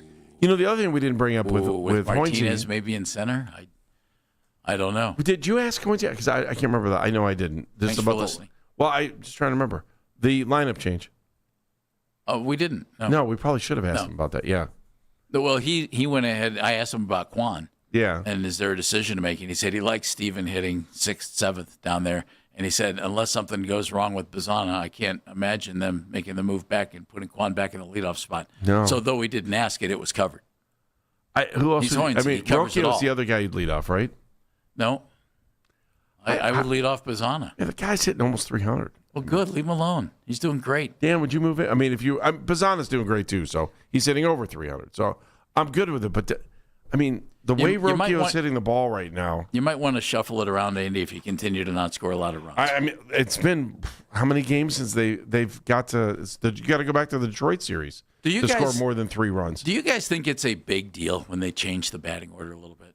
I don't. It depends who the player is. There's so few levers to pull that pulling of any lever is immediately a big deal. That is very true, but because there are so few levers to pull, can't you just pull them from time to time and put them back in place? Yeah. I mean, once you're batting, it's you against the pitcher. Mm-hmm. I think that's the reason. I'm almost half tempted to bat Bazana third. I'm happy with where he is. He's getting a boatload of at-bats where he's sitting. That's perfect. Well, he'd probably get about the same. No, he'll get less. The farther it's you go not down. six, but we're talking about third. Yeah. But, I mean... Who would you hit third? Bazana? Yeah. It is what it is. I might move Rocchio to the top. And because the other reason why is because you have to throw to Ramirez then. The new analytics these days, Andy, will tell you to put guys with more pop at the top of the lineup. Mm-hmm. Most at-bats. And that's why, like, when I see Aaron Judge hitting second, we've seen him even hit leadoff a little bit. It's like, really? Mm-hmm. That's weird. Juan Soto hit leadoff. Hey, you want to go back a little bit? Barry Bonds hit leadoff. Barry Bonds hit. Well, that's back when Barry would steal bases. Well, that's Pittsburgh Pirate Barry. Yeah, that's before inflated Barry Bonds. Like, the one thing about custom-made hat Barry Bonds. The one thing that I think is really good for Stephen Vogt to be his haberdasher. Well, actually, you'd probably love it. You make a boatload of dough. Oh, you probably would make a lot of money. Man. He has options this year, so far anyway, based out of productivity rather than desperation. We don't talk about enough good haberdashers. I just dropped a really good thought. Yeah, I was. And you go back to haberdashery. Yeah, I'm sorry, man. I was stuck on it. It's My a bad. really fun word to say. Yeah, I mean, Jeff, I'm surprised you didn't notice that. It's kind of a fun word. I did. Dr. Redpen. I made a really good. I thought make that good point again. A really good make point. that good point again, so we could really State hammer it it a down. second time to make sure it's hammered home. Yeah, that's right. We have our undivided voice for emphasis. Vogt has options out of productivity this year instead of desperation. It's a fair assessment, Jeff Phelps. That's why you are the man. Can I agree. Are we going to go to a haberdashery and you can get me a hat? Well, you're going to need it because I'm about to end this with a bit of a rain cloud. Did you just make a bald comment? I didn't. You did. I didn't say anything. Your eyes went from my eyes to the top of my dome. Yes, I did. I'm busted. You need one. I was like, it's well, is it cheaper than you need a hat? Is it cheaper than sunscreen? Sorry. Oh my word. I'm Andy Baskin. I hate all guys who are follically challenged. That is not true. I have plenty of follically challenged friends. 216-474-0092. Do they make a Viagra for Bald follically guys challenged? unite. Call and rag on Andy Baskin. Oh, to be young and dumb. And have hair. I'm Pat Boyle here to help you be close to watching one sports. Thunder Spurs Game 6. I think San Antonio is sending this thing the distance. I picked the series to go 7 games before it started, so kind of going with my gut. Wemby has a ton to prove tonight after a rather embarrassing showing in Game 6. I believe he will be the catalyst. He's barely been a factor in the rebounding game. That has to change tonight. I think Wemby goes for 30 points and 15 rebounds, and the Spurs win by 10. So I'll lay the points with San Antonio. I'm Pat Boyle. Bet smarter and beat the books. Download the BetMGM app today. My name is Whitney Allen, and I'm a widow. My husband, Ryan, died. We never thought we'd ever have to use life insurance.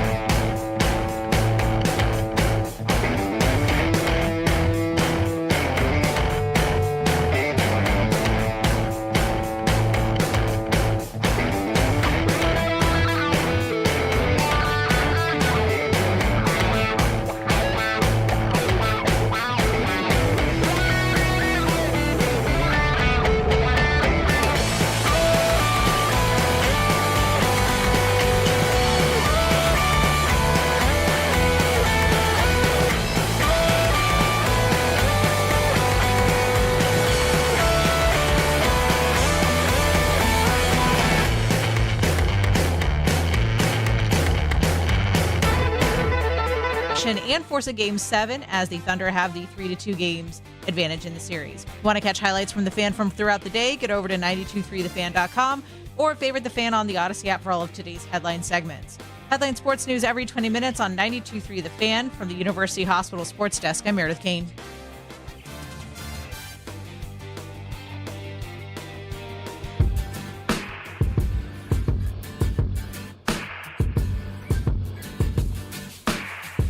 Ladies and gentlemen, welcome back to Baskin and Phelps. Jeff Phelps, Andy Baskin. We've been talking some Guardians here this hour. Why?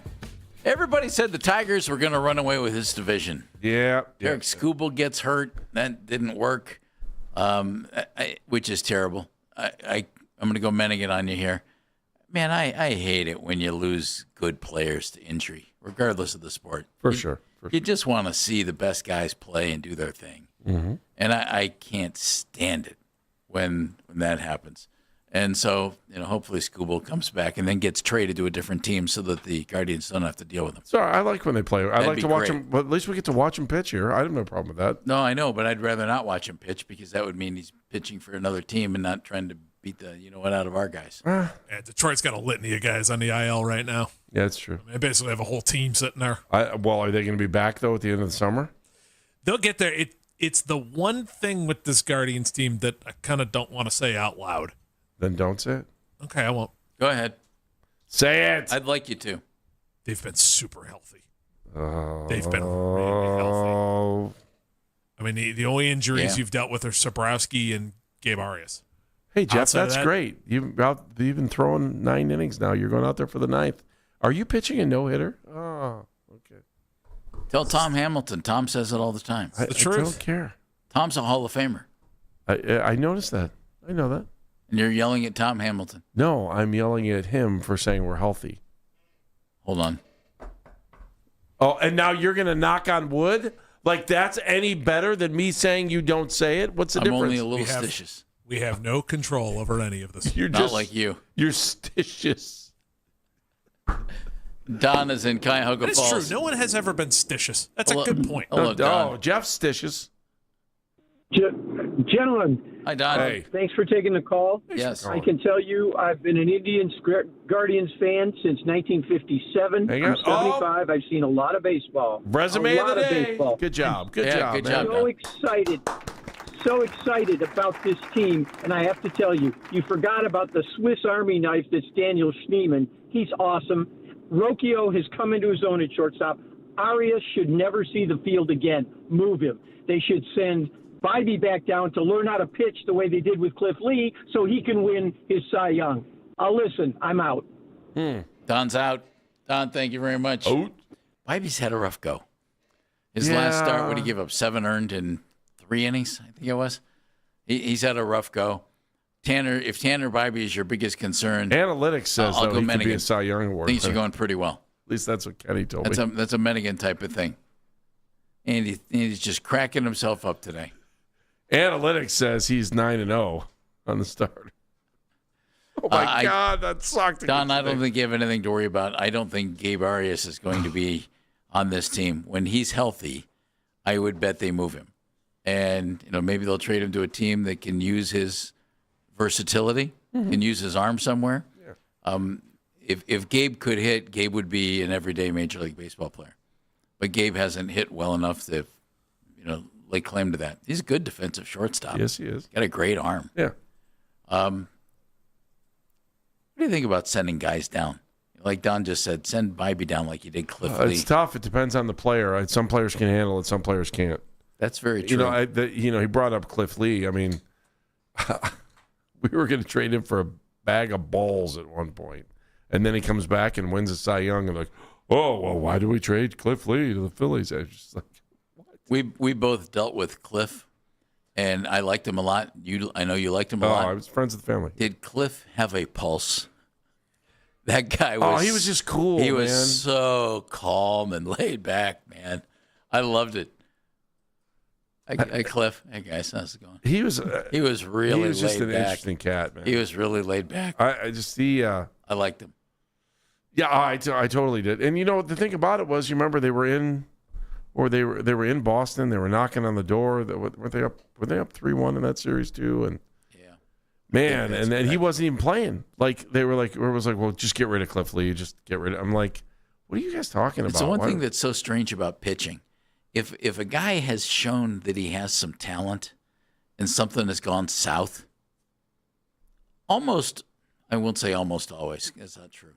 If you believe in the player and he has ability and you've seen it and it goes south, man, if you have the right staff, you can find it again.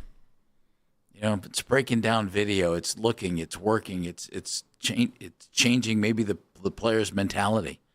That's why, you know, like you see pitchers sometimes disappear after a year or two. You know, they do okay, 3, and then it's gone. And then like 2 or 3 years later, it's back. And I don't mean the player, I mean like his abilities. Like Logan Allen got sent down to the minors, you know? Yeah. I think Logan can pitch. And he was just up here and did a decent job.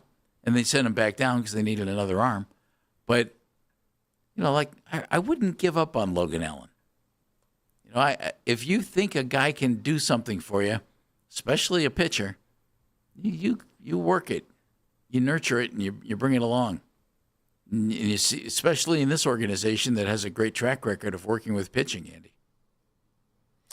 Yeah, I'm also kind of interested to see how the pitching staff develops this year too, because I mean you got a 3.5 game lead. This has not been a typical pitching year for the Guardians. You know that we're seeing hiccups in the rotation, saw hiccups in the bullpen. And most of the time, they seem to get lucky where it's either one or the other. It's not been as smooth as usual. No, it's just been kind of a weird year. I don't know. Is it a weird year that concerns you? No, it doesn't, because I tend to worry about that stuff after the All-Star break. I'm super impressed with the way games are getting closed out right now. You know, we talked about Cade for a second, and he has turned my mind. I was a little concerned at the beginning of the season. And then Hoynesy talked about it too, and man, they just figured it out. I think there were a lot of us who were like, "Ooh, maybe Zabrowski should be the closer." Remember? Yeah. No, he's hurt. Well, and he's had 2 Tommy John surgeries, and now he's out with a little elbow thing. Although early returns are okay there. I like Zabrowski. Henry is in Chesterland. Hello, Henry. Henry. Hey guys, how you doing? What's up, man? Hey, Andy, you know, Jeff's ragging on you about being follically challenged. I'm not follically challenged. Jeff is follically challenged, yeah. Well, you know what? I haven't had a haircut in 3.5 years. Andy, why don't you, when I get in and we'll buzz our hair for charity? I got a little 5-year-old girl who's got cancer, so I'm in. I'm in. I'll do it. I just actually, Mike, who just did this? One of my best friends. His son just did it, and fantastic. Just got his hair cut yesterday, and then he was able. They donated the hair like right away. It was a really, really cool story. So I have a buddy who does that on a regular basis. Yeah, but it doesn't. Henry, I just can't grow my hair out that fast. Andy, you don't have to grow your hair out. I'll donate mine. Okay. You just sign up. We'll let Zoe come in, and she can buzz us down. And I even got my 10-year-old lad. He's grown out his hair, so he can donate too. How's that? All right, you know what? I'm in. I'll do it with you. If you come in, we'll set it up. I'll do it for you. I will do it for you, especially now during summer. Henry had us reversed. That's okay. I could only dream. That's all right. If Henry follows up, I'll do it. So I got no problem. Can I just do a buzz cut? Oh no, it's coming off. It's got to go complete ball. It's coming off. I don't know if I can do complete. You're ball. going to. I don't have that much hair to give. That's the problem. I hope he realizes how short my hair is. It's like, I just don't have enough to give. I do it in a minute. How long can I grow it out for? I just looked at Dano. Dano just ran his fingers through his incredibly thick hair. Ooh, now your hair would probably be way better than mine right now. Although, dude, you got a wedding coming up. I was going to say the lady friend would. Yeah. No way. Doesn't it have to grow to be like almost a foot long? It's for it to really work. I don't think I have enough to. You could. I'd give it away. That's what ponytails are for. Yeah. Is it? You'd look good. With You'd look good up ponytail? there on the YouTube with a ponytail. I don't have enough hair. Sorry. Well, not now, Andy. It grows. I see. Even mine grows. Yeah, that is true. Chia. Jeff, let it go in the back, man. Just go straight bald. I'm telling you, I've known you for years. That might be the meanest thing you've ever said to him. You let it go. Just let it go. Like, I think you would look great, totally bald. Was so mean. I think. But you just have this little bit. You're hanging on to it, man. There's one. I'm not hanging on to it. I just don't shave my head. I cut it close, but do you think if you did, have you ever shaved it, the back of it? No. Are you concerned that it wouldn't grow back at all if you shaved it completely? I think guys of my complexion, yeah, you either look badass when you shave your head or you look sick. I think you would look badass. I don't think so. Dan, don't you think you'd look badass? The one There's thing, one person on this earth who makes that decision. Who's that? Be Mrs. Phelps. No, Mrs. Phelps likes it the way that it is. That's how it stays. She said no way. That's how it goes. There's one person. Moment of the show. I Meredith have the greatest Kane. line. Tell me it has nothing to do with hair, please. I have the greatest line about being bald that I cannot say on the air. I'll just leave it at that. I'm Andy. I make fun of guys without hair. No, this is not a make fun thing. This is a. You can say it once. No, yeah, thanks. I'm not doing that. Oh, are we doing moment of the show? I'm sorry. I thought we were still talking about hair. Oh, well, excuse us. I was just doing a little show over Listen, here. Meredith has great hair. Thank you. Yeah. I was just waiting for you guys to finish your conversation. I didn't want to step on your toes. We have big toes. Don't worry. Moment of the show. It came from Daryl Ryder, and he was talking about the state of the Browns with or without Myles Garrett. I just think that as long as it continues to be mostly radio silence between Garrett and the new coaching staff, it's something to keep an eye on. Now, his absence from OTAs is not abnormal behavior. He typically shows up to one OTA, and that's usually about it. He hasn't showed up to any, as far as I know, right now, and he hasn't had a face-to-face with Todd Monken, as far as I know. So, and because of what happened last year with the trade request, of course, the Browns opened the checkbook and gave him a big pay raise and contract extension. It's still going to be out there. And even with the no trade clause, that doesn't mean he can't be moved, because he certainly can. It just means that it'll be Myles Garrett dictating where he would ultimately end up. That was Daryl, and he joined us at noon. Hoynesy was with us at 1 o'clock. Enjoyed those conversations. Why are we smarter? After 4 hours of Baskin and Phelps, brought to us by QC Kinetics, the leader in regenerative medicine. If you're in pain, give QC Kinetics a call. It's 216-770-5488. Dan Mennigan. Smarter today, courtesy of Hoynesy. It's always good to talk a little bit of baseball. Always puts a smile on my face to hear Hoynesy as well. 92thefan.com, wherever you get your podcasts. And of course, all our social media mentions are powered by Scheiben Jewelers. MK, Meredith Kane. I'm smarter because of the conversation we had about Donovan Mitchell in the first hour of the show. I think it was an interesting thought experiment to discuss who he would match up best with, whether it's Evan Mobley or Giannis or James Harden, and what it would take to make a long extension for him worth it. AB. I am smarter today because of our conversation about Myles Garrett. I don't think this is going away anytime soon. I think we're going to continue on and talk about the possibility of him not playing for the Browns in the near future. I don't know if it's going to happen or not. I hope he's here for a long time, but I do think we're up in the air on the whole thing. 30 days past September, April, June, and November, right? Yeah. That means today's the 28th, 29th, 30th, 31st. 5 days until June 1st. Yeah. So you're right. Stay tuned. I also enjoyed our conversation about Donovan Mitchell in the first hour of the show. People get really emotional about players, and that's okay. Cavs can't be emotional about this decision. I think they'll keep Donovan. They'll probably sign him. Kobe Altman will have some thoughts on that tomorrow. He will be meeting with the media at 10:30, and we're going to hear what Kobe has to say about it. I can't wait to hear, because he's going to have some thoughts. I'm Jeff Phelps. I'm Andy Baskin. Thanks for listening today. We do appreciate you. We'll be back tomorrow at 10. Until then, be a hero, be a real hero, be an organ donor. Lifebank.org. See you, Cleveland. See you.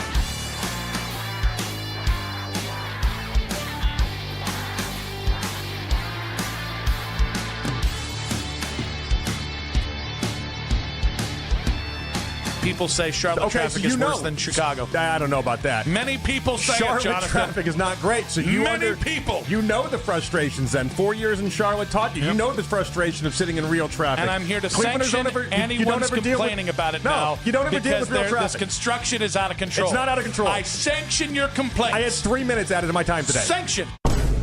It's the Afternoon Drive with Nick Wilson and Jonathan Peterlin on Cleveland's Sports Radio, 92.3 The Fan. The show is back. Nick Wilson, Jonathan Peterlin. We are Afternoon Drive. Cardo's got a day off, and then we got the Bo Sox in town starting tomorrow. Oh, hashtag the Guards is good. Guards ball.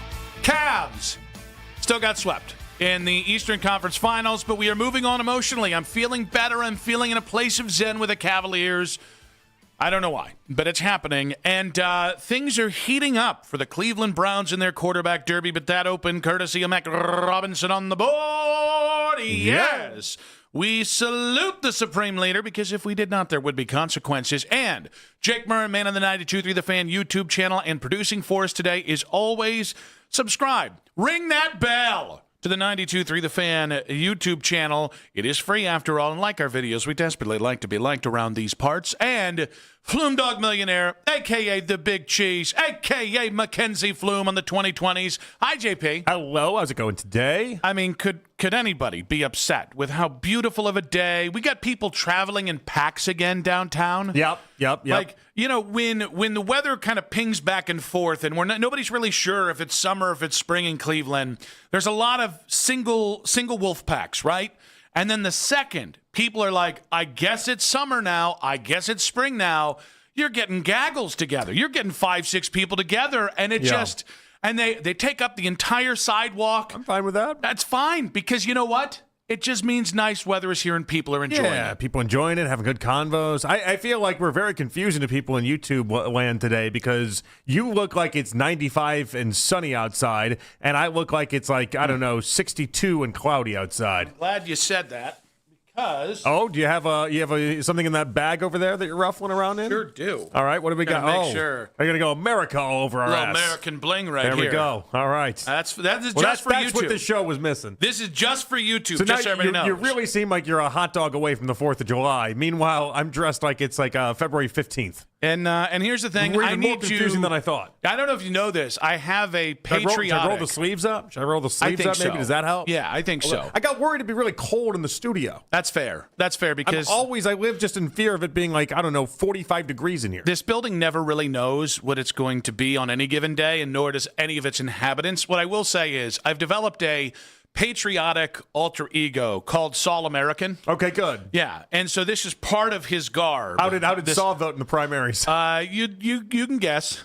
You can guess. Is that part of the alter ego as well? I don't know. The guy just loves America. That's right. That's and he loves America more than anyone else. So I love that. Is that a crime? Not a crime to me. Could be. I love getting festive. Yeah. Well, some days I guess it is, but I love getting festive. I love you getting festive with the patriotism and everything else. I just have decided I'm going to be very excited about this summer, right? Like, okay. One, we got a really nice 4th of July trip. We've started doing a 4th of July trip every year to Lake Michigan. So that's like hearkening back to the olden days. I got the sauna going. I got, daily walks with the pup. Like, life is incredible. All right, great. Life is very, very good. Saul American right here for you. There we go. Saul American. Yeah, he's got a podcast, and he says things that are very pro-American. Yeah, how does he sound on his podcast? Well, you see, got his 23andMe back, and it just says, I'm American, B. That's all it says. Yeah. It just says 100% American? Yeah, and he went to a urologist, and it turns out Saul American is 1,776% more virile on national holidays, specifically 4th of July and, of course, Memorial Day. So give me a taste of Saul American. Does he change his voice, or is it just you? Oh, no, it's just me. Whoa. It's your alter ego. It's an alter ego. I'm not like Jiminy Glick here. I assume that's what I thought it was. I thought you had some sort of... I can't do a Jiminy Glick. What's the opposite of a fat suit? Do you get like Do I use mirrors to appear skinny? You exist in a fat suit. I don't know how are we changing this. Yeah. So what I do is I just tape everything down. I do mean everything. You just wear Skims. It just makes you look like you're 200 pounds. It's great. But it's great. But no, listen, not only are we knee-deep in summer, a lot of people clearing out for school, end of school season, but we also have the Deshaun push that is going on. Some of the takeaways, not all the takeaways, which I think we can get to here. Yeah. Some of the takeaways are that Deshaun Watson looked like 2022 Deshaun Watson. We're talking the training camp version of him, not the regular season version of him, but that he looked in fine form. Some are saying on the Browns beat, this is the best he's looked in a Browns uniform. So we got that going for us. Which I guess is nice. I still am an extremely skeptical person when it comes to the Deshaun Watson everything. I just have such a hard time believing that we all of a sudden the light bulb went on and we have this great version of Deshaun. So until I see it with my own two eyes, I'm not buying into anything that's happening at training camp at the moment. You've been very astute to point out him being healthy now doesn't mean he can stay healthy. So that's one of the biggest concerns I have. One thought there. Here's the other. Him simply looking better than 2023 and 2024 doesn't mean he actually looks all that good. It also doesn't take away the biggest problem I have outside of the health and outside of the idea that when we saw him on the field, he stuck, but kind of in that second vein. The idea that I made this analogy before when it comes to being a golfer, right? A golfer that's just on the range and just stripes ball after ball after ball, and then you get him on the course, and, there's a little bit more pressure attached to playing on the course, and all of a sudden, he's shanking balls left and right and doing like Deshaun is facing no pressure in this. This is not Myles Garrett's not even in attendance. He's taking on a lot of guys that won't be playing on Sundays, but also doing so with no pressure. And like the concern I have for Deshaun is what happens when the game speeds up, what happens when he's actually in game settings, because in game settings, he's been a different guy than what we've seen historically in practices. Yeah, I mean, I still think there's a world in which the Browns are utilizing Deshaun being a veteran and having natural advantages of having been in roughly 10 camps to apply pressure to Shedeur. Because I do think something, I know you heard it and I heard it. There weren't 53 guys in love with Shedeur at the end of the season. That does not mean that the locker room is against him. But not everyone in that locker room was bought all the way in on Shedeur. What's the way that you get Shedeur to grab hold of the locker room? You make him earn it and then some. So I still think there's a world in which, because it's so early, that is part of the possibility. I also think that, every day goes by that Deshaun gets a little bit more love from the media and what they're seeing. Yeah. It is mini camps. You do have to take it with a grain of salt. But if the Browns are giving him preferential one treatment, then that is saying that is where they are right now with Deshaun. You can't ignore that. Like they're not just doing this for love of the game or for playing games. And they're serious about it. And so again, I wouldn't do it. But if he does it, there can't be an in between here with Deshaun. He's got to look really good. And I think. I think there's this idea of, well, they've kind of quarterback proofed this, so Deshaun doesn't have to elevate his team. Yeah, the standard for Shedeur and what I think fans would accept from Shedeur as acceptable versus Deshaun are two different things. Doesn't mean that's fair, by the way, but I do think, if Shedeur was the 16th best quarterback in the NFL, it would be, huge success. Mm-hmm. If Deshaun is... We go back to that price tag. We go back to the last 4 years and go, why are we doing this again? And also then it's like, well, wait, so we're not going to pay him again to be the 16th best quarterback. We don't know what the end result is there. And so, I don't know. I'm at a spot where, first off, it's even confusing as to what's coming out of Berea. All these clips look great. Zach Jackson says he throws great passes to then throw passes that miss receivers by a country mile, it feels like. These incredible highlight plays to then follow it up. And the highlights are what goes viral, obviously. Yeah. But then he follows it up, just missing receivers by a lot. And so it's like, but then again, you counter that with the amount of touchdown passes that we do see. At least saw yesterday. Looked like he had a very nice day. Coach Riz lit up my phone in his little notes section, said, practice MVP, Deshaun Watson. I trust Coach Riz's eyes. He obviously sees something that he likes out of Deshaun. So it's just it's a whole mixed bag right now, and I find it incredibly interesting. Well, and I think that there's a lot of levels to this. I don't trust the Browns' messaging on this in any way because they've proven, and as most teams do, that they're not going to be entirely forthcoming with this. I believe Todd Monken when he says that it is his goal to whoever's got given the best chance to win, that's who he's going to put out there. I think organizational practices are going to make that maybe tougher to fulfill, but I believe Todd Monken believes that. So Todd Monken is maybe the only guy in Berea that I trust on this. And even then, it's still Deshaun Watson. But then you get to I trust Mary Kay, I trust Dan Lobby, I trust Ashley Bastock, I trust Zach, I trust Lance, I trust everybody out there. And everybody agrees there are some good plays, but I do think it's interesting that Zach was a guy that was right.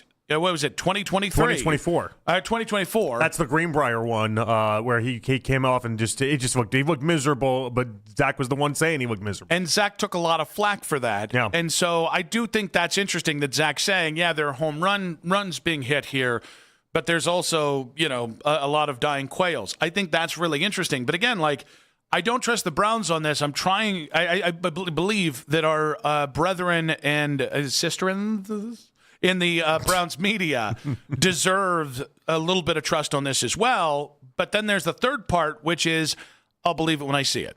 I believe what they're seeing.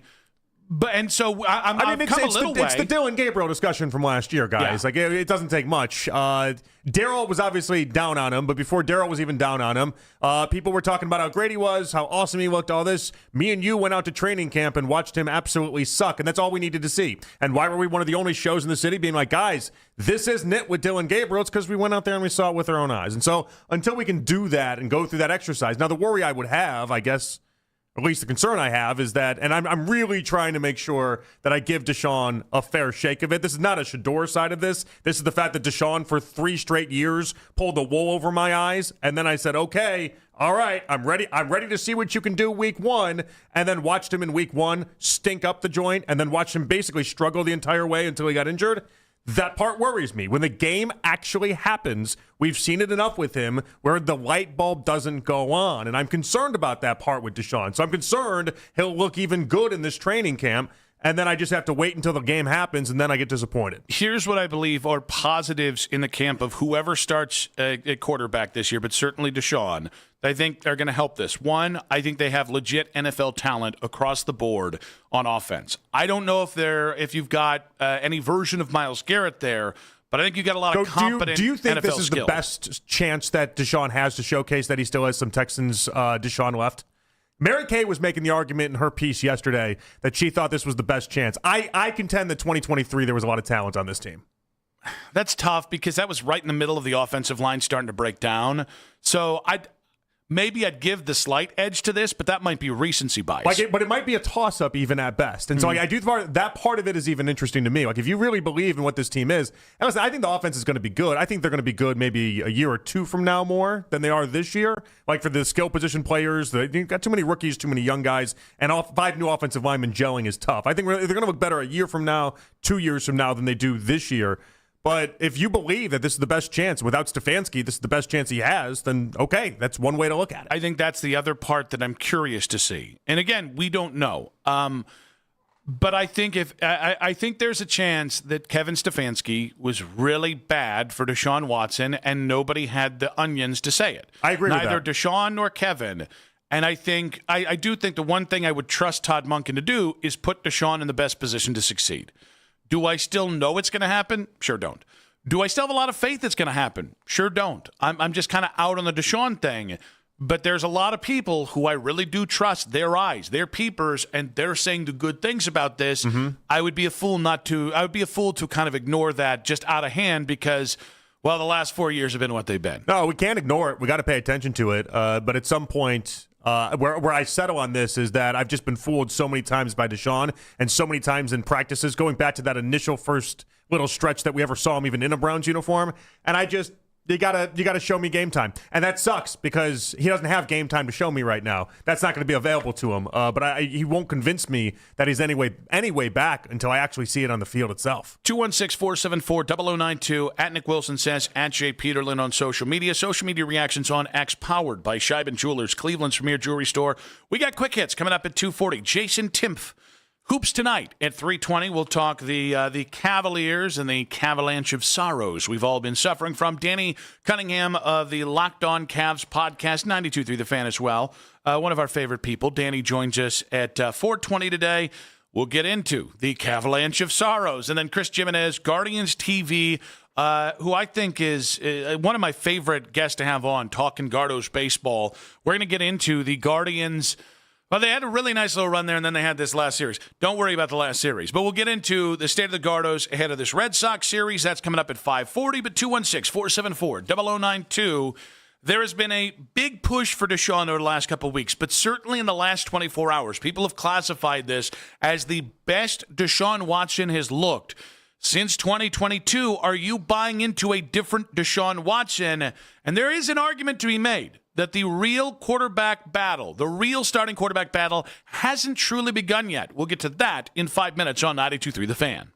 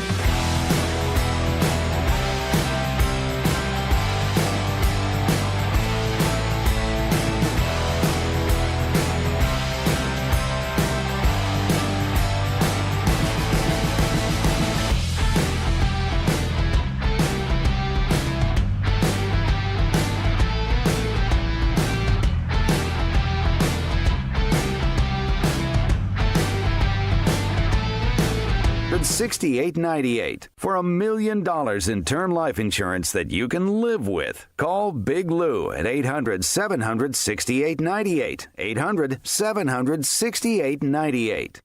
Make the afternoon drive your soundtrack on the way into the Guardians games. And talk about the game on your way home on Overtime. The best Guardians coverage is right here on Cleveland's Sports Radio, 92.3 The Fan.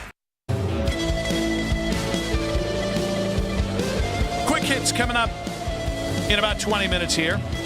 We've also got Jason Timpf of Hoops Tonight coming up in 1 hour's time. We're watching a little day baseball in the break there, and they're showing, it's at Tigers Angels game, and they're showing Tom Selleck's in the booth. Mm-hmm.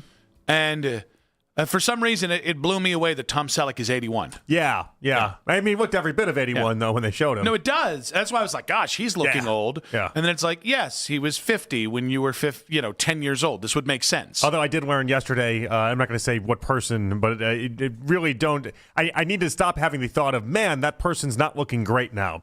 Because when they get up to that age, it's like you never know what they have. You never know what they're dealing with. You never know. And so it's I remember. Yeah, so it's like, I learned that lesson yesterday. I'm like, I'm just not going to comment on people that get older and how they look. Well, as long as you don't do it on air, I think you're okay. And actually, Tom Selleck, unless it's a positive, Tom Selleck, the second shot that just gave actually looked pretty good right there. Well, you know what, though? He's starting to get that paunch, That was though. pretty good. He had a little white to his little goatee thing that he's got going on there. Are you just trying to spin this? That's Are you pretty trying good. to basically make yourself feel less guilty about the thing you said off air yesterday? Listen, I brought it to the table. Yeah. I'm open about it. I'm not a perfect person by any stretch of the measure. I feel guilty about that one, though. Yeah. You never know what people are going through, Nick. You never know. I absolve you. You never know. I absolve you. You didn't know. How would I know? Yeah. I'm not his doctor. I'm not that person's doctor. I was going to say. How am I supposed to know what you're going through? How could you know? You could know. But the point is, I absolve Was it that you. obvious? No, because I forgot until the third party brought it up. Okay, yeah. And they delivered it in a very straight ahead way that I think made you feel even worse. I don't even think I had any remembrance or understanding of that ever being a reality, so that's fine. But we wish him the best. That's all. And Tom Selleck, you're looking great. Yeah. You're looking great. Now, Mr. Baseball. Deshaun Watson's looking great. Mr. Football, Mr. Brown's quarterback here. And Mary Kay Cabot was on the station today. I thought this was interesting.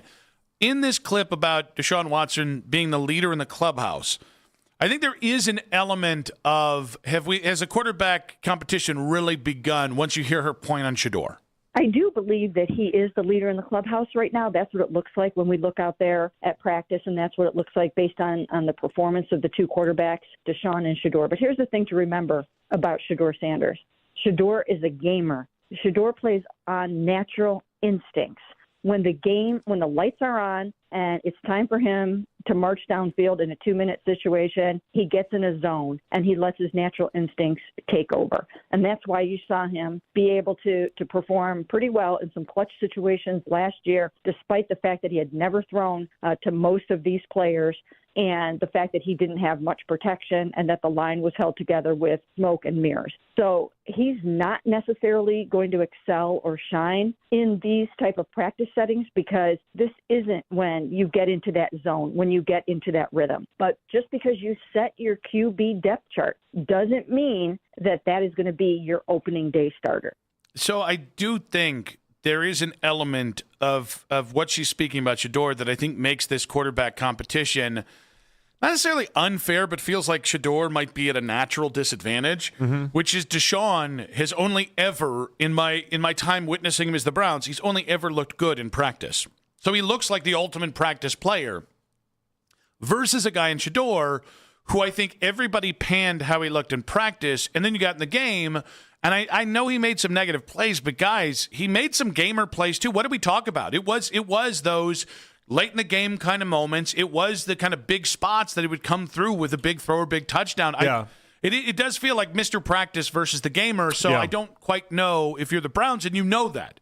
If Mary Kay knows that, if I know that, they got to know that. Yeah, this has been my big fear the entire time. Then I don't know how you can be kind of moving, kind of the players around the chessboard here this early. That's why I said with Monken it's going to be incredibly hard. But Monken, and this is the weird part. This is when when Monken talks about only going back and looking at the Deshaun Watson film in Houston and not really concerning himself with much of the film of Deshaun in a Browns uniform. It's like, don't you have to look at some of those things? Like, don't you have to take part of that into the equation? Because if you're only going to look at him in a positive in a Houston uniform, and then you're only going to see what you see in practice, you are setting it up for Deshaun in many ways, and that's fine. If you want him to win this thing, it's right there for you. That's all right. But it's been my concern the entire stretch. Shedeur is not the world's greatest practice player. Well, and I think to speak to it, I respect what Mary Kay's saying, which is, just because they set a depth chart doesn't mean the quarterback race is over. Mm-hmm. Well, but if every practice reflects that depth chart,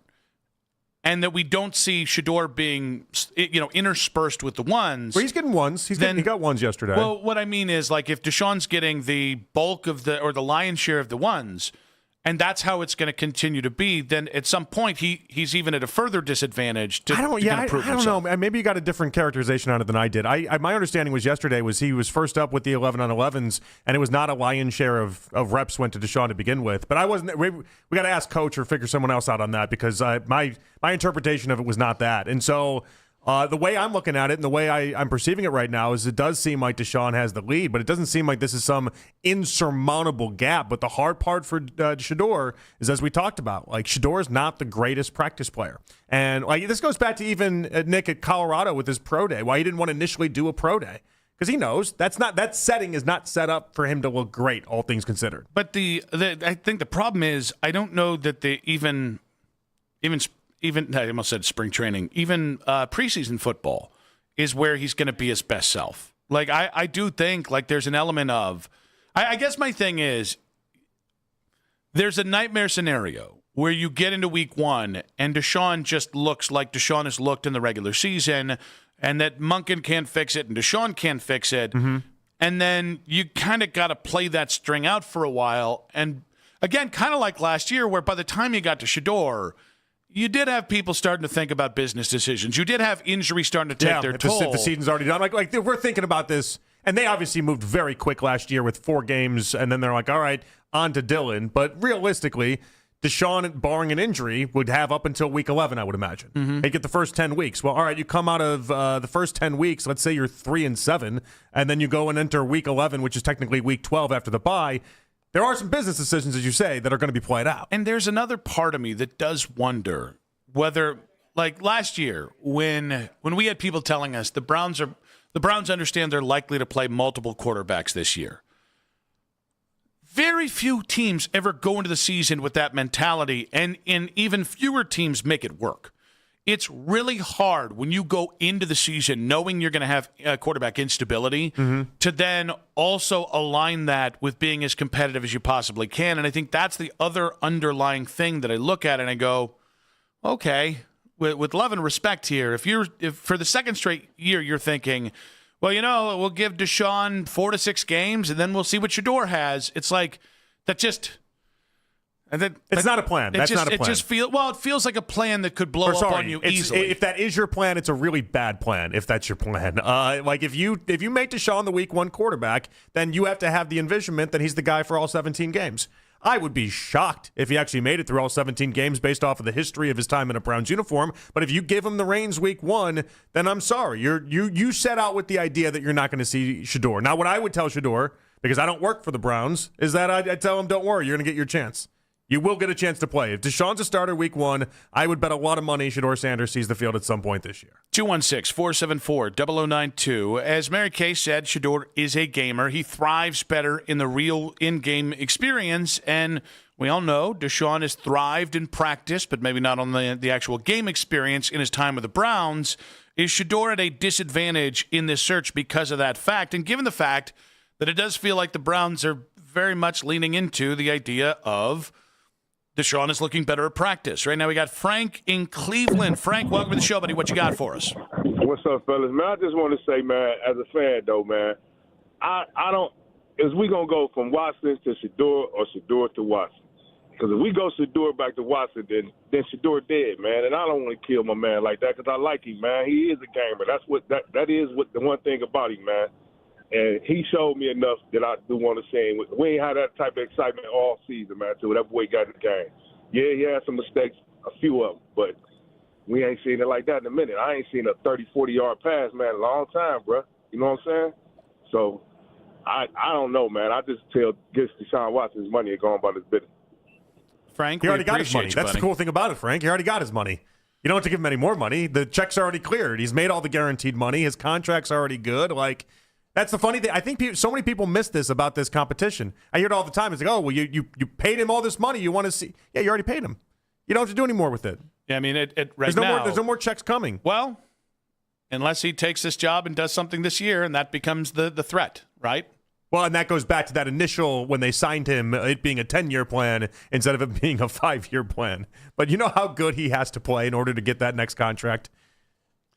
It's got to be a playoff team, playoff win, and unequivocally like a top 12 quarterback in the sport. I think if you make the playoffs with Deshaun and he looks reasonably good, I think they're going to give him another contract. I think it's got to be, 10 games then? 10 games, 11 games, somewhere around there? You got to make the playoffs. But whatever that is, if that's a 9 or 10 win team, and again, like it's got to look good enough. I don't even know how to quantify that, but it's got to look good enough. I'm not saying it's likely, but if they're putting him on the field, they're telling you that they're open to it. That's why they're putting him on the field. Yeah. You whatever quarterback wins this, it's done so with the idea that if they impress with this team, they get to keep the job. Like that's how any job works, but that's especially how the NFL works. If you are good enough, you do keep the job. But as much as I liked what I saw from Shedeur last year, there is a part of this that it's like, man, if you can't beat up this version of Deshaun, all right, I don't know we're ever going to get around to you. You know what I mean? Oh, no, he's missing. Unless there's an injury, obviously. He's missing his chance as far as well, I mean, you're not setting up the season with Deshaun and the idea that Deshaun would just suck and then you hand it off to Shedeur. Either Deshaun would have to suck or Deshaun would have to be injured, and then Shedeur would get his chance. But if you're not beating him out in practices day in, day out, it doesn't speak great things for moving forward with Shedeur. 216-474-0092. Is Shedeur at a disadvantage in this search, given that he is viewed as a gamer as opposed to Mr. Practice Deshaun Watson? I will tell you, I'd rather them treat him like Shedeur like a project and allow him to develop in time than them rig this thing for Shedeur. But it does feel like, and again, this is just the perception thing. It doesn't mean it's true. It does feel like this thing is not rigged, but leaning towards Deshaun and more favorable towards Deshaun. And that it does feel like maybe not an on-the-level 50-50 quarterback competition. Yeah. Again, we got a lot of time in this, though. We'll see how it ends up going. Got to see how it plays out, guys. That's true. Is there anything else we can do in this scenario? No.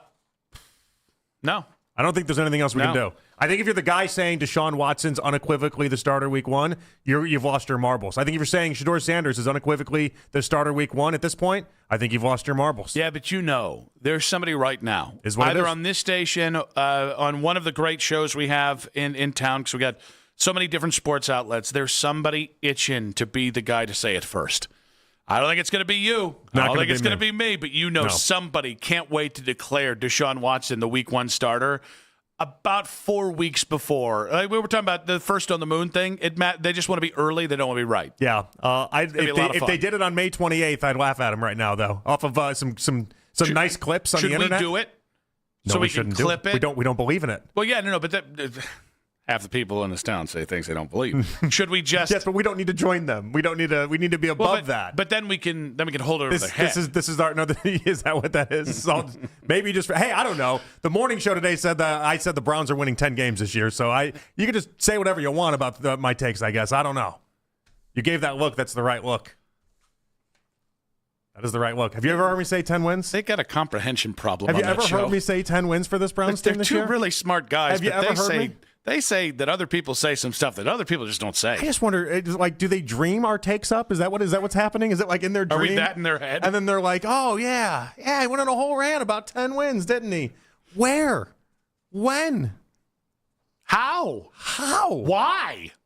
Where? 216-474-0092. Is Shedeur at a disadvantage in this search? And love between Bazana and DeLauder. Get ready for it. In 5 minutes to lead off Quick Hits on 92.3 The Fan.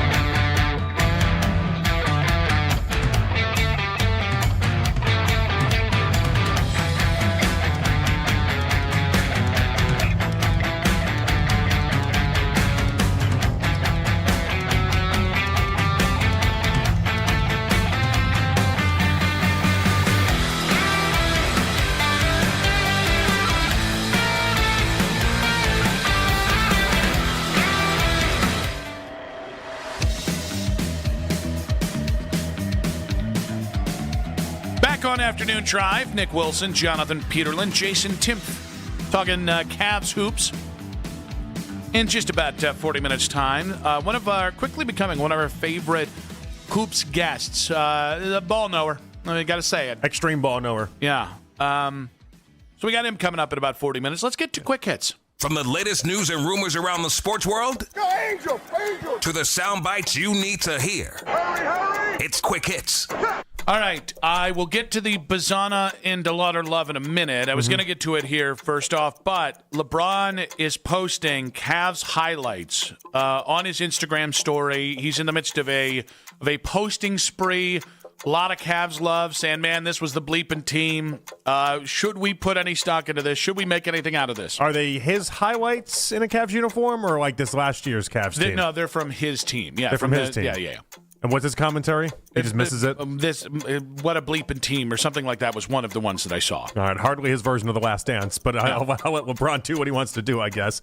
Getting nostalgic is nice. I also think LeBron, as we've seen a million times over the years, when it seems slow and no one's talking about LeBron, he wants people to talk about LeBron. And so this feels like that's from that playbook. Yeah, this feels like LeBron is going into free agency.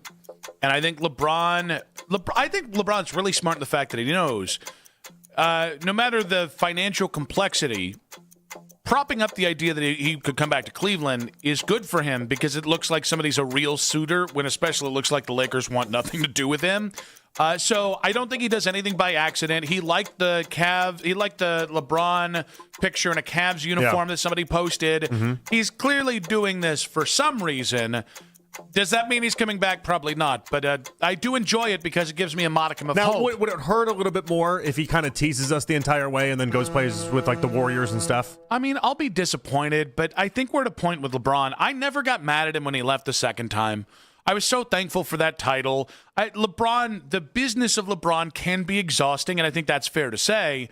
But I'd take it again in a second if we could get him back. Yeah, I also think. But I'm not going to be upset if at 41 he decides he wants to go play with Steph. A lot of fans are having the right approach on this one. I feel like where it's like we're excited for it, we want to talk about it, but until it actually happens, we're not going to get swindled by it. I have been thinking a lot about how it's going to be. Like, I was working.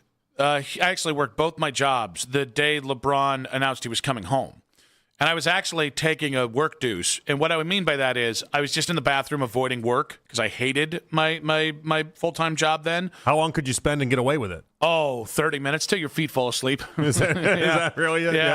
Yeah. People just disappear in the bathroom then? Oh, my God. Everybody did. Everybody hated working there. I imagine. Telling the truth. No, it was an awful place.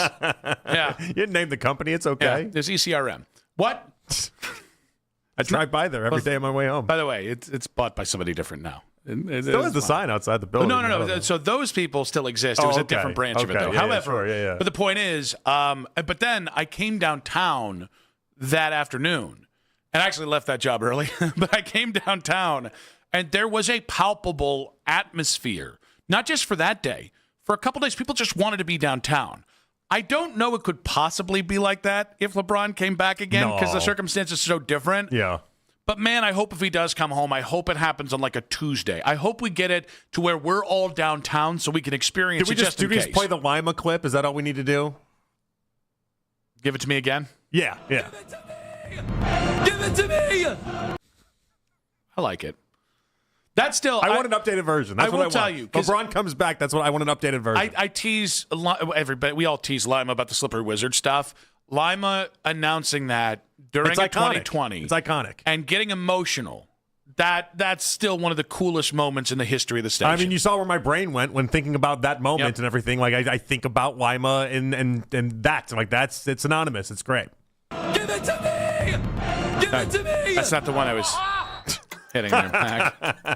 He's like, we had enough talking nice about Lima for a couple seconds. Let's move forward. All right, Kyler Murray and J.J. McCarthy, they're having much different experiences getting to know one another. We got a big quarterback battle, obviously.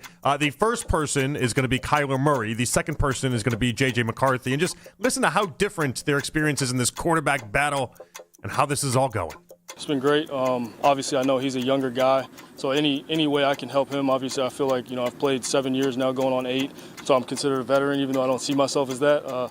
Give him any knowledge that he needs. Again, we're both competitors, and I know, we both want what's best for the team. Has he been receptive to hearing criticism? Of course. Yeah, he's overly acceptive, and he's always communicating, asking questions, stuff like that, so it's been good.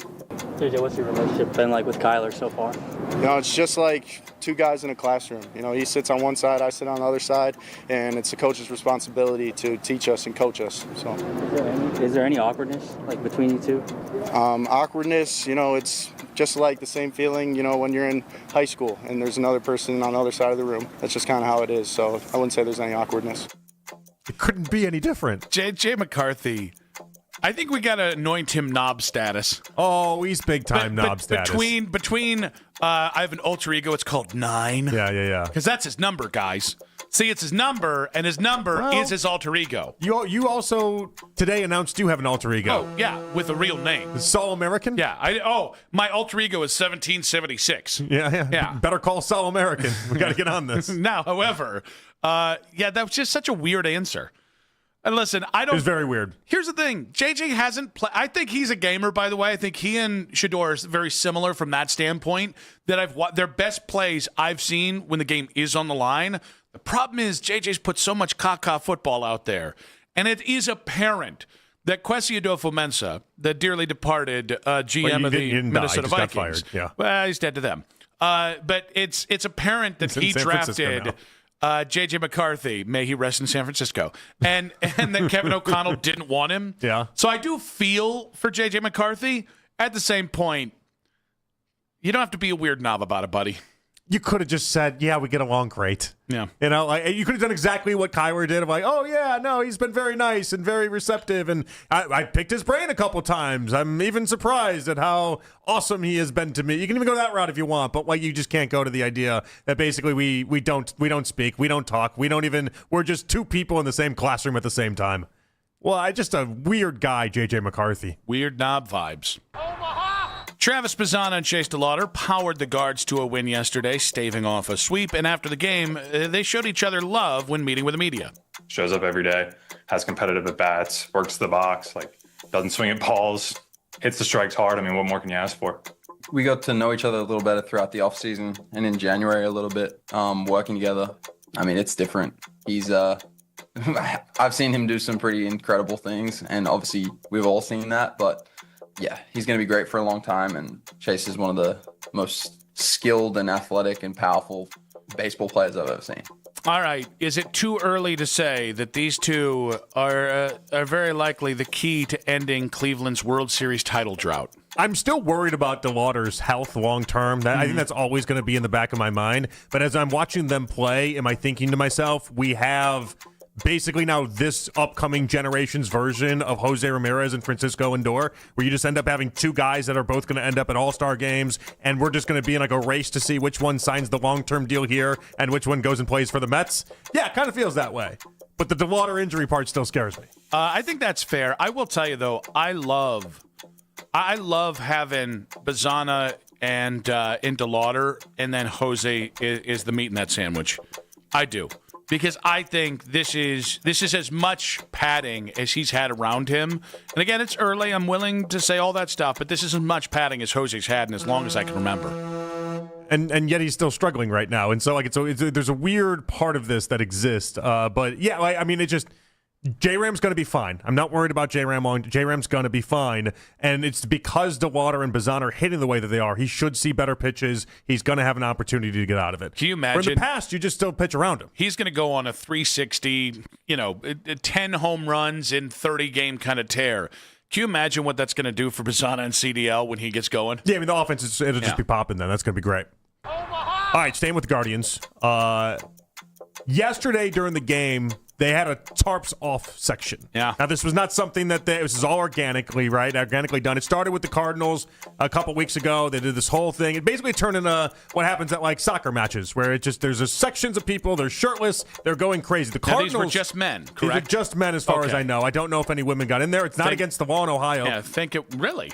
No, they can just Let them fly. That's my understanding of it. That's why I love this great state of ours. Now, hold on. Now I need to fact check myself, but I was under the impression that was a legal thing in Ohio. But we'll continue on, and I'll fact check it. The Cardinals, they liked it so much when this worked for them a week and a half ago, whatever it was, that their manager, some of the front office people, they paid for that section to come back and do 2 more games because it was such an added bonus. Do you like that this is going not only to the Guardians games, but to other games as well? Yes. When stuff like this happens, it's like when flash mobs. Guys, I was never going to be caught dead in a flash mob.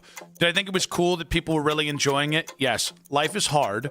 Enjoy every second you can. And the fact that this kind of happened organically and that it's spreading from ballpark to ballpark, I think it's fun. I'm not a tarps off guy because I look like a Yeti.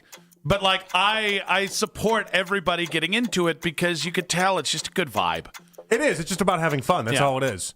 And only for, again, our own just research purposes, we just had to, I wanted to know I wanted to know if it was right or wrong. Yeah. Across Ohio, going topless as a female is a legal gray area, but it is illegal. Okay. And so then it goes down to different ordinances and whether or not the ordinances themselves will allow it.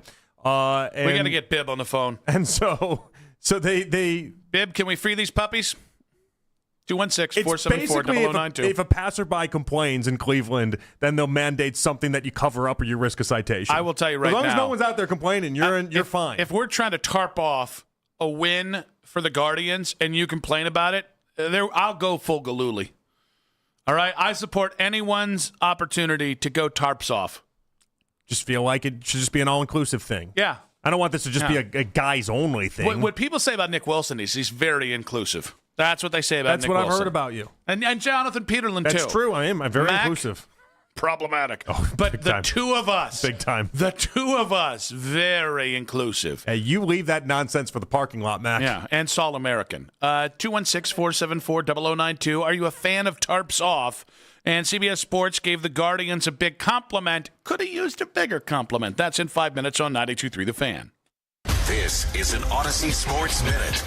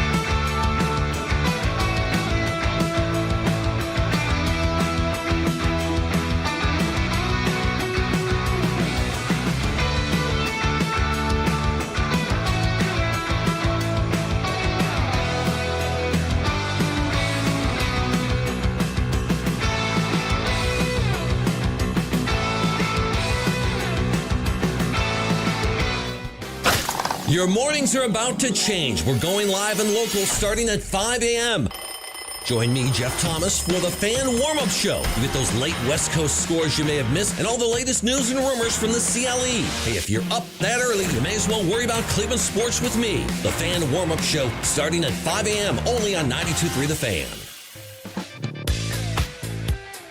It's a 3 o'clock hour. I'm not wavering. I might be wavering. On Afternoon Drive. Jason Timpf coming up at 3:20. Danny Cunningham coming up at 4:20. Nick Wilson, Jonathan Peterlin back on the Fan. I was trying to think of some way to be like, did I just say 4 names for people to try and remember? Yeah. I sure did. But if you missed a moment in our show, like that gem, use the rewind feature on the Odyssey app, powered by Integrated Restoration, your local experts in water, fire, and storm disaster restoration. So Gardos have the day off. They get back at it against the Red Sox tomorrow here in Cleveland. However, you brought to my attention that CBS Sports handed out grades to all 30 MLB teams to start the season, and they gave the Gardos a B+. Yeah, a B+, which means we're obviously falling short in some areas. That kind of, when you said it, it was kind of off-putting to me because I was like, all right, I did not have the highest expectations for this team, so far I look like a boob. But, like, Vegas had them at, like, 79.5 wins. It was fluctuating between, between, like, 78 to 82 wins. Mm-hmm. And so, like, somewhere in that stretch was where Vegas kind of resided. But, yes, you're not wrong. Like, Vegas had no confidence in this Guardians Not team. even Vegas. I think Fangraphs had them in 3rd or 4th place. Fangraphs is always down. But, yes, you're right. Fangraphs. They just don't give a lot of people wins. That's the idea. Specifically the Guardians. Yes. It's kind of like a Keith Law thing. It's like, what is your malfunction? What do you have against my team? Well, they're kind of, I think, representational of a lot of baseball fans in general when you look at the Guardians roster. You look at it and you see piece by piece and you say, this team shouldn't really be anything, but now we've seen for so many years this team be something. And you could tell their data doesn't want to give any credence to the idea that Antonetti and Chernoff and this organization clearly understands what it means to piece together a baseball team. Can I tell you my error? My error was I've heard for 2 straight years we're going to let the kids play. Mm-hmm.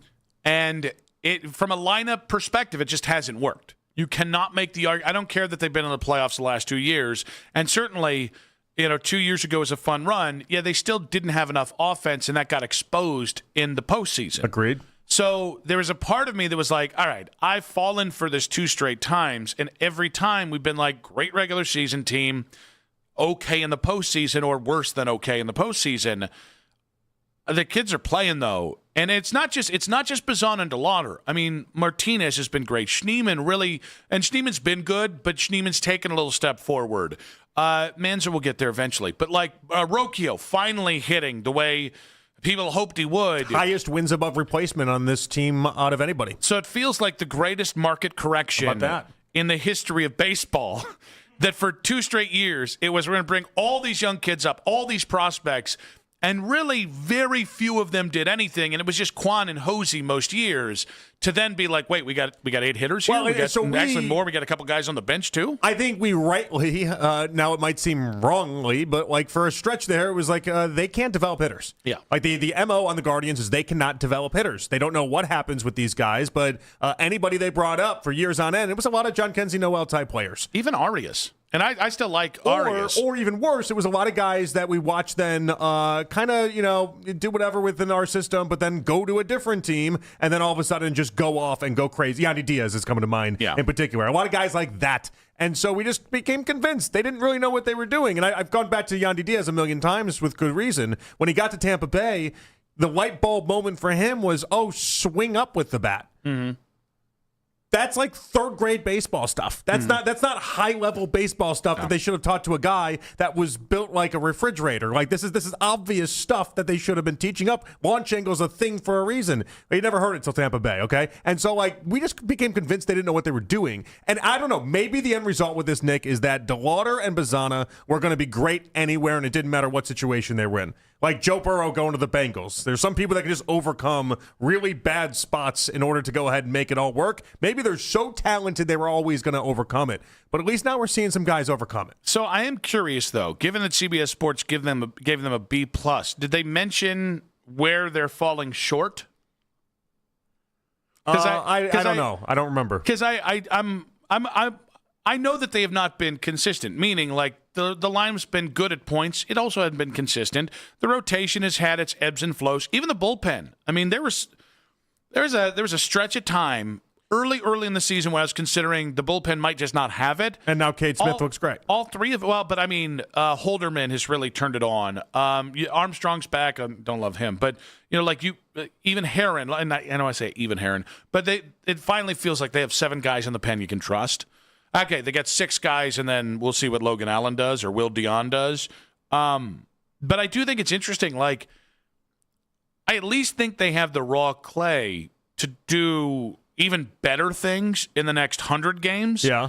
But you can't tell me through, 50 games, 60 games? Yeah, it's about 58 games.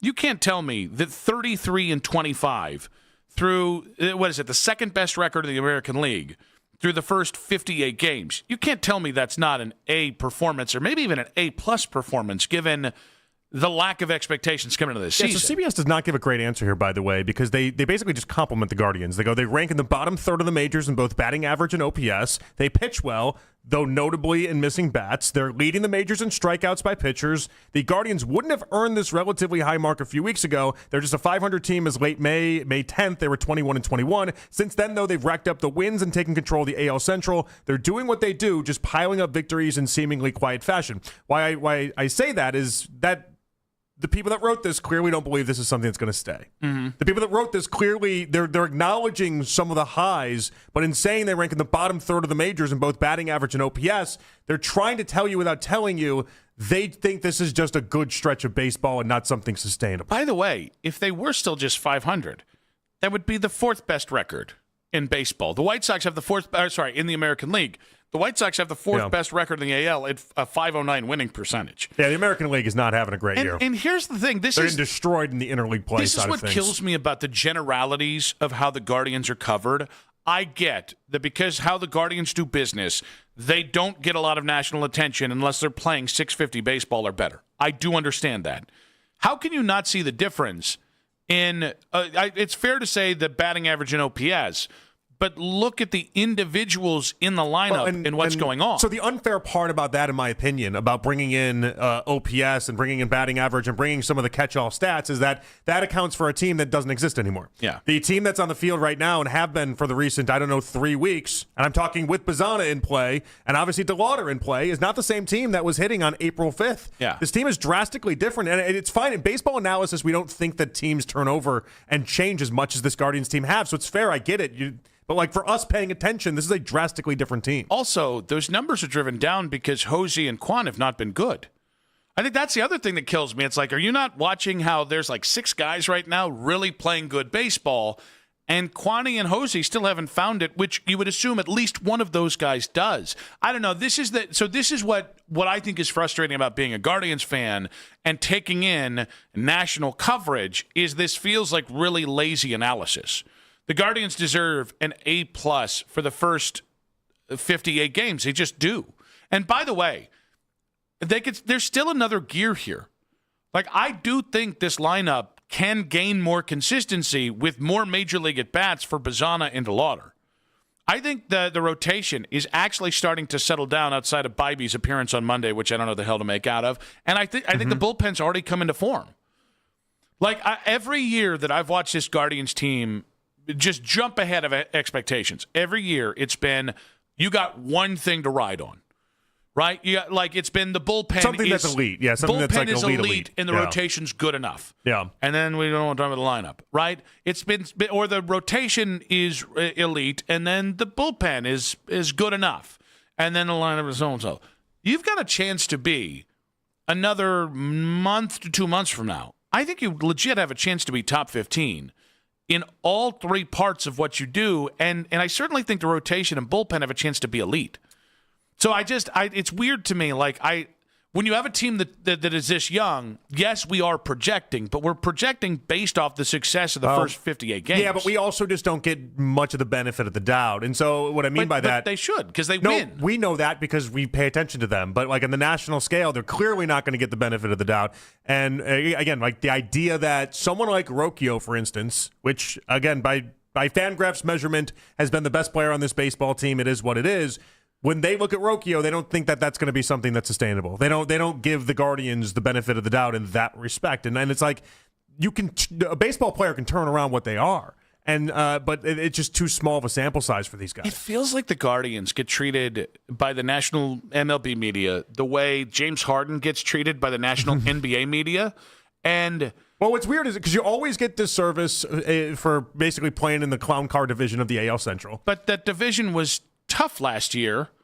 And by the way, the last 2 years, the division has put multiple teams into the postseason. Yeah, but it's just how this works. You always get ragged on because it's the AL Central. And so, like, one part of this, though, is that he gave two other teams an A. The Rays got an A, deservedly so, and then the White Sox got an A. Mm-hmm. And it's like, point out the differences. Obviously, the White Sox have overcome a lot more, and there's a massive win advantage relative to what people thought they were going to do. But you can make some of the same arguments we're making for the White Sox that we made for the Guardians. Why do they get the A? Yeah, I would imagine. And by the way, in fairness, if we're just talking about who's going to regress, the Guardians or the White Sox, I don't think anyone in their right mind would choose the Guardians' regression over the White Sox regression. But you'd have to think the White Sox regression is coming. It should come like a semi truck. I mean, seriously.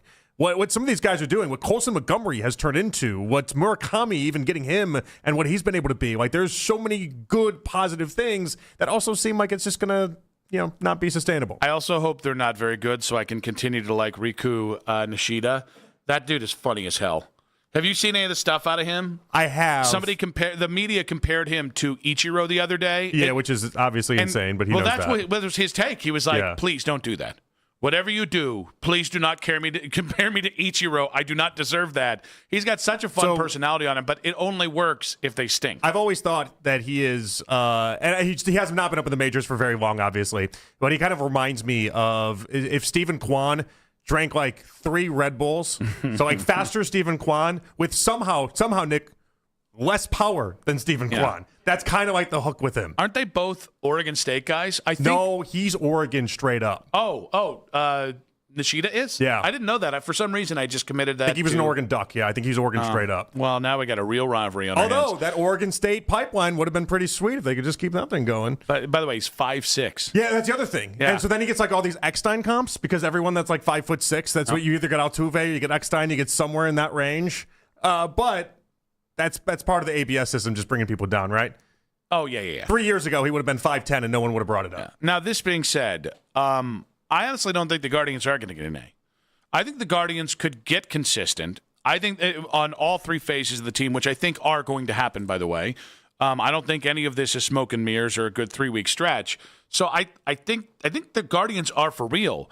But I think because of what you're saying, I do think the Guardians either need to have a $200 million payroll or they need to win a World Series. I think those are the only 2 ways that anybody outside of Cleveland is going to pay attention beyond the laziness. Rays don't have a massive payroll. When the Rays do it, it's, they put so much into their player development, and they must know something. It's because it's in the AL East, and because they beat the Yankees with regularity. Yeah, and so, but it is interesting how the 2 teams are treated entirely different in this whole equation. 216-474-0092. A little annoyed as CBS Sports gave the Guardians a B+ for their start to the season. Should be noted, the Guardians have the 2nd best record in the American League, and the good people in baseball didn't think this team was going to be anything this year. So what do the Guardians need to do to earn an A this season? And Jason Timpf of Hoops Tonight breaks down all the machinations with the Cavaliers, all the good, all the bad, and what to do with Donovan Mitchell and Evan Mobley. That's in 5 minutes on 92.3 The Fan.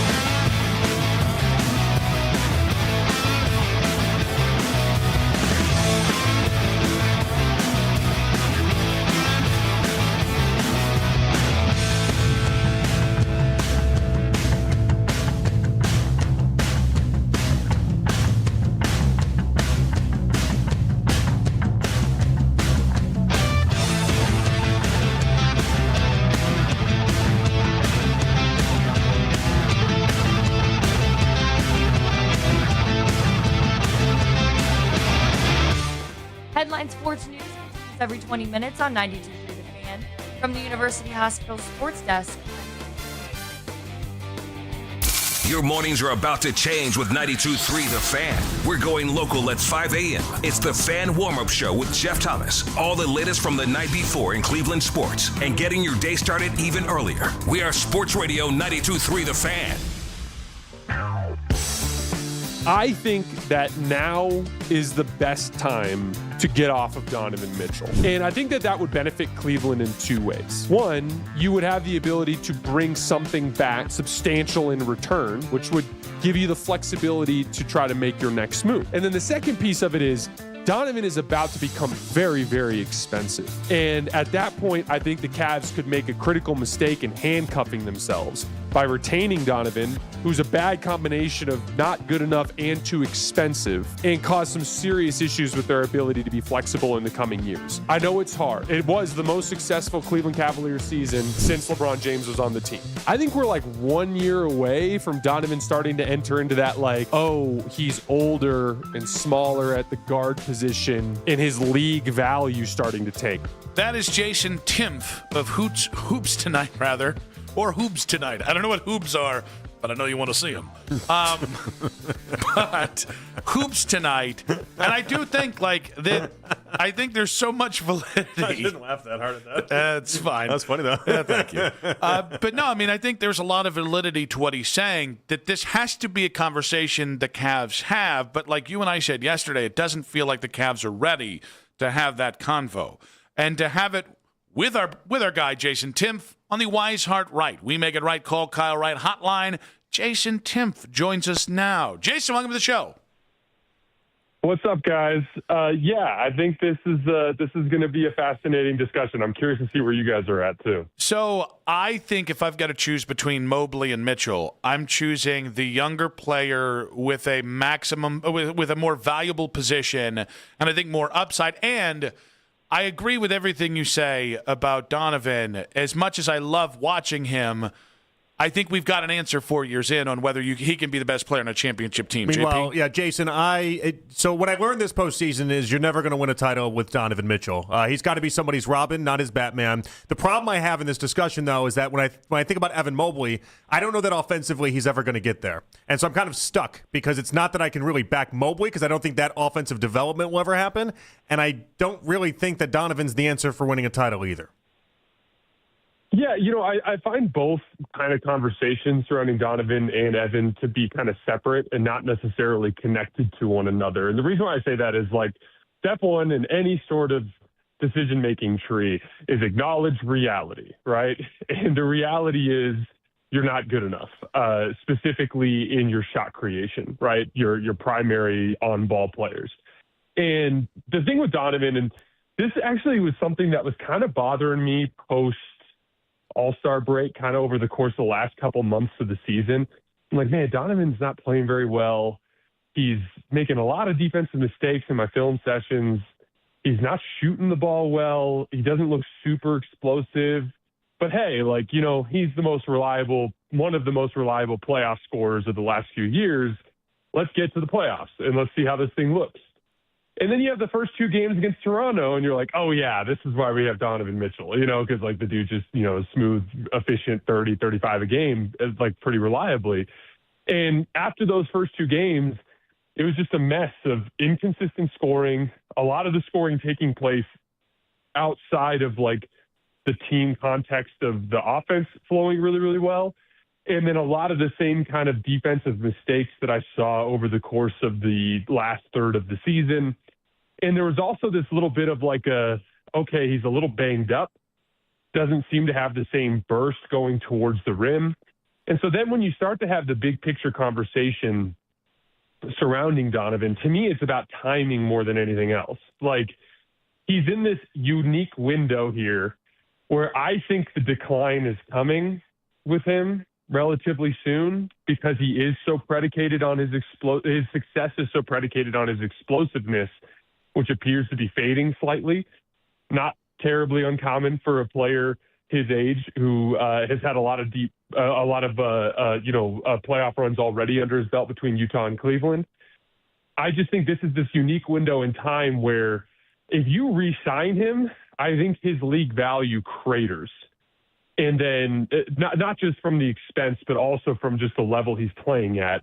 And I think he becomes very difficult to move, and it kind of handcuffs the team. Whereas in this unique moment in time, I still think you could get several suitors to convince themselves Donovan Mitchell's the answer, which could net you a pretty substantial return. And so then I look at the framework of the team and I go, as you know, and James Harden had his downsides in this postseason run. I'm not going to sit here and pretend like it was perfect.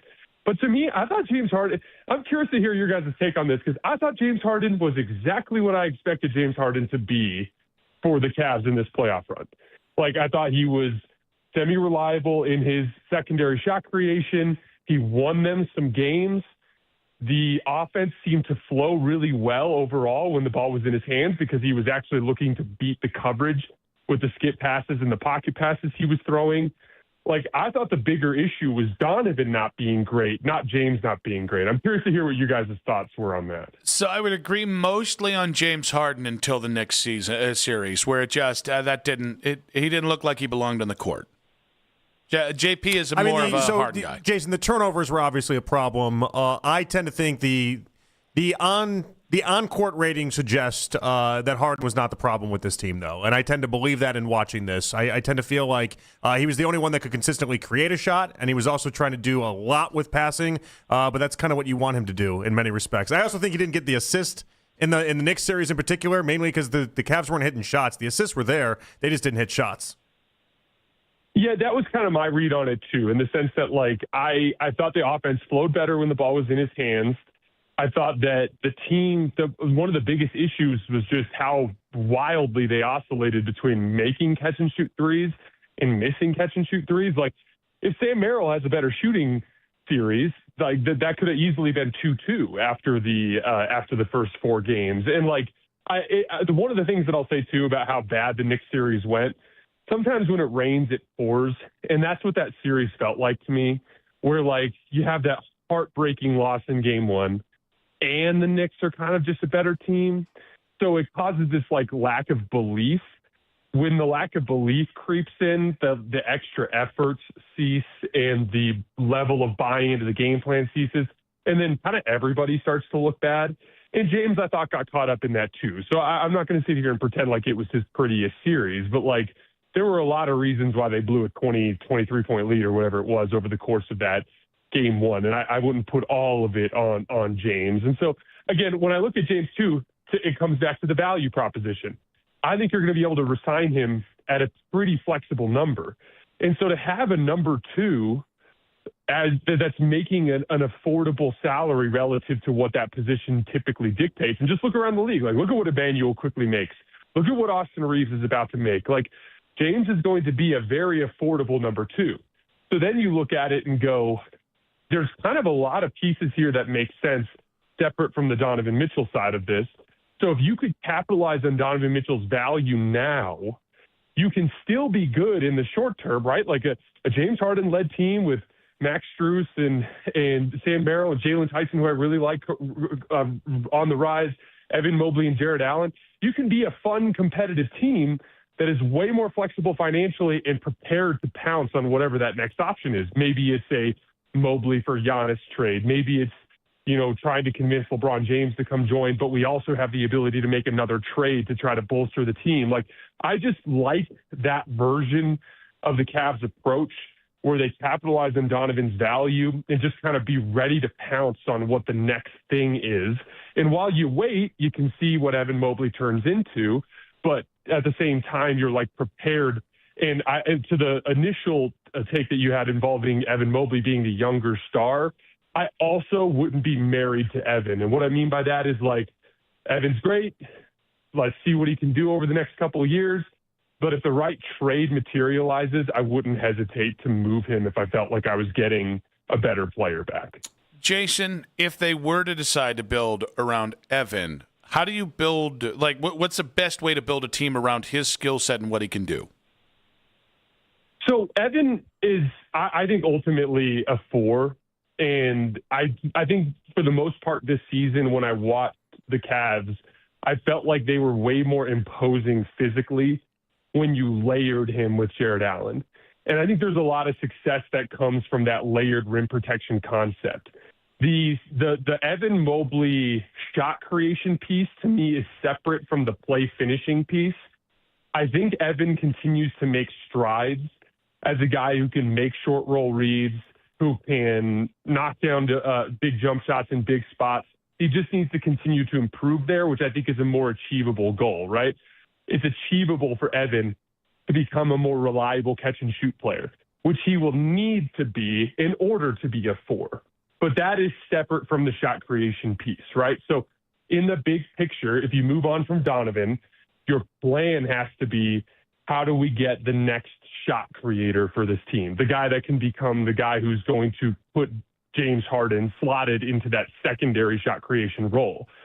That's where it's like, maybe it's in the draft, like you're packaging a couple of picks to move up because there's a guard that you like, or being ready to pounce when the next type of player arises. Like, you know, let's say that the Lakers do decide that they don't necessarily want to stick with Austin Reeves for years and they want to jump on Austin, or Kyrie Irving becomes available because he doesn't really mesh with Cooper Flagg. And you're like, oh man, Kyrie's the guy that we can jump on here. Whatever it ends up being, it's about that flexibility piece. But in order to be flexible, you can't have a massive albatross contract, and you have to have draft compensation waiting. And that's where I think like kind of capitalizing on Donovan is the right path, because it will both keep you flush with assets and flexible financially. And the last thing I'll say about it is, like, I understand the idea is, well, we got that guy. It's Donovan, right? And that's where I would just admit the self-awareness to admit, actually, he's not. Donovan's not good enough. And I personally, just frankly, and I'm curious to hear what you guys would think about this, I'd personally rather have Kyrie than Donovan. I just think Kyrie is a more reliable, like, playoff player when he's healthy. So, like, just on a very basic level, it's about accepting that Donovan's just not good enough. We kind of got in a little argument, or not argument, but a back and forth yesterday about Jarrett Allen. If the only way you can get LeBron is a sign-and trade involving Jarrett Allen, do you make that move, or do you just say, like, sorry, Jarrett's going to be more valuable in the long term? You know, I was thinking a lot about this. Obviously, I grew up a huge LeBron fan, so if LeBron went to Cleveland, it'd be something that I would find super interesting and fascinating on several levels. There's a bunch of different variations of that.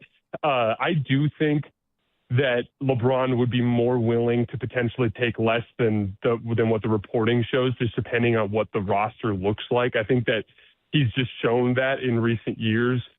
We talked about the Klay Thompson free agency in the last time I came on the show. So I think it's still, I don't think it necessarily has to be a sign and trade, but in that scenario, let's say it is a sign and trade, I get worried about the team defensively, because even though I think LeBron and Evan Mobley could be good in a big game defensively as a front court, I think it would be a nightmare in the regular season.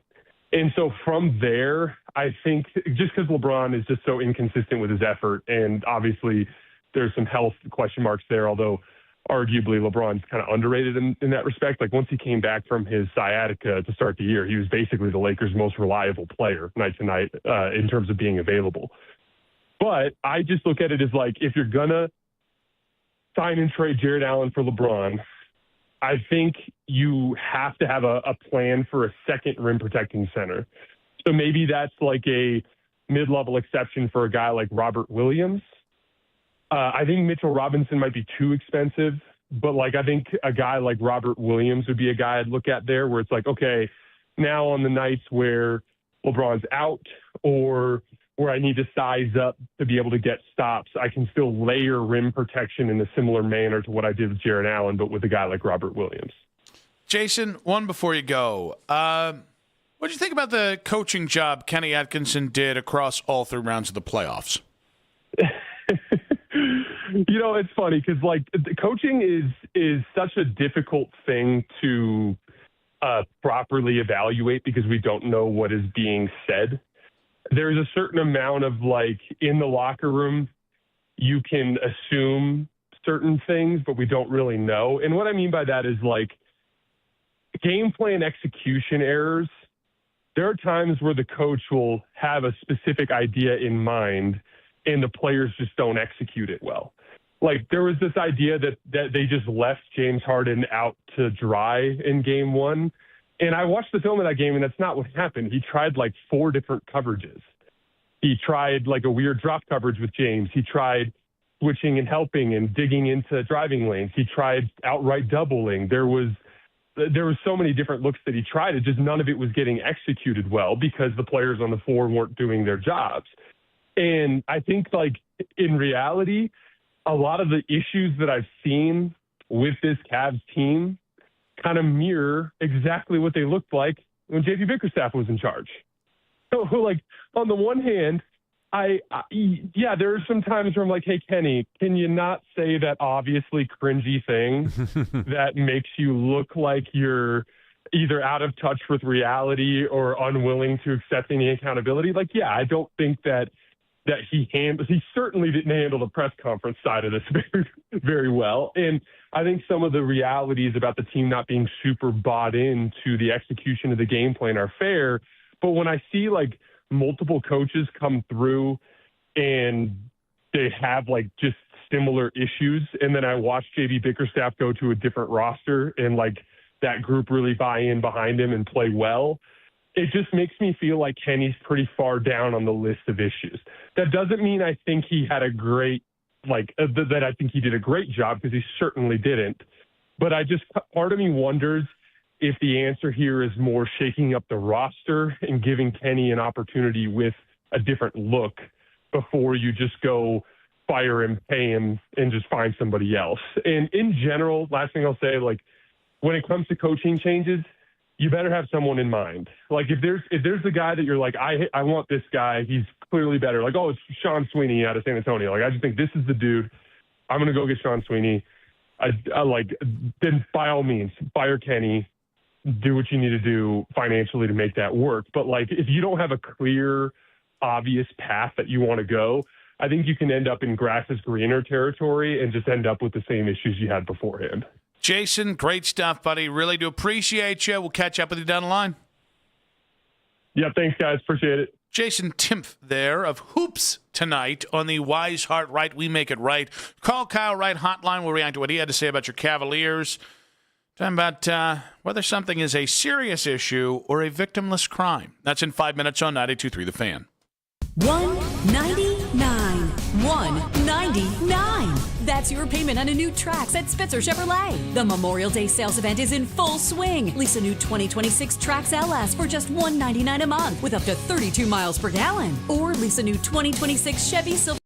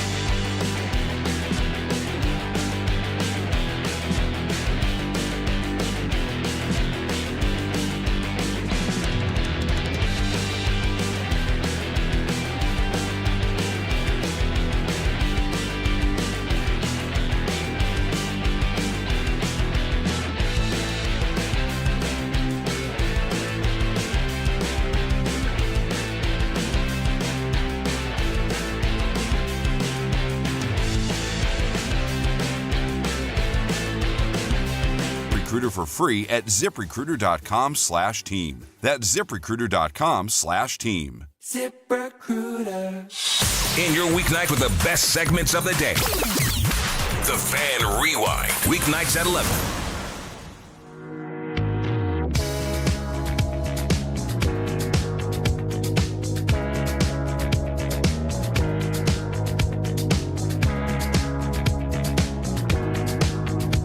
The reality is you're not good enough, specifically in your shot creation, right? Your primary on-ball players. And the thing with Donovan, he's in this unique window here where I think the decline is coming with him relatively soon because his success is so predicated on his explosiveness, which appears to be fading slightly, not terribly uncommon for a player his age. I just think this is this unique window in time where if you re-sign him, I think his league value craters. And then not just from the expense, but also from just the level he's playing at. And I think he becomes very difficult to move and it kind of handcuffs the team. Whereas in this unique moment in time, I still think you could get several suitors to convince themselves Donovan Mitchell's the answer, which could net you a pretty substantial return. Jason Timpf of Hoops Tonight talking about why he would move on from Donovan Mitchell if he ran the Cleveland Cavaliers. I think what's interesting about this is, I think from a theoretical standpoint on why it makes sense, the reason that people talk about trading Myles Garrett, which is he is at a peak from a theoretical value sort of things, that's the same reason why you would consider moving on from Donovan this summer. The difference is I am staunchly anti-trading Myles Garrett, and I am surprisingly I don't want to say pro-trading Donovan, but certainly with the right package, I think you have to consider it. I think maybe you should do it if you're the Cavs. So I saw a different difference because it's funny, in my head I came up with the same Myles Garrett track as well, and I was thinking about it, and I'm like, the difference to me is that the timelines are different. And so like the part of this where Myles, what makes sense with Myles, this is what Albert always goes to, is the timeline for the Browns. They're not going to win this upcoming year. This is when you take advantage of his value being the highest that it is.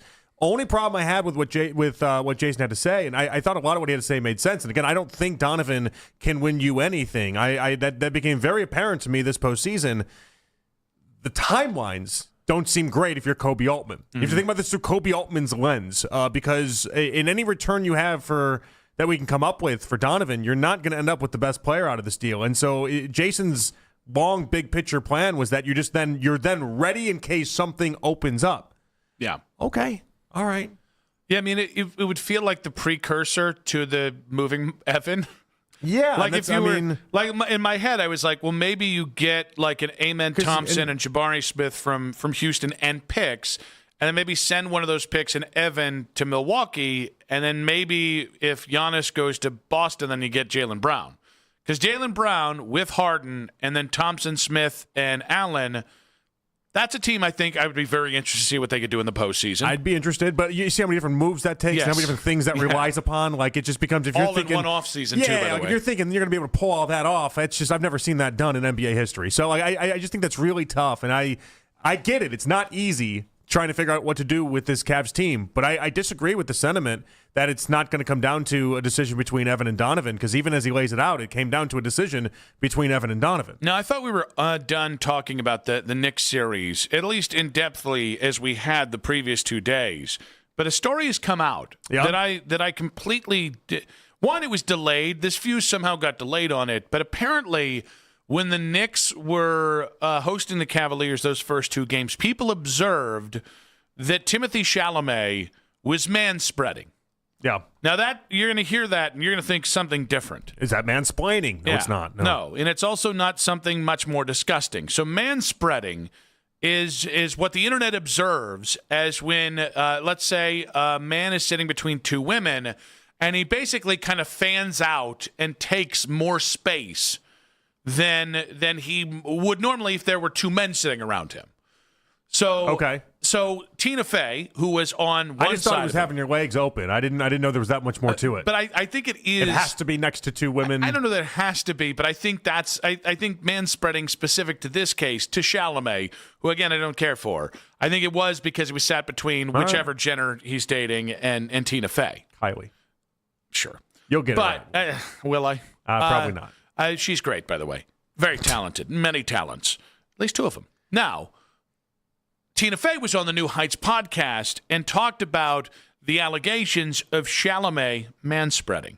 Timothée Chalamet was nothing but lovely, super friendly. And it wasn't until the next day that I saw all these things. But I will say, you got to remember, for every amount that he's sitting like this and manspreading, I'm doing the opposite. My legs, I got a big old can. And so in the back, like, God, listen, as Amy Poehler would say, God is fair. Timothy's legs took the front. My big old can was taking the back. We had no beef. There you go. It was all good. I'm a big Tina Fey fan. It's a very fake Hollywood answer while we're talking about it. Yeah. Yeah. Just the, I didn't even know to the next day. There's no way she didn't text her husband. This French dork. I believe her. I would never have observed He somebody. was fully spread. Sure. He was spread out. Once you give me the definition of it, and I've seen the story, I get what manspreading is, but I didn't know what that was, so I didn't know to look for that. I've never once thought to myself, is Mac manspreading right now? I think he's just sitting down in his chair comfortably. Yeah, I think it's because you guys are pretty far away from each other. I feel like you really only know if somebody's manspreading. And I've had people try and manspread around me. It doesn't go well because I'm already naturally manspread. I feel like the only time I observe if somebody is like maybe in my space or maybe in like an area that they maybe shouldn't be, go to the bathroom. Maybe that's it. You get like a public urinal situation. If the guy goes right next to me, then I'm like, well, that's weird. There's like a million different urinals you could have gone to. I was actually thinking airplanes. There's a lot of manspreading that can go on in airplanes. I don't think I noticed it, though. Oh, you would if you had 2 fatties around you. I would notice someone being in my orbit. Yeah. Like that's a different thing than manspreading. I to also me, though. think so. I do think it's different for every You got, like, sporting the event. The fat roll, like just like carrying over into my seat. Yeah, I do think it's different for every sporting event though, because different venues. Like, I'll be honest, I naturally manspread in Fenway in center field. Those are tiny seats, because though. I was just Those are overflowing. those are some tiny seats. I was pouring out of those seats. Yeah. When I go to like a Cavs game, I don't really have the same problem. Right? Or if I go to like the movie theater, I don't really have the same problem. So is he stretching out to try to like is that the idea to basically to stretch out? Yes. Is that it? Like he's not comfortable? I don't know that it's like a he's trying to like be dominant about territory or anything, but it is he is cognizant there is space to take up, so he takes it. I mean, I'll say this right now. I think I do the opposite of manspreading. Not that I've been aware of it, but I like I don't know. I'm so worried about getting into people's space. I'm constantly I like make myself smaller. I go cross-legged every now and again. Like I'll do anything to. That's a risky biscuit like right it's there. just I just don't. I'm seeing the photo. I'm watching what you do to manspread, and I just feel like that's not in my arsenal of sitting.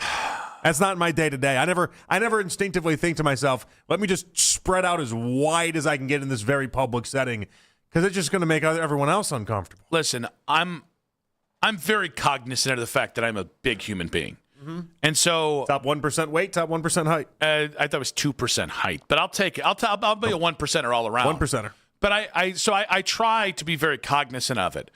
But if somebody is manspreading into me, I manspread back real hard. You get like a man spread off? It's a dominant thing.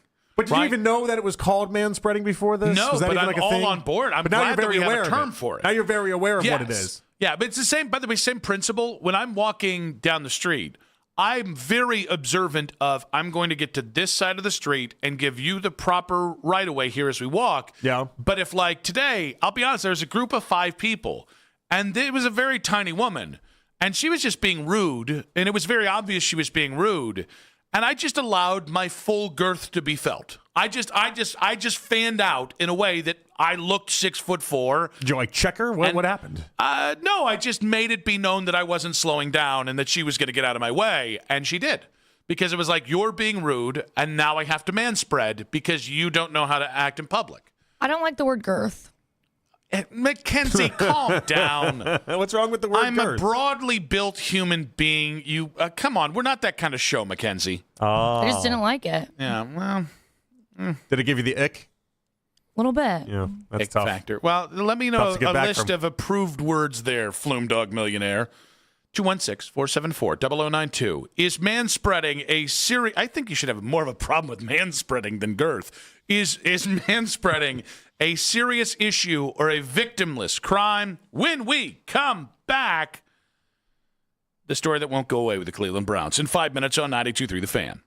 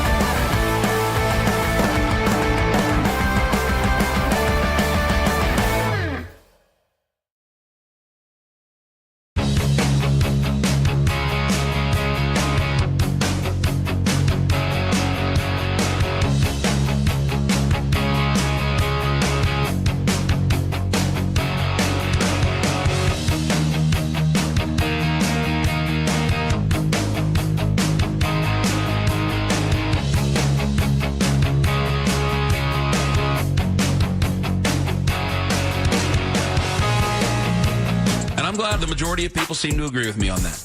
That's a good sports town right there. I would just manage your expectations on this ownership stake thing. I'm not spending his money. I have a feeling we're not going to talk about it much over the next 5 years, but we'll see. The Ken Carman Show with Anthony Lima. Weekday mornings starting at 6 a.m. We are Sports Radio 92.3 The Fan. It's the 4 o'clock hour on Afternoon Drive. That was some therapy I didn't know I was going to have to pay for.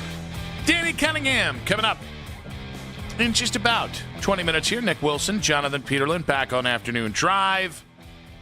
The story that won't die, at least until June 3rd. Another day, another round of machinations, thoughts on Myles Garrett. Mary Kay saying she thinks Myles is going to be here this year. Yeah, that was emphatic by Mary Kay. By the way, June 3rd, not that long away. Like when you said it, it was like in my mind, I'm like, oh, geez, Yeah. we have to. It's May 28th. It's next week, right? I can do a week more of this. Yeah, perfectly fine. For the best player on our team, I can do a week of conversations about this. I think I'm pretty clear on this. I don't want to trade Myles. I understand the idea of the passing window of his max value.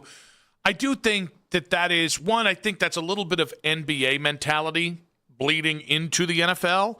The NFL is a completely different business. And two, I think some guys you just ride with till the end, right? Like, I think there's just some players that as long as they want to be here, and that is a big caveat in this whole discussion. Big part of the discussion. You know, this obsession with, like, nobody's saying, Mahomes is 30, he's coming off serious injury. Should the Chiefs cash in on his value? I mean, that is a little different, though, right? No, it is. But quarterbacks play a lot longer typically. Totally. But I just think it's like, I think elite players, I think there's something to be said about, hey, this is a guy we drafted. This is a guy we've developed. This is a guy we've hung with through all kind of awkwardness and weirdness and bad feelings. And we've gotten to this point where he's coming off this historic season, another Defensive Player of the Year award, right? Like, maybe we just see how long he can be Myles Garrett for. I understand, as long as the Browns are not winning enough games, that this is going to be a conversation. Mm-hmm. I do, though, think that this idea, because I think you've said it once or twice, if they trade Myles, the season is, I don't want to say the season is doomed, because that's how it's written on the, but you don't think they're going to compete, do you? No, I think the idea is that if you trade Myles, that's got to be the assumption. The assumption is that you're going towards 6-7 potentially wins, somewhere in that range, like 6-7. If things go right, maybe 8 wins, and that's maybe really 8. It. And so I think it would signal to a lot of the fans out there that 2026 is not the Browns' year. So I think it depends on what you got back in return. So I've mentioned the Rams as a suitor because it makes sense for where they're going and where you're going. Yeah, we would think a lot of draft picks would be in there. Yeah, so if you got 3 firsts or 2 or 3 firsts from the Rams and Jared Verse, I think Jared Verse is a really good football player. I think he replaces Myles on the starting defensive line, although he's not Myles. And I look at the rest of that defense and say, I think Mason Graham's really good. Malik Collins was fantastic last year. I think you have enough pieces to still be maybe not as good a defense as you could have been. I still think you can be a top 10 defense without Myles.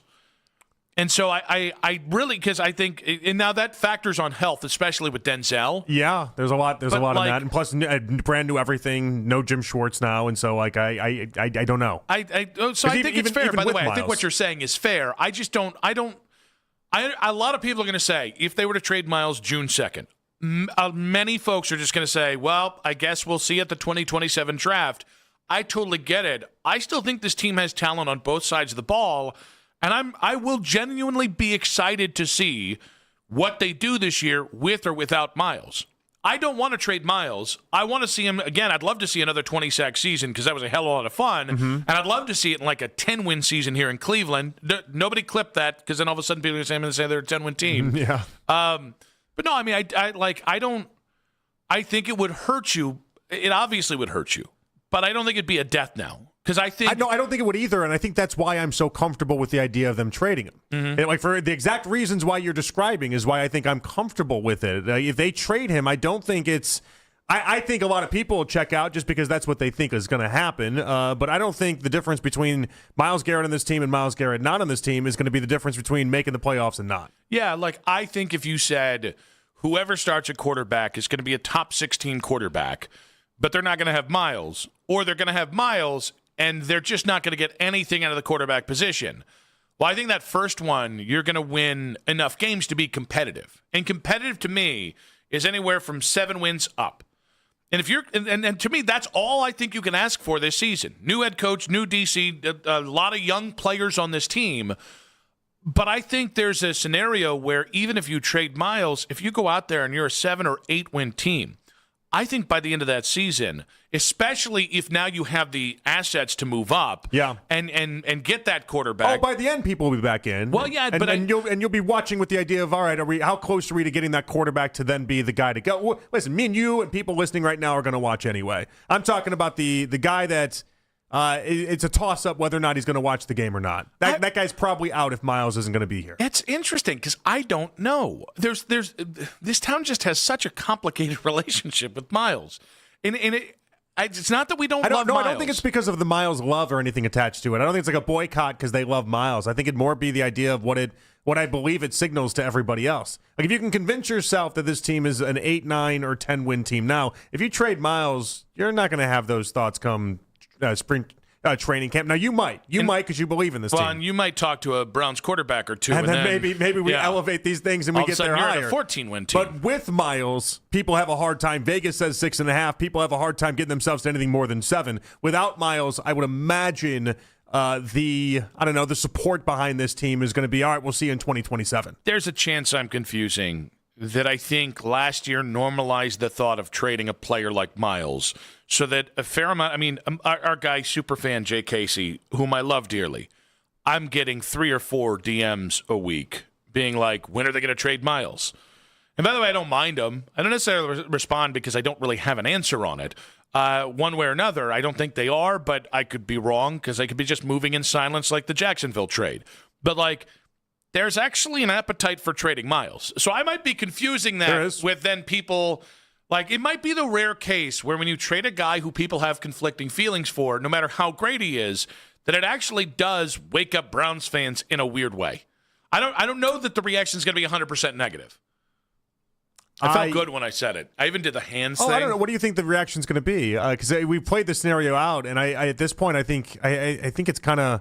I think it's more split than what people think in their minds. I agree. I think 50% of people are really going to love it, depending on what you get for them. I think enough, and the other 50% are going to be like, what the bleep. And I think that first group, I think there's going to be enough there that they're trying to see what this team is building, and they're trying to see the longevity attached to putting this whole entire roster together. And I think they'll look at this and saying, okay, they're doing it. They're doing it the proper way, and they're taking advantage of all this. Meanwhile, the other group is just going to be upset that you lost one of the best players in Browns history. So I do think, though, this is why what you get back matters. For sure it does. If you get you can't get fleeced. Yeah, well, but you can't. If it's just about picks, that's tough to sell in June, right?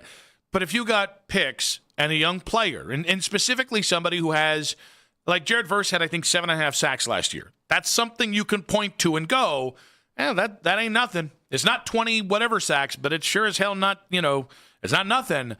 I think that's why the devil's in the details in terms of how I would look at this and go whether the Browns could still be something or not this year. 216-474-0092. Are the Browns 2026 hopes doomed if they trade Miles? Isaac in Shaker Heights giving us a call. What's up, buddy?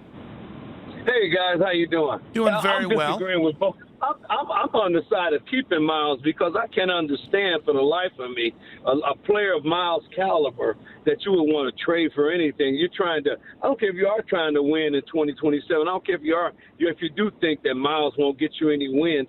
I'm thinking to myself, did you guys talk like this when Joe Thomas was losing? Did you think about trading Joe Thomas at any point? Yes, a lot of people did. Yeah, a lot of people did. It was all over the station, buddy. It was like every yeah.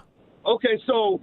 And I think that's the most dumbest thing, too, as well, because I'm thinking you don't find players like these guys They just don't come along. Joe Thomas, the Myles Garretts don't come along. Don't find you have to build your team. Build your team. I can't see Pittsburgh trading any of their star defensive players. It doesn't seem like it's right until they don't really actually want them. But Steelers fans have argued that they've been wrong in that the entire time. That they should have traded Hayward. They should have traded T.J. Watt. And Watt, yeah. Like that's been the argument that if the Steelers were doing this properly, they would have broken that defense down. They would have broken it down, but they didn't break it down because they knew they didn't have anybody else to put in there. But they didn't, and that's why they're. And their city is apt to win. They haven't won a playoff game in 10 years. To win. They haven't won a playoff game in 10 years. No. It isn't a fact that they haven't won in years. They have won. No, it's a fact. They have not won a playoff game in 10 years. They have won, and they tasted not winning, a playoff game. And they want to keep winning. We don't know how to win, so we will not keep the good players. Everybody that talks, even the Cavaliers, they talk about trading Mobley, talk about trading Allen. What you need to do is get your bench athletic. Get the Dean Wades and the How do we go from the Steelers haven't won a playoff game to the bench for the Cavs? How did you do that? To be clear, the word was bench. Super Bowl. How did you do that? They have won Super Bowls, and they're used to winning, so they're going to try to build around winning players. They're not going to just trade players. All right, just to let me ask you, what is Miles go won, Isaac? Just devil's advocate, what is Miles won? Miles can't win anything. You're flipping it around. It's the team that wins, and it's the team that keeps the good players. You don't hear of any good teams trading good players. The Eagles are about to trade A.J. Brown to New England. The Cowboys just as the Packers last year. They just traded Micah Parsons last year. People think Miles is a headache. Carry Miles' jockstrap. A.J. Brown couldn't carry Miles' jockstrap. Miles is a one-in-a-lifetime generational player. A.J. Brown is not a generational player. Isaac. Give me another player. Give me a generational player. You just said Micah Parsons going to the Packers. Micah Parsons wanted out. And Michael it seems like Miles wants out too. What do you mean? And Miles, the money kept Miles here, and that's why. And Dallas knows how to win too. Isaac. Dallas knows how to win. What have we won? Isaac, I've enjoyed this quite a bit. We are up against because we got Danny coming up, but we thank you for the call. Just to call back, I said I wouldn't trade Miles, and I don't want to. And I said I would. So your argument should be with me. And I think it was. And once we got to the Cavs bench, I wasn't sure. Yeah, and I'm just glad that we all knew he said bench. It took me a minute. I thought he was like, the Cavs what? Oh, jeez. I thought he was saying something else. Saved it. Danny Cunningham, Locked On Cavs, 92.3 The Fan in 5 minutes, talking about the Cavs offseason on 92.3 The Fan.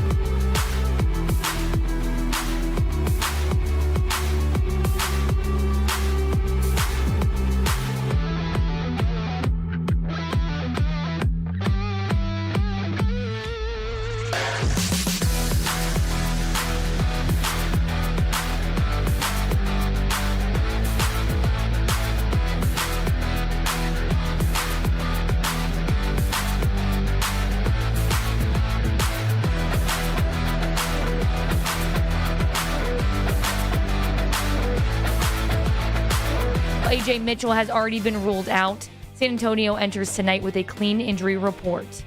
Headline Sports News continues every 20 minutes on 92.3 The Fan. From the University Hospital Sports Desk, I'm Mackenzie Flume. Talk about how the Cavs should fix their problems throughout the offseason. Cleveland's Sports Radio, 92.3 The Fan.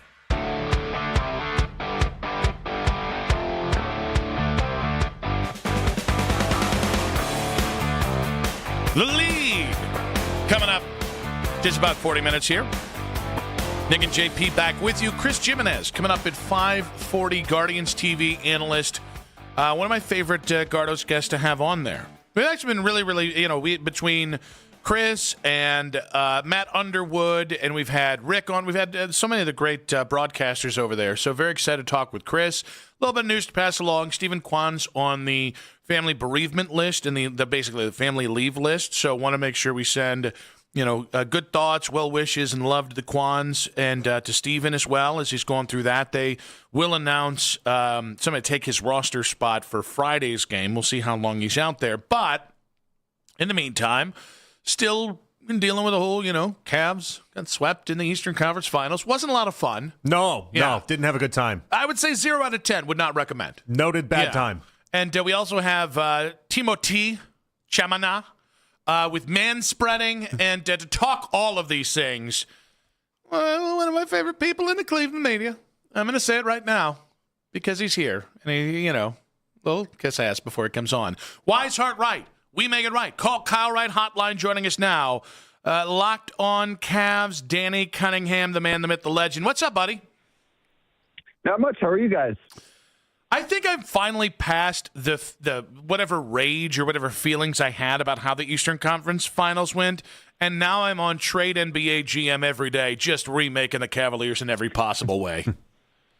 How are you remaking them? What are you doing? What trades are you putting forth first? Well, you had a Rockets one earlier. I got a Rockets one. Steven Adams, Amen Thompson, and Jabari Smith for Donovan. Picks included, by the way. Of course, I'm not a savage. So that was one. I pretty much have traded everybody, but not Evan Mobley.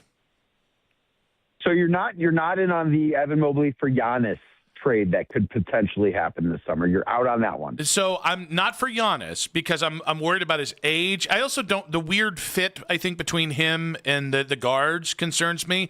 But if there was a Giannis to Boston for Jaylen Brown and then Jaylen Brown to Cleveland and Evan to Milwaukee, now I'm down to clown Charlie Brown.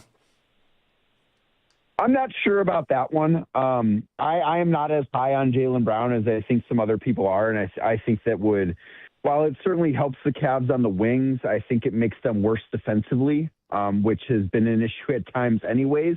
And I ultimately think, if they are going to trade Evan Mobley, that they need to do so for a player that is no doubt better than Evan Mobley. And I think that Jaylen and Evan are a little too close in that area, where with Giannis, while I don't think that is as cut and dry either, and I think that there are a lot of injury concerns with him moving forward. And there obviously have been in the past as well. He is a top 5 player in basketball in a way that Jaylen Brown is not. All right, do you have the same parameters if you were talking about a Donovan trade? Because it becomes really hard to come up with a Donovan trade where we get the best player back in return. Yeah, I just think if they trade Donovan Mitchell, which is not going to happen this summer, I feel very confident that he's going to be on the Cavs next year. You would have to pivot. I think then you're pivoting eras. And if you're doing that, then why did you trade Darius Garland for James Harden in the first place? I think salary dump by trading Darius, but then you just wait it out. You wouldn't trade and get 10 years older just to move on from this era 3 months later anyways. That would be really, really poor roster management. And I don't think that's what they're going to do. If you wanted to salary dump there, you just kind of wait and say, okay, we're just going to blow it up now and pivot in the offseason instead of trading your 26-year-old guy that's been an all-star for a guy that is coming off of an all-star season and an all-NBA season but is 10 years older and shortening your window. So you're not doing that because you already committed to Donovan's timeline. That's why I think the guy we're going to hear more so in trade rumors this summer is going to be Evan Mobley and not Donovan Mitchell because they've kind of committed to Donovan's timeline by making the previous moves they made. So I agree with you.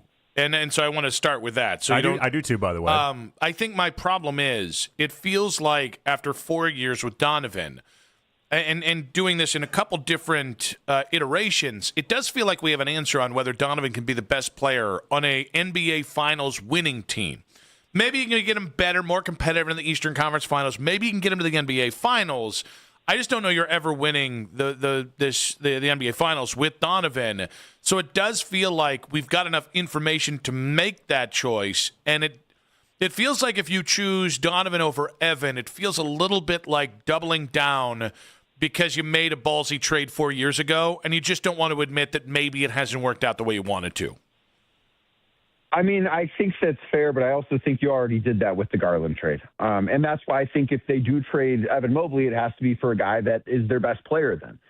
Because I think that you can admit that, okay, maybe Donovan cannot be the best player in a team that wins the championship. And, you know, when the Cavs made that trade, I'm not sure they necessarily had that in mind. I think that they thought Evan Mobley would be the guy that could be the best player in a championship winning team. And he's not proven to be able to be that either so far. So I think it's not just that Donovan is not the best guy in a championship winning team. I think that the Cavs just don't have one, and they thought they could maybe have Evan Mobley be that. And I'm not even sure that, I think that Donovan has actually been better than maybe they anticipated when they traded for him, because he was not an all-NBA player in Utah. And he's been that 3 of the 4 years in Cleveland, and probably would have been all 4 years had he reached the 65-game threshold that second year here. So that's why I do think that you have to look at maybe trading Evan Mobley for a guy like Giannis, because that's admitting, okay, Donovan is not the best player in a team that can win a championship, but we know Giannis can be that. And if they do make that trade, or if the Bucks are interested in that trade, and hey, maybe none of this happens, I have no idea, and it's going to be a long summer of this stuff, but that's admitting, okay, Donovan maybe isn't going to be the best player in a championship winning team, but can Donovan be part of a championship winning team as the second best player? I think he is better than most other number twos in basketball. And if you put him in a position to where he's your number 2 player, then I think you feel really, really good about things. All right, in your mind, what happens if Giannis is like, I want to go to Miami? I don't want to do Cleveland. I want to go to Miami. It's never going to happen. What do you think the Cavs do to maybe pivot and then close off this offseason where they have to get better?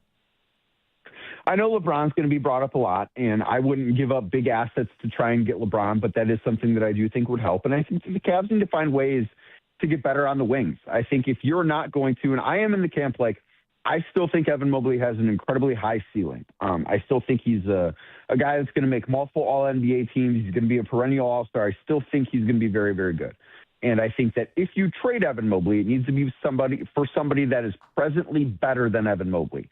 So if it's not Giannis, I don't know who it is, because I don't know who's going to be available that's better than Evan Mobley. So then I think you look at, okay, do you think about trading Jarrett Allen for somebody that maybe isn't quite as good as Jarrett Allen on paper, but is a better fit, can maybe plug up some of the holes on the wings, can do stuff like that? Because then I think you look at trying to get better around the edges. Like, the biggest part of the reason why the Cavs have underachieved each of the last few postseasons has been because they haven't shot the ball well. They shot 28% on threes in this series against the Knicks. And that is not the only reason why they lost this series, but it's a big part of the reason why they lost this series. It's a big part of the reason why they needed 7 games to get past Detroit. It's a big part of the reason why they needed 7 games to get past Toronto, because this is a team that has underachieved in the postseason. So I think they need to find guys that have been kind of proven postseason players that can shoot it well from beyond the arc and are your typical 6'6" to 6'8" wing type of guy. And this is really the area where DeAndre Hunter flaming out this year for the Cavs really, really hurt them. Danny, obviously the one guy we haven't really talked about, it seems like James is going to be here because that was decided back in February. I agree with you. I think Donovan's going to be there. I would still think there's a great chance Evan's going to be here too. Jarrett Allen all of a sudden had 2 great Game 7s. I think he might have improved the way people look at him around basketball. Do you think dealing Jarrett for that wing help, do you think that is something that it might be more digestible this offseason for the Cavs? I certainly do, because he's a really, really good player, but it's also, okay, how does this fit work? And I do think, too, the narrative around Jarrett and really the bigs in general changed. Like, I think there was a lot of blame to go around for the bigs in the past couple of postseasons, and I just don't think that they were anything near the first reason why the Cavs didn't get to the finals this year. Like, I think that they did, and Jarrett specifically, like, he was awesome in those Game 7s. I think the physicality stuff, like, at no point this postseason did I think the Cavs were struggling because the opponent's bigs were too physical for Jared Allen. Like, that did not happen this year. And that's a step in the right direction. But I also look at it as, okay, his contract is increasing. He's going from making $20 million a year this past year to, I believe it's going to be $28 million a year, and then 30 and then 32 in each of the next two following seasons. So it is a contract that gets more expensive, which is good and bad because it means the Cavs will be more expensive. But if you trade him, it almost opens up a few more possibilities of guys that you could get in return. There are going to be teams that are going to want to pair maybe a younger player. Like I look at Cooper Flagg in Dallas. Do they want to pair him with a rim running guy like Jared Allen? Is that a potential fit for Jared? I think they're going to be, if Jared Allen is made available, which I do not believe has truly happened in the past few years. If he's made available, I think the market for him would be really, really good, and I think the Cavs would be able to do pretty well in a return for him. So I do think that you need to explore almost all avenues in terms of who is available this summer, and Jared Allen is certainly part of that. Did the Cavs make the right decision keeping Kenny Atkinson? I think so. I know that the stuff he said this postseason drew a lot of eye rolls, and I think deservedly so. I thought the, analytically we're up 2-1 thing was a tone-deaf comment, but I understood, like, in the greater context of that answer, it fit. And I think if he could take that sentence back, he would. But I also look at it, when you make this trade where they trade Darius Garland for James Harden on February 2nd or whatever it was, and then you don't get to the finals, that just kind of fits in with how those trades work. It's really, really rare for a team to be thrown together in February and find a lot of postseason success immediately. Now, that said, he's going to go into the next season with a lot of pressure on his job. And if they get off to the same start next year that they did this past year, where it's Christmas Day and they're 2 games above 500, then I think maybe he doesn't survive that the way he did this year, where I don't think that he was ever under pressure at any point during the season. I think he was always going to get this postseason to be judged upon. And, like, you can look at this in a couple of different ways. I'm not even saying which the right way is, but you can also say, hey, we got over that second round hump. We got to the conference finals. Every team since 2020 that has made the NBA finals in the East has at least gotten to the Eastern Conference finals and lost before they got to the final round. And the Cavs can say, this is just part of the progression. And can Kenny improve in some areas? Sure. But he also got us to a place we hadn't been, and there's some merit in that too. Danny, I know you're one of these new school basketball guys with your VORP and your PER and your, PER 36 numbers. I thoroughly enjoyed Bismack Biyombo and one of the Plumleys giving McCain the business the other night. I loved a little gooning. I want to know, how do you feel about what was very apparent, Victor Wembanyama ordering a hit mid-game, end of game, on Thunder players?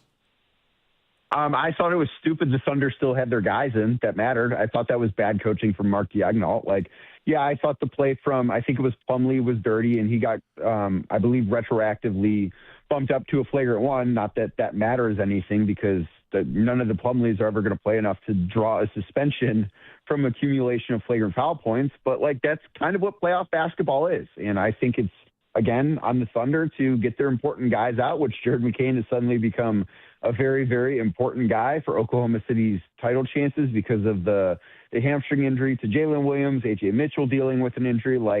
They should not have had him in the game at that point, and that's on the Thunder. I thought it was a dirty play. I think dirty plays happen in every game. I don't think that the Thunder are any stranger to dirty plays, so I can't necessarily sit here and be like, oh, man, how egregious. If anything, I think they probably should have gotten one of their starters out of the game in a game that was over. Do you dislike the basketball that the Thunder play? Not my favorite, but I also think it's on the officiating. I think it's on the Thunder as much as it's on them. They have figured out ways that they can manipulate the rules in a similar way to what James Harden has done throughout his career. And good on them to some extent for being able to manipulate those rules. But I think that if the game is called correctly, we have less of an issue. I think the thing that is the issue with them specifically is they play so physical on the defensive end of the floor. Think about how physical Lou Dort is and Alex Caruso and how often they foul on the defensive end of the floor. And then when they have the basketball, it's just so different stylistically. And I think that is the thing that bothers me, that bothers a lot of people that watch these games, It's that they're trying to play two different basketball games depending on which end of the floor they're on. And I think at times it gets whistled as if they're playing two basketball games depending on which end of the floor they're on. And that, to me, is the issue at hand. That's why I think it's maybe not my favorite product to watch. Danny, Timothy Chamanan, Knicks superfan, has been accused of manspreading in the presence of his girlfriend, one of the Jenners, and Tina Fey. I want to know, do you think manspreading is a serious issue or a victimless crime? I think those courtside seats are pretty confined. It's a tight squeeze when you're sitting courtside. Like, you don't have a ton of room. I don't know exactly how large of a fellow Timothée Chalamet is. He's not big. Sure. He's about 5'6", $112. Yeah, he's not big.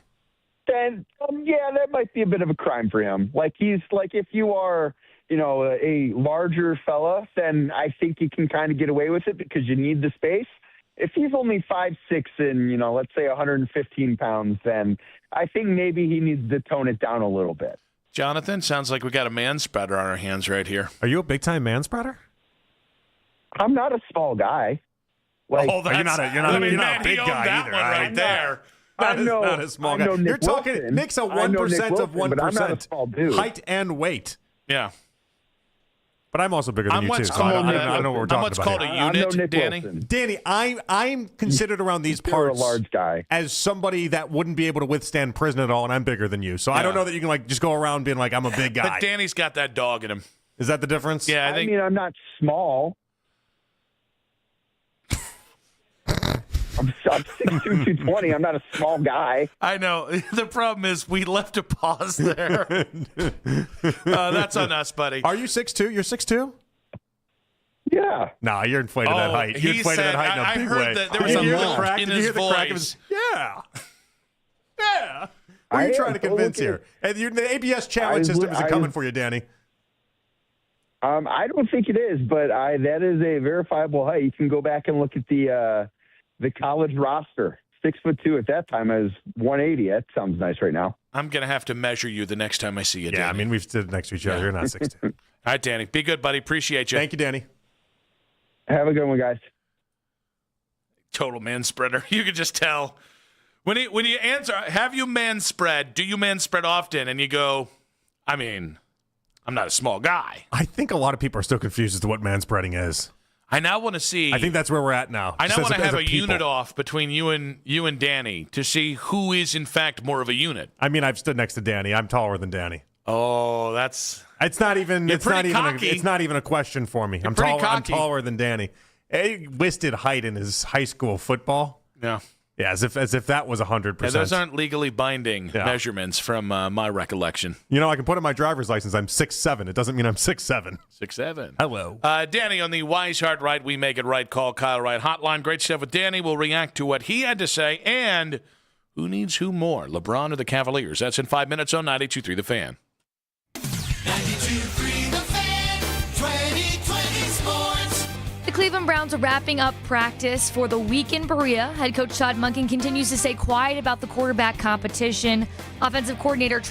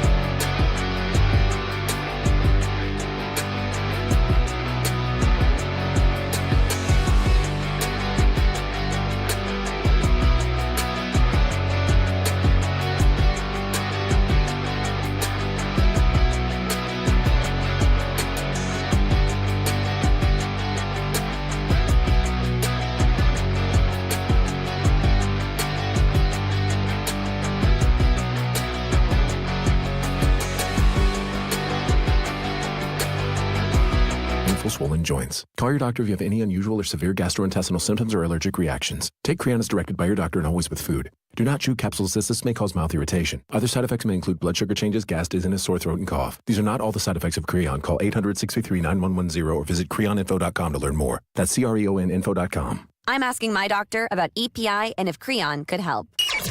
Listen to 92.3 The Fan on the Odyssey, iHeartRadio, and TuneIn app. I know LeBron's going to be brought up a lot, and I wouldn't give up big assets to try and get LeBron, but that is something that I do think would help. And I think the Cavs need to find ways to get better on the wings. I think if you're not going to, and I am in the camp, I still think Evan Mobley has an incredibly high ceiling. I still think he's a guy that's going to make multiple All-NBA teams. He's going to be a perennial All-Star. I still think he's going to be very, very good. So then I think you look at, okay, do you think about trading Jared Allen for somebody that maybe isn't quite as good as Jared Allen on paper, but is a better fit, can maybe plug up some of the holes on the wings, can do stuff like that? Because then I think you look at trying to get better around the edges. The biggest part of the reason why the Cavs have underachieved each of the last few postseasons has been because they haven't shot the ball well. So I think they need to find guys that have been kind of proven postseason players that can shoot it well from beyond the arc and are your typical 6'6" to 6'8" wing type of guy. And this is really the area where DeAndre Hunter flaming out this year for the Cavs really, really hurt them. Danny Cunningham locked on Cavs in the previous segment. I do think it's interesting. I think the downside of the Cavs, I don't want to just put it on the Cavs, but the NBA machine throwing out a bunch of name porn out there and linking it to the Cavs, namely LeBron and Giannis. The downside is if you get to a point, especially if it happens before the draft, where Giannis is off the board because, as Chris Haynes reported earlier today, he prefers Miami. Or this has not been reported, or he prefers Boston. Mm-hmm. There is going to be a little bit of Vincent Vega kind of holding out his hands in different directions and looking around, being like, where do I go from here? And I still think it's going to be tricky to find commensurate value for Jarrett. Find me a team that needs a rim running big that also then has the 6'6" to 6'8", wing that can defend and shoot the three. Right. Well, and that's willing to give it. Well, that's just harder to find in the NBA. And so, I don't know. I think the offseason, and I always hate saying this because it's something that you can't forecast. I think the Cavs need a little bit of luck this offseason. I think they need the right sequence of things to happen to unlock the player or two or the move or two that they really want that actually will make them better. I know, and I think that's one of the sad parts about these conversations is that I agree with you. You're going to need some luck to go your way. If this whole plan was built on Giannis, what do you do if Giannis decides he doesn't want to play in Cleveland? Yeah. Part of this is out of their control. And what I hate about trying to build a championship team or try to build this roster to have sustained success or anything in between is that luck's not a plan. That's simply not a plan. And asking for things to break the right way for you is not something I would ever feel comfortable doing. Well, for instance, I think it was it's probably going into 2017 or maybe it was 2018. So I think it was the 2017 draft because then you had a deal for Paul George for Kevin Love. And so you were going to start that. And then Griff got let go leading up to that. Or his contract was not renewed or he wasn't given a new contract. And then that trade fell apart because I think it was Indiana's owner decided he didn't want to send Paul George to the Cavs. And then 2 weeks later, Kyrie asked for a trade. Mm-hmm. And then you ended up being, sorry to say it this way, but stuck with Kevin Love and without Kyrie Irving and your window closed. That's the kind of, if that first trade goes down, you might be able to then reposition Kyrie in a different way or at least convince him to come back and see if he can stick with PG and LeBron. Yeah, I don't know why I said it PG. That was Deutschmark. Once Kyrie went all, you're not a real sports city. I kind of thought he was gone. But yeah, again, you need some things to go your way, and you need some things to break. But the problem with this is that, even just laying out the prospects. So we talk about Giannis, great, and then if we're just talking about instead of involving Mobley, involving Donovan, how do we get the best player in a return off that? And it just seems incredibly hard. And that's where when we talk to Jason Timpf, he's like, well, you load up on the assets and you keep your options available for if something opens and if something is there. And that's fine and all, but if I'm Kobe Altman, I'm not planning on if something's why are the Browns in the problem we're in right now? Is because they banked on the idea that quarterbacks are going to be in the last two drafts that didn't end up being there. They banked on, well, historically this does happen, and then they watched a 2-year spell where it didn't. By the way, the other thing I caught between two ideas. We're just listening to broadcasters that had like medical emergencies in the midst of a thing, and I might have just had one. The other thing that stood out about what Danny said is that he doesn't think Jaylen Brown is demonstrably better than Evan, and I thought that was really interesting because I do think Jaylen Brown is demonstrably better than Evan. Oh shoot! I thought he was saying about Donovan. Oh no, I think he said they were more in the same kind of ballpark. I might have misheard him then. But the Evan thing was interesting to me.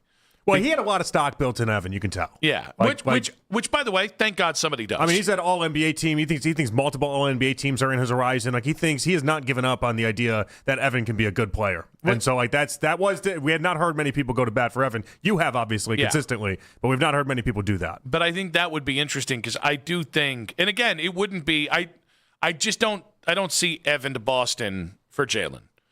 I see Evan to Milwaukee, Giannis to Boston, and then Jaylen to Cleveland. And that I think makes a hell of a lot more sense if we're doing the. I mean, that's a blockbuster of blockbusters. Yeah, and by the way, I still think you'd have to probably send a first along, but it probably would only be a first. Whereas with Donovan, if you did a Donovan Jaylen Brown straight up, I honestly don't. I'm assuming you're sending something also because perceptionally Jaylen is seen as a better player than Donovan. But I don't know what that would be. I don't even know. I think it actually, in my opinion, it's straight up 1-for-1. You got a straight up 1-for-1. Yeah. I mean, Boston would save, I think it's $7 million this next year. And the idea is that with Jaylen Brown, the understanding is that they would have to shake it up themselves. Like, that's the thought. Jaylen doesn't want to be there anymore. Jaylen, he wants a new start. He wants to be the guy himself and everything that comes with that. Now that I would like more. It was Donovan for Jaylen straight up. That more, and now I'm in. Now we're in. Man, it's going to be a fun offseason, I think. I really do. I think it's going to be a fun offseason. I think ultimately it might leave a lot of Cavs fans with the idea of, we didn't get Giannis, we didn't make this trade, we didn't do this, and now we're going to have to try to run it back and hope for LeBron. Or they're really going to fall in love with Herb Jones. Hey, Trey Murphy, baby, come on down. Can't stand Herb Jones. Love Trey Murphy. What about Sadiq Bey? Yeah. A little bit of Sadiq Bey and Ives Missy? I'm all right. No, you sure? Yeah, I'm good. You want to try one? We'll just take one bite. No, I'm full. Take one bite. I'm full. And see how it is. I couldn't possibly have any more. By the way, I don't know why us as parents we keep doing that because they never take the one bite.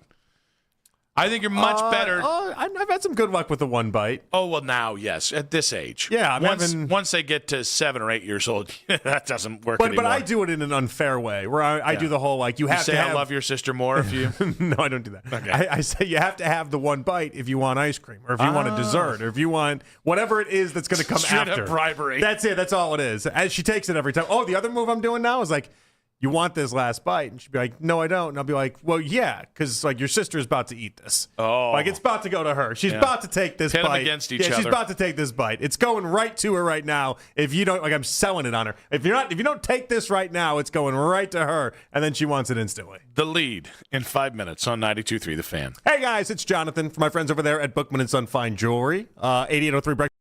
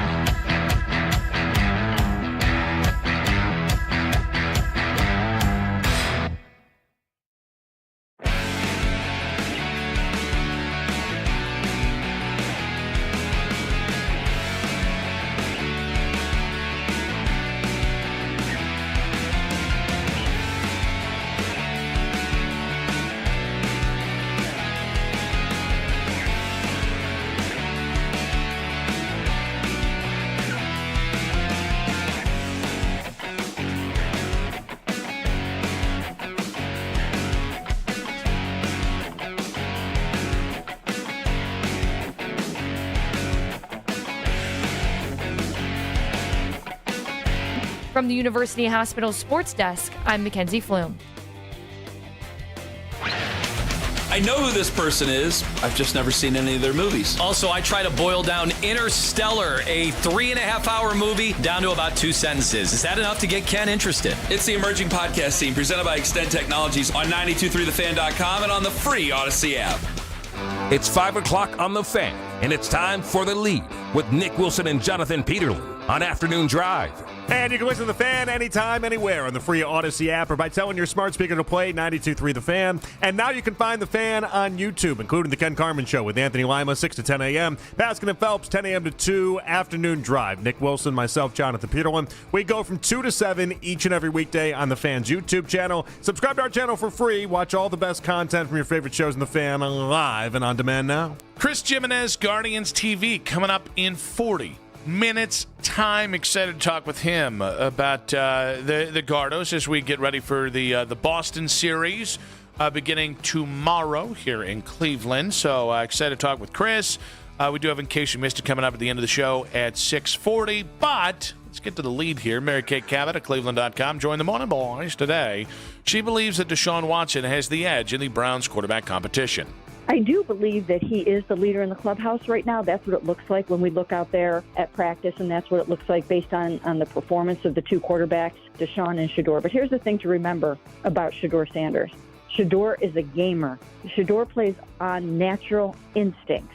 When the lights are on and it's time for him to march downfield in a 2-minute situation, he gets in a zone and he lets his natural instincts take over. And that's why you saw him be able to perform pretty well in some clutch situations last year, despite the fact that he had never thrown to most of these players and the fact that he didn't have much protection and that the line was held together with smoke and mirrors. So he's not necessarily going to excel or shine in these type of practice settings because this isn't when you get into that zone, when you get into that rhythm. But just because you set your QB depth chart doesn't mean that that is going to be your opening day starter.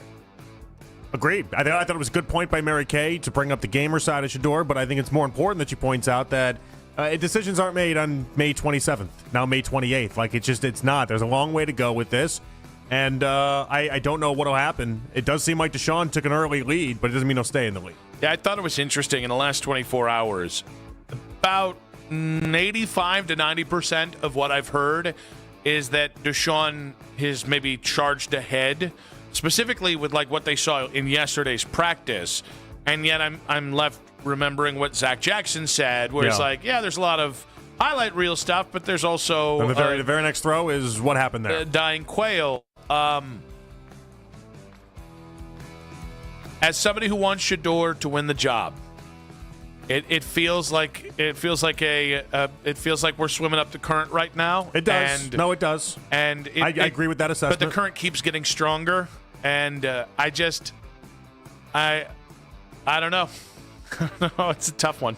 I don't know how that's analysis, by the way. I just kind of ran out of but it's true though. It is. I mean, it's everything you said is true. It doesn't make anyone feel better if you're rooting for Shedeur, but it is true. I don't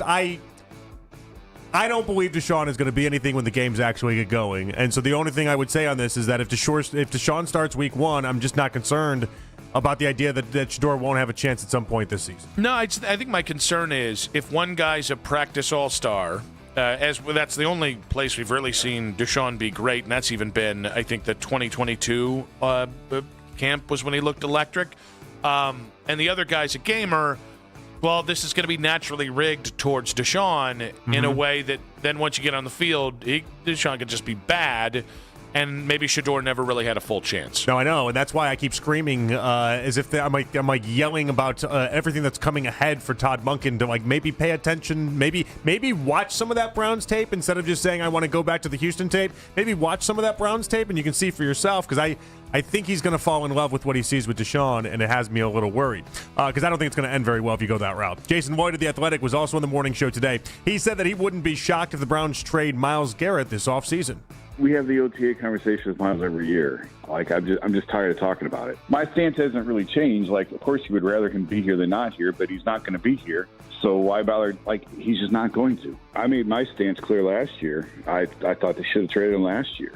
So it's not that anyone's boy, they really need to trade Myles Garrett. He's staying. Because that's not it at all. Nobody wants to do that. Nobody's excited. And you only trade Myles because you're trying to fix the quarterback situation. So, yeah, I mean, if they trade him, I'm not going to be shocked. No, because I thought they should have done it last year. We got 3 shows left. We got 3 shows left until the June 3rd show. So let's get all this Myles Garrett trade conversation out, because if he's still here June 3rd, I'm out on the conversations until the trade deadline. I don't think you're out of it. I'm doing the Magic Johnson head shake. No. I don't think you're out of it. I think I'm out on it. No, all it'll take is one June 3rd leak from a national reporter to be like, there's conversations. Oh, no. So things are happening. So, my 3 rules that will restart the conversation are the Browns coming out and saying we're shopping Myles. Okay. Myles coming out and publicly wanting another trade. Okay. Or 3, we have a report saying, it's 3. It's done. It's a done deal. Those are the only 3 ones. No, so like the one I'm saying in there is like Albert comes on and is like, yeah, I heard the Eagles and the Browns, they've had conversations, they've been talking. I consider that basically to be the first one, which is the Browns. Because right now the Browns have told everyone it's not happening, so quit asking. They're going full Nick Saban. Okay. So this would be, I would just assume if Albert's hearing it, here's who's what he I hearing know. it from? I like that you put you put it out there. That's nice. I like that. But I've heard people on this station tell me they weren't going to talk. Not you. Tell me they weren't going to talk Myles Garrett and then proceed to spend the next 2 weeks day in, day out talking Myles Garrett. Is his name Sven Sharman? I don't know. I don't have great Does memory. Does it rhyme with that? I don't have great memory anymore. It's gone. It's all gone. And so, but like, I need 100 Cleveland men. That's why you don't remember saying the Browns were going to win 10 games this year. I really don't. I don't. Because really that faulty memory of yours. I really don't. It's just killing me every time here. Yeah. So I feel like people making claims that they aren't going to discuss something that then gets hit with, I don't know, a little June Sports Talk Radio, then sees, maybe it's not a bad place to go down. I'm open to every and all Myles conversations is the point I'm trying to make here. Till June 3rd. Jason Timpf. Even after. Of Hoops Tonight. Got to make sure we say that one right. Joined us today at 3:20. He explained why he thinks the Cavs should move on from Donovan Mitchell this summer. The reality is you're not good enough, specifically in your shot creation, right? Your primary on-ball players. And the thing with Donovan, he's in this unique window here where I think the decline is coming with him relatively soon because his success is so predicated on his explosiveness, which appears to be fading slightly. Not terribly uncommon for a player his age. I just think this is this unique window in time where if you re-sign him, I think his league value craters. And then not just from the expense, but also from just the level he's playing at. And I think he becomes very difficult to move, and it kind of handcuffs the team. Whereas in this unique moment in time, I still think you could get several suitors to convince themselves Donovan Mitchell's the answer, which could net you a pretty substantial return. It's funny, in the Cavs coming up with the pitch to try to convince another suitor that Donovan Mitchell could in fact be a championship winning Batman, I feel like they then come to the conclusion themselves of like, oh no, that is a good idea. I do like that. Is a good pitch. They gaslight themselves. They sell themselves on that whole idea. I feel like if that's what has happened and transpired, they've already gotten to the spot where they believe that Donovan can do things that I don't believe Donovan can do right now. And so maybe there'd be another team out there that would convince themselves of it, maybe. But it seems like the Cavs spent the previous year telling themselves, doing that autopsy, and coming to their own conclusion that they, in fact, do think Donovan can be that guy. Yeah, I think I know it may sound like I don't think much of the Cavs organization. I think a lot of them. But I do think they're barking up the wrong tree here. I think if you don't entertain different ideas with Donovan this offseason, I think, quite frankly, you're just doubling down on the trade you made 4 years ago, and you don't need to. At any point, you can say, I think this is as far as we're going to go. We're going to reset here and see what we can do from that, whether, again, it's a hypothetical Jaylen Brown trade. The Rockets have been mentioned. I'm sure the Heat would be in the conversation as well. There's plenty of things that you could do that would make sense, where you might be able to then build around James Harden and Evan Mobley and Jared Allen. I thought Jason made a lot of really good points. I think the sad part about it is I almost wanted to text him and be like, I need you to know the Cavs are not trading Donovan, though. Yeah. Like, before you go national with this, before you bring this to Coward or anyone else, like, I just need you to know that it's just not going to happen. That's the reality. Paul Hoynes, Cleveland.com, on with Baskin and Phelps today. He talked about Travis Bazzana's strong start to his rookie year. You could see this coming in spring training. He obviously he left.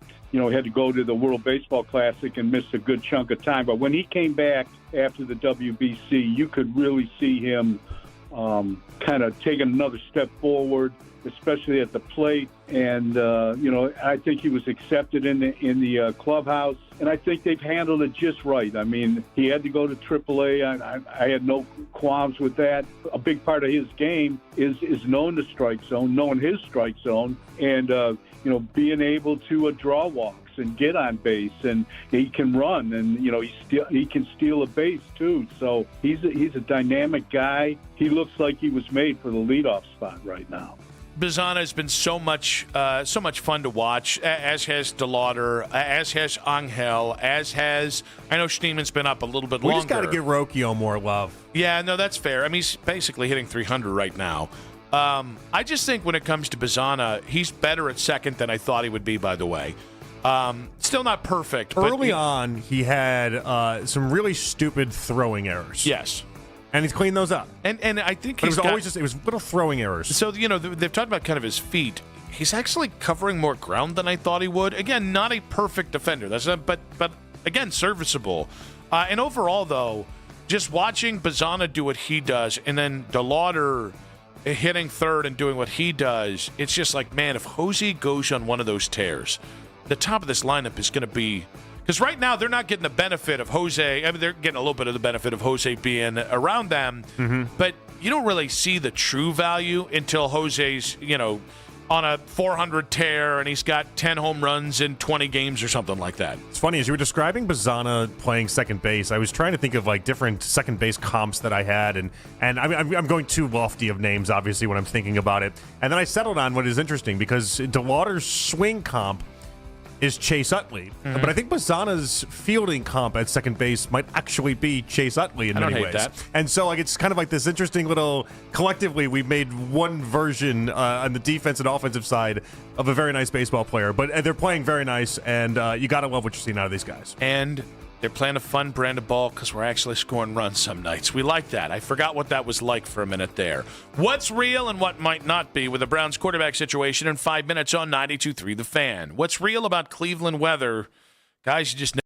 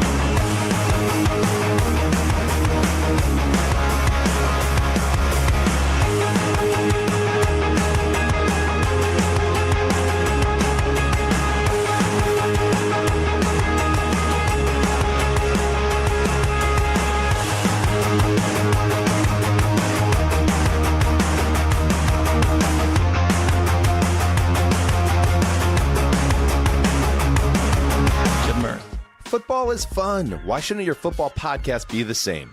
Follow and listen to Heed the Call NFL podcast wherever you get your podcasts. Your mornings are about to change with 92.3 The Fan. We're going local at 5 a.m. It's the Fan Warm-Up Show with Jeff Thomas. All the latest from the night before in Cleveland sports and getting your day started even earlier. We are Sports Radio 92.3 The Fan. Yeah, I've been consistent on that. At first, when this first started, I didn't take it seriously. I thought it was just like sort of a motivation tactic to make sure that Shedeur stays on point. But then around the owners' meetings, the light went on. It was like, oh, no, they're serious. This is really going to happen. They really are going to run him back out there. So, yeah, I mean, I don't know if he's going to last the whole season as a starter, but I think he's first one up. Chris Jimenez, Guardians TV, coming up in about 20 minutes here, talking Guards ball. But that was Jason Lloyd on with the Mono Boys earlier today. And it should be noted that Jason was the person saying about 2 months ago, it just makes no sense to put Deshaun Watson back out on the field. Yeah. So the idea that Jason has come to this point, I think, tied in with the fact that there was so much positive coming out of Berea from the Browns beat, and certainly the trio of beat reporters for Cleveland.com and The Plain Dealer, Mary Kay Cabot, Ashley Bastock, and Dan Lobby, that I think you want to start looking for like what's real in this. I agree with Jason that it does feel like this has gone from, well, we'll see, to it looks like right now Deshaun is ahead, and after yesterday, Deshaun might be considerably ahead. I guess we're trying to figure out what length that is. Like when you hear the coordinators talk yesterday, and they're like, well, they're getting pretty even reps and pretty even splits and everything like that. Deshaun is still the guy that's first up when we do these things. And so I don't know. What I do know is that I will not be fooled again, because I have in the past, by Deshaun Watson having a good practice. Yeah. Well, and I'm not that sucker at the poker table anymore. Like multiple good practices. And I just keep trying to find a way. Like, all right, if they let's say, with mini camps coming up, say at the end of that they say, well, Deshaun's the starter for now. Where are you? And we're just in a weird spot where I know the perception for people is they've seen Shedeur more recently, and they don't think Shedeur looked good last year. So by process of elimination, Deshaun has to be the better quarterback. I've seen both quarterbacks have a lot of objectionable moments in the recent times that I've seen either guy. And so I do trust Monken on this. I do trust Monken that is pure in the idea of I want the best quarterback to whoever gives us the best chance to win is going to play. I do trust that that's what he wants. I think there's organizational oversight that could impact this, and I think it's really early to be like, I guess we just kind of have to name Deshaun the guy. Well, and you can always put your finger on the scale if you want to tip it one way or another. And that was one of the early tells I had in this, that I'm not disappointed with Monken, but I feel like he is leaning one way or another. What was that, a week and a half ago, when he started talking about how he was looking at the Houston tape and not really the Browns tape of Deshaun Watson. Like, if you want to find the good in Deshaun, you can find the good in him. It's kind of like people in general, right? If you want to find the good in somebody, you can find the good. You want to cover up the bad? We can cover up the bad. And with Deshaun, if you want to believe that he's going to be great, okay, all right. A lot of Browns fans have been there and done that, gotten the T-shirt. Monken hasn't yet, and so that's why I could easily see a scenario where he plays this out, Deshaun wins, and then he has to learn the hard way. I think it's going to be really interesting to see. It's a little early for brown and orange colored glasses. I do think people got really excited about this team post the NFL draft once you kind of saw the big picture and play there. Understandably so. Yeah. No, I mean, I think second straight draft where they just hit it out of the park. And I think they had 2 straight really nice NFL off seasons. I think they've given themselves a chance. But I think it's going to be interesting because right now there's some momentum here. And when I say momentum, what I mean is a lot of people that I really, really trust, because they're laying eyes on this, and I'm not. I'm trusting them. I'm taking them for their word that Deshaun looks better right now. I wonder how this is all going to play out once we get into training camp and we all start to just get excited about football. If this is the same reality and Shedeur hasn't closed the gap, I'm curious how the quarterback position specifically whether people are going to rally around whoever's in the lead spot, or whether there's still going to be 21 guys that are going to start this year. I'm very confident in. It's just that most important. I mean, am I wrong right now to just not have that much of a check on it? Because like if you think about it, Myles Garrett isn't even in attendance. It's not like he's going against the greatest defense in the world. Denzel Ward wasn't even there yesterday on Wednesday, and it's not as if they're doing these really elaborate 11 on 11. Like some things are 11 on 11, but a lot of the touchdowns for Deshaun came in 7 on 7. Like it's not anything close to what I think you see in a game right now. And so I just don't want to go crazy with it, because the problem I have with Deshaun is that in-game settings is where he melts down. In-game settings where it gets quick and it gets fast and you have to use your decision-making process. I think that's where Deshaun is really, really awful in football games. His decision-making process is miserable. And so like when things like that happen, that's where I want to see almost like a John Taffer stress test, okay? I want to see that with Deshaun, and I can't do that on May 28th. Yeah, well, it's not Deshaun's fault. He's got no opportunities to right these wrongs for me right now. I just can't do it yet. In fairness, even if we're there at camp on July 29th, you really can't even do it on July 29th. No, and that's where I feel like, am I being unfair to Deshaun in this whole thing? I think I'm just looking at it like there's things he's got to prove to me on the football field. He can't prove that in May 28th, and so I'm stuck a little bit here because I don't know exactly what to do. I can acknowledge that he's ahead of Shedeur right now. There's an acknowledgement that's happening there, obviously, but I just, because of the 3 years we've spent around Deshaun and watched this whole cycle, he's the one guy I just can't give the benefit of the doubt to in that regard. I do think that's what's I'm not confusing, because I get it. I think that's what is interesting to me, is how there is a segment of Browns fans who, because it's been 18 months since we've seen unplayable Deshaun, unhealthy Deshaun, that it's almost like we're kind of doing a goldfish thing here where we just have the shortest memory ever. And they're just wiping it away. And maybe that's where my problem is too. These scars they're just a little too deep because we sit here and talk about it all day, every day.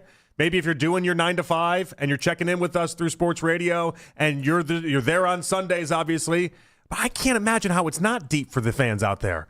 He wasted so many of your seasons. He wasted 3 seasons of Browns football. How can you have the memory of a goldfish with something like that? 216-474-0092. Is Deshaun taking hold of the Browns starting quarterback job? Peter in a car. Welcome to the show, Peter. Hey, boys. How you doing today? Good, buddy. Hey, good to hear from you. Good to hear from you guys, too. It doesn't matter. It doesn't matter. I don't think Deshaun has a hold of anything. I think it's evenly split.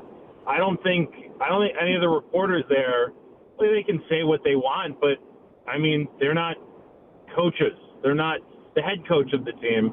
I don't think it matters. It doesn't matter now. It doesn't matter until training camp, and even then it doesn't matter. All that matters is they're both going to play this season. They're both going to play this season. All I care is that we get some wins and that the young core gets better and the young guys we drafted show that they're drafted at the right spot, and that the core, congeals more, and again, they get more seasoning and they get better, because this ain't going to be the season. Doesn't matter who starts. They're both going to start. They're both going to get a shot. So, and I understand you guys need to talk about it. It's your jobs, so it's hard to avoid. But, it doesn't matter now. Nothing Mary Kay says, nothing any of the reports that come out say, anything. None of it matters. It's all speculation. Whoa. Peter can't say that. Yeah, Peter, come on, buddy. You're fine. Just don't say that again. Yeah. Now, that being said, I actually disagree with you, because it was a very nihilistic approach to it all. Well, I actually understand why you're saying that, given the timing of this. No, but it's like the Big Lebowski. It's like, he's a nihilist. Oh, sounds exhausting. That sounds exhausting. Say what you want about the tenets of National Socialism, but at least it's an ethos. Here's the thing. Yeah. The reason why it does matter right now, the reason why we're not just doing this because it's our job to talk about this, is Todd Monken has said previously it would be nice to have a pecking order established before camp, which means these weeks have more weight than they've felt like in previous years. Yeah, he wants to get on the hop with making this decision. And so I understand the idea of, well, we'll talk in camp or we'll talk in September. And by the way, I also understand the idea of, hey, they're going to start 2 quarterbacks this year. I would argue that because Todd Monken has said, I want to get the jump on this quickly, I think that informs maybe the sense of urgency we're talking about. And here's the other thing. It's not good if the Browns are going to play 2 quarterbacks this year. The best thing for the Browns, and the thing we just have not had consistently since Baker's last year, was a quarterback playing 15 or more of the games. And that is a reason. If you want to look at why we went from where the low water mark was 7 to 8 wins a season, those first 4 years of Stefanski and Barry, to the ass falling out of this thing, it's because you got to a point where the normalized thing was playing 3 or 4 or 5 quarterbacks a year. Mm-hmm. So I understand. I truly understand that there's a really good chance you will play both these quarterbacks this year. Hell, you might play a couple more quarterbacks after that. But if whoever wins this job, my hope in September is going to be they play 17 games, because that's how you break this cycle of suck that they've been stuck in. Right, that's got to be the mentality that the Browns have. If they give Watson the job, it's with that idea. I just don't think he's going to stay healthy for it all, so I'd tell Shedeur to be ready. But, yeah, that's exactly the idea. Peter with the F-bomb, by the way. I didn't see it coming. Peter would be the F-bomb guy. Oh, I always thought Peter was the F-bomb guy. Not on air. Maybe you get him in a bar, you get him in a scenario, his buddies are around, maybe a pretty gal or two. I think pretty gal. I think everybody's the F-bomb guy. I'm just waiting for everyone to curse. But you know what? It's not really my job to save it. So that's on Mac. Mac will figure Mac's it out. not a good cursor. No, not a good cursor, but he does like natural. That's the way I want to say it. He does like to do it, though. He does. And then every time I kind of wins. You're All-American. Like, you're kind of like the boy next door. Just lean into it. Right? You move off those 12-win proclamations that you have already, or no? I haven't moved off of them. If they trade Miles, I come down to 10 wins, 9 wins. It's not how that burger bet works that you locked in. I'm aware. Yeah. I'm aware. I'll pay up if I have to. You might be able to buy out of the burger bet if you want. Oh, that's such a B move. No. That's not the heart of a burger bet. No, it's my burger bet. No mercy. It's my burger bet. I get to decide what I want with these rules. But I'm the arbiter of burger bets. If you want to buy out of it, I could do for, I don't know, like a $6 store credit at the bodega downstairs, maybe something like that. It's like the cash out options on the gambling apps for you. By the way, you think that's crap that Vegas does that? I do. Well, I think you're a sucker if you take the cash out options. So the only reason why they're giving you the cash out option is because they want you to take it. It's in the house advantage when they offer you the cash out option. So you want me to just buy you lunch? You don't have better odds than what Vegas has. They're not being nice. Vegas is not being your friend. Remember this. And remember, Jonathan Peterlin's not being your friend, Mac. If you're thinking about the cash out option, Vegas is not being your friend. Their option exists for their benefit and their benefit alone. Thank you. I need a good PSA for the people out there to remind them of why cash outs are crap. But remember, I am being your friend, though. No, because I'm not Vegas. By the way, that's exactly how Vegas would say it. I'm not Vegas. My house isn't built on. It's on a pyramid, the way the Luxor is. I understand. I understand. I'm good. You don't walk into my living room and be bet. like a copy of like New York or something like that, or Paris. Like no, like it's. I'm fine with keeping the burger bet, but if you want me to buy you some stuff from the bodega, I can do that. If you guys, I'll tell you right now, if you guys, there are very few things that would make me cast aspersions your way. That's not true at all.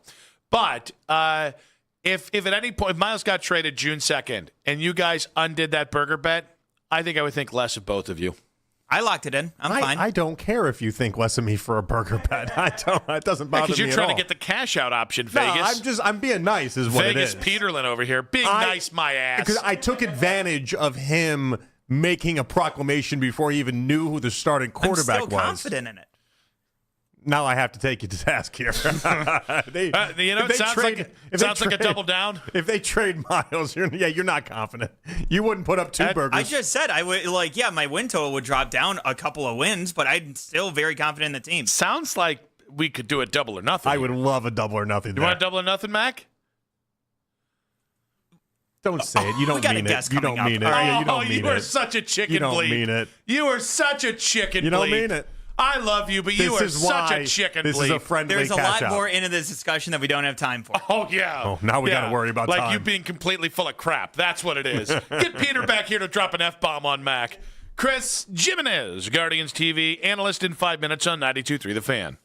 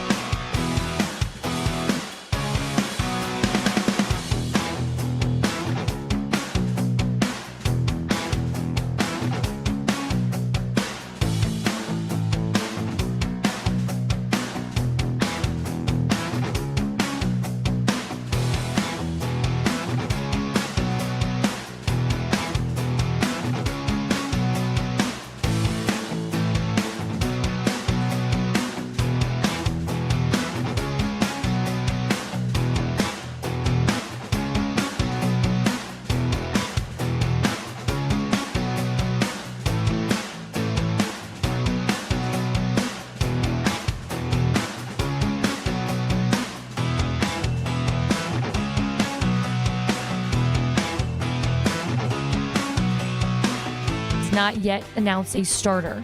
Headline Sports continues every 20 minutes on 92.3 The Fan.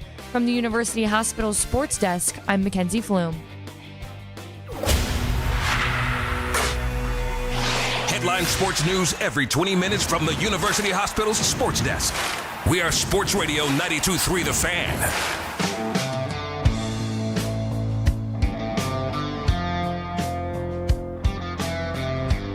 In case you missed it, coming up in about 1 hour's time, apparently kids are on the outs for some folks. We got to get to that in the 6 o'clock hour.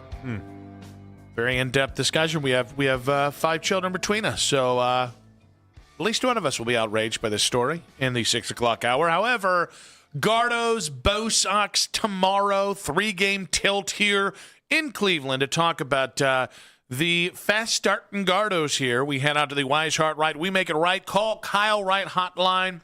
Chris Jimenez, Guardians TV, former Cleveland Indian, joining us right now. Chris, welcome to the show.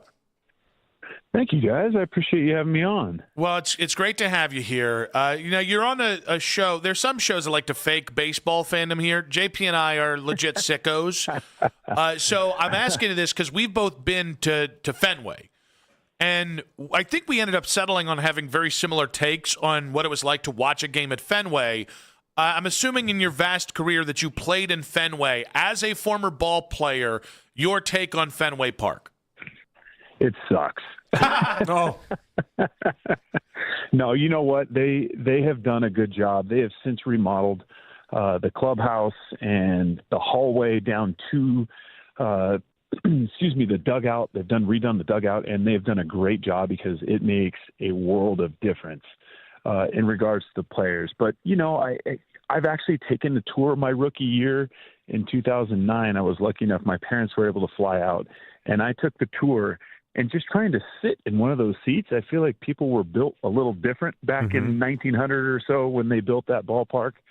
But it's really, really nostalgic. Obviously, some cool history that goes along with that.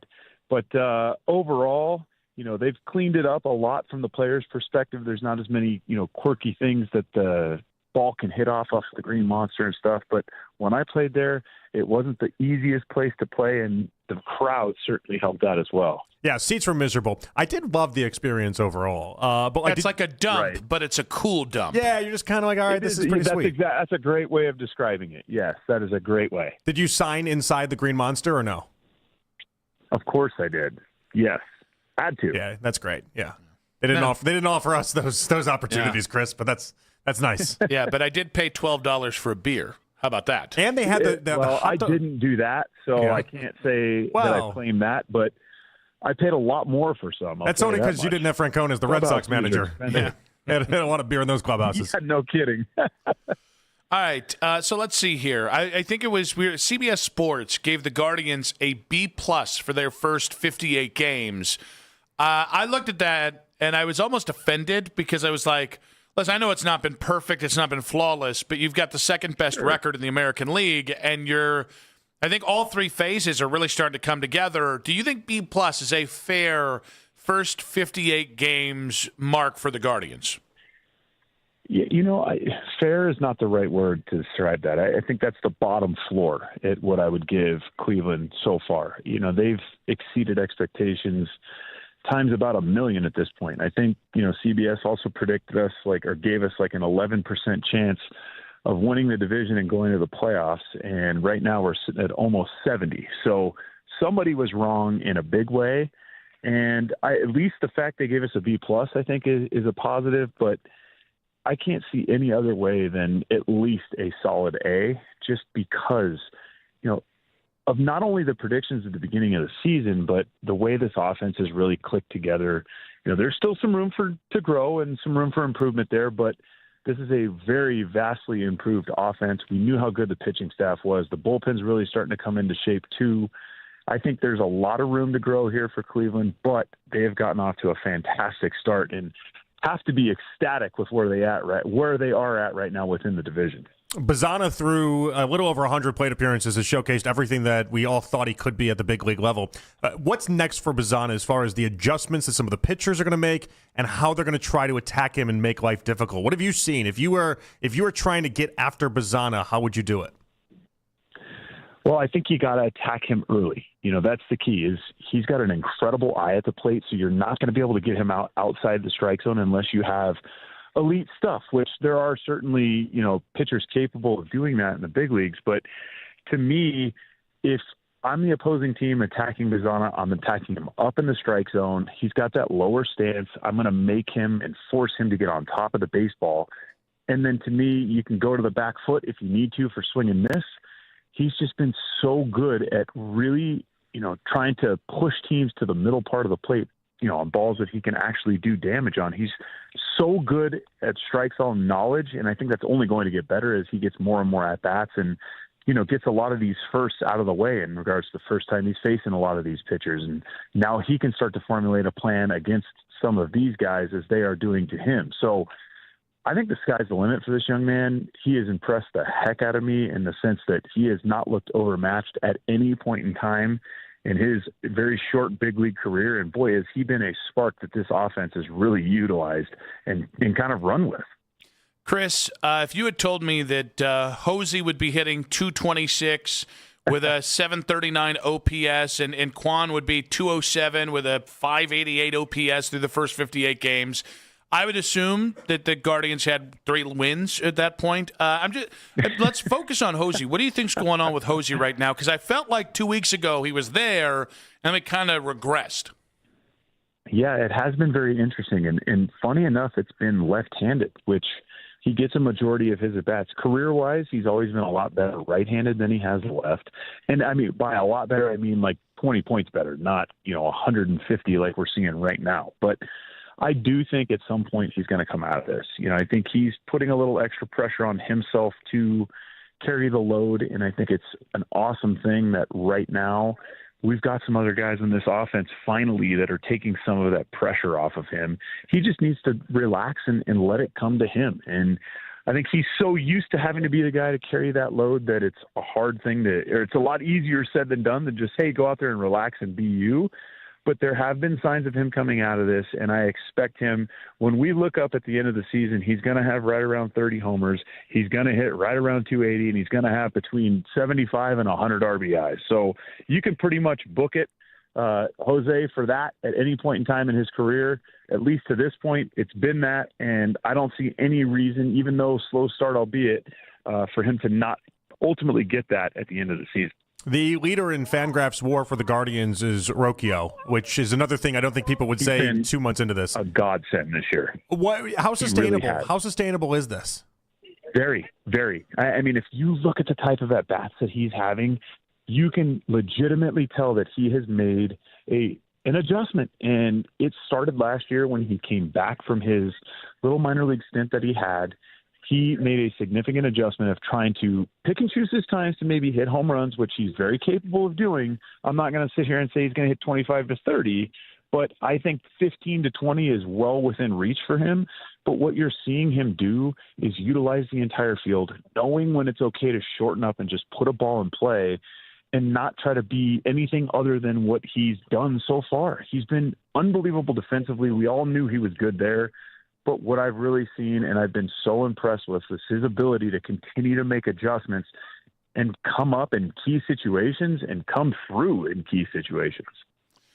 Chris, today the MLB's proposal for the next CBA has come out here. They proposed a $245 million salary cap and a $171 million salary floor. Inevitably, do you think that baseball will get its way, or do you think Major League Baseball Player Union will hold out until the salary cap and floor goes off the table? Yeah, this is a tough one because, from a public standpoint, Major League Baseball has publicized that the fans want this, and they're trying to kind of pit the union against the fans now. And as a former player, of course, I'm partial to the players union. I feel like the owners make tons of money, but so do the players. And I'm not saying that something doesn't need to happen, but I really, guys, I don't see a salary cap being that what happens. I just think the players will hold out as long as they possibly can, and I just don't see it coming to fruition from the owner side of things. It feels like the conversation's kind of shifted, too, where the people that thought that this was 100% going towards a strike, some of those people have kind of relented and been like, I don't know that we're actually going to get there now. Yeah, where do you stand on that? I honestly, guys, I would be absolutely blown away if we do. Now, I do think we will see a lockout, and I don't think we're going to miss like major league games. We may miss something like we saw last year, 5 years ago, where we missed maybe a week of the season. But business has never been better. It's taken so long for the business of baseball to get back to where it is right now. I just can't see a way that they, want to blow that up. The national TV numbers have been the best they've seen in quite some time. And I just, fans are in the stands. Everybody genuinely is happy. The World Series, coming off the World Series they had last year, just the playoffs in general. How could you be willing to blow something like that up? Because if you do, guess what? All this money you're arguing over, the fans may just say the heck with you and not come back in the first place. And now it's a complete moot point. So I'm hoping maybe I'm a little more on the positive side of things, but I do think they will find a way to get something done. I just think business is too good right now to blow it up. Chris, Abner Uribe, reliever for the Brewers, caused a little stir with the old crotch chop after a big strikeout. WWE fan, by the way. All right, see, this is perfect. So I'm cool with it, but I'm also cool with fighting coming back to baseball. I would make that trade, that you can be over the top in your celebrations if we can get fighting back. Where do you stand on this? Oh, man. I'm always up for a good fight every now and again. I think talk about fan engagement. The fans are certainly engaged if the bench is clear and everything's, a ruckus out there. And let's be honest, guys, D-Generation X, it raised an entire generation of us, and I'm in that generation. So I grew up watching DX doing all of those moves on national television. I don't understand why somebody else can't. The problem with it is I don't think the hitters are going to like that too much. So if you're going to do it from a pitching standpoint, I feel like you got to be allowed to do it from a hitting standpoint. And this could get really, really fun. Just to say the least. All right, two thoughts. One, I think pitchers should be able to celebrate all the time. I don't know why it's so one-sided. The hitters get to do whatever they want. Pitchers don't get ever to do anything. I think that's awful. The only hang-up I have in your plan here, Nick, the hitters have a weapon. Well, no, you can't. I didn't say you could use a bat in a fight. But it's a bad advantage to the hitter. Hey, pitchers have a weapon here, too. They got a baseball. The baseball's gone by the time we're going to start this fight. And throw it back. Catchers really got to get here. So the ump's got to throw it back to the pitcher, and then we can start this thing back up. Okay. Just so then everybody agrees, weapons down, and then we'll fight like gentlemen. Yes, because that's how this always goes, just like gentlemen. Yeah. Chris, did anybody ever do anything, whether you were at bat or when you were catching, that just immediately flipped the switch for you? Can you remember a specific instance? Yeah, Billy Butler. If you guys don't remember that one, he hit a ball about 9 million feet off Josh Tomlin, and we had kind of gotten into it a little bit before that. He had said some things that I didn't really take kindly to, challenged my manhood a little bit, then him throwing the bat in front of my face, that kind of set me off. I was seeing red, and all of a sudden, funny enough, I see our current manager, Stephen Vogt, who was on the Athletics at the time when Billy Butler was there, and this all went down. He is top-stepping, smiling at me, and it kind of snapped me out of it because Vogt happened to be my former roommate in AAA, and we were very good friends, still are very good friends. It's unfortunate for him that he has to see me all the time now again, but I saw his face and kind of snapped out of it, but boy, I was ready to take something out on Billy Butler. Life lesson I have, I don't fight people named Country Breakfast. I just don't. That's just a life lesson I have. I carry that with me. I actually think I'll tell you what, there are very few people that I'm faster than. Country Breakfast was one of those, so I felt pretty good about it. I gotta say, the fact that you're losing 40 pounds to Billy, and I think he's got half a foot on you. I think the fact you were ready to throw down, I gotta say, challenging your manhood, I think he was wrong, sir. He certainly was. I guarantee he was. There are very few things that pissed me off, and that just happened to be one of them. The way he challenged my manhood in that particular case. I don't know if I probably did strike out a couple of times before that, so I was already upset. And, it was whatever it was that he said that kind of set me off. But I laugh about it now. Somebody usually sends me that video on Instagram or wherever social media platform they see it on at least once a week. So I'm constantly reminded of it. But it's fun now. You can sit back and laugh at it a little bit and kind of, make fun of it. But in the moment, I was ready to take somebody out. Well, I'm going to go ahead and watch that video in the break. Chris, great stuff, buddy. Appreciate you. You bet, guys. We'll talk to you guys later. Chris Jimenez there, Guardians TV analyst in the Weishart Right, We Make It Right. Call Kyle Wright hotline. We'll react to what he had to say about your Gardos in 5 minutes on 92.3 The Fan. This is an Odyssey Sports.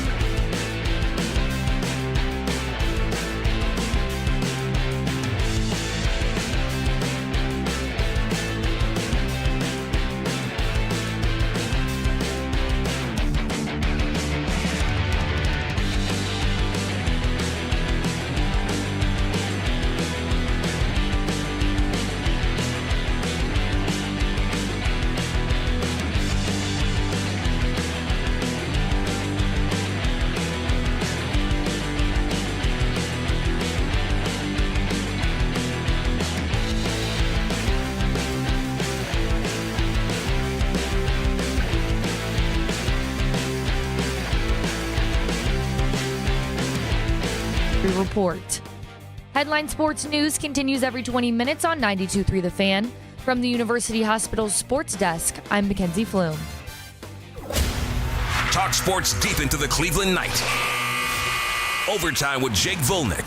Weeknights at 7. Sports Radio 92.3 The Fan. It's the 6 o'clock hour. Someone step on a duck? On Afternoon Drive. They've exceeded expectations times about 1 million at this point. The way this offense has really clicked together, there's still some room to grow and some room for improvement there, but this is a very vastly improved offense. We knew how good the pitching staff was. The bullpen's really starting to come into shape too. I think there's a lot of room to grow here for Cleveland, but they have gotten off to a fantastic start and have to be ecstatic with where they are at right now within the division. That was Chris Jimenez. Great stuff with him in the previous segment. Guardians TV analyst and, of course, former Cleveland Indian as well. And I feel like I get to say this right. If I had said this last Friday, I feel like it would have been like a no duh, of course, because they had won like 7 straight. But now because they've gone 2-3 in their last 5, I get to say this. I think the next 30 games are going to look really good for the Guardians, and I already think people are really excited about this team. It feels different because the offense looks like it's going to give you a chance. I think 30 games from now, we're talking World Series. Once we get to July 4th, the All-Star break, I think that's where we're going to all be because I'm fighting the urge to say it now just because it's May 27th. If they stay with this, and the important thing, and I think the lesson out of this that I hope the Guardians take away, because they didn't do this for so many years, good things happen when you call up your good baseball players. Like, just let the kids play. And that's what the season's been about. It's what we're seeing. It's why this lineup looks drastically different right now. I do wonder, because we've made the case, and I think more consistently than anyone. You and I have been kind of saying, like, hey, they called up DeLauder earlier than usual, Bazzana earlier than usual. They wouldn't do it before. Even with some of the other kind of roster tweaks, it does feel like there's a greater sense of urgency. Do I think there could be other things to play? Of course.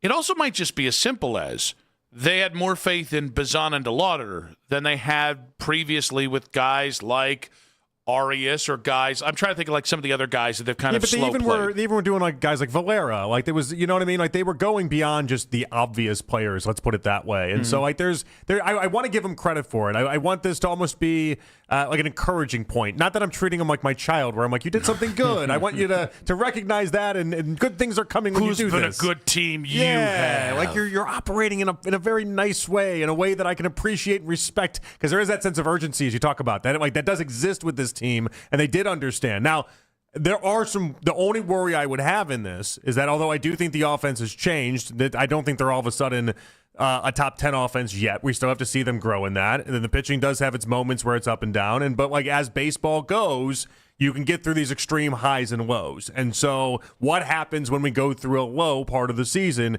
it's going to be interesting. But the cool thing about Vogt and what he's shown me now entering into parts of year 3 is that he doesn't have the same lulls that you typically see. And so as long as they stay out of that, they'll be fine. Yeah, I think what's cool about I just what I really appreciate about Stephen Vogt is I think Tito, I don't want to say he needed a specific type of team, but Tito, I think like if you had a one-off or a team that was different from the previous year, Tito had like a feel-out period that I think took him a minute.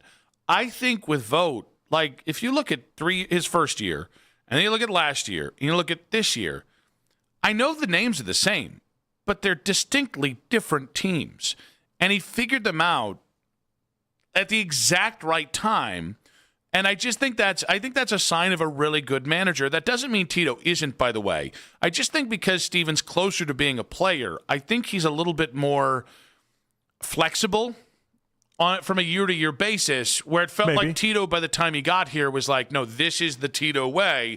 This is how you have to do it. I also think something interesting is happening. We've talked a lot about, like, at least today, we've talked a lot about how some of the players previously, they'd hang them out in the minors, and then by the time they'd go to a different team like Yandy Diaz, then it'd be like, oh, do this, and then they'll watch them go, right? Yeah. But the difference for me is not only some of those guys, but the idea that Angel Martinez looks like a different baseball player right now. Something happened there. Something changed there, right? And is that Grant Fink? I don't know what that is, but something changed there. And then Rocchio, same thing. Like Jimenez gave a great breakdown of why he thinks that Rocchio is a completely different player and this is going to stay.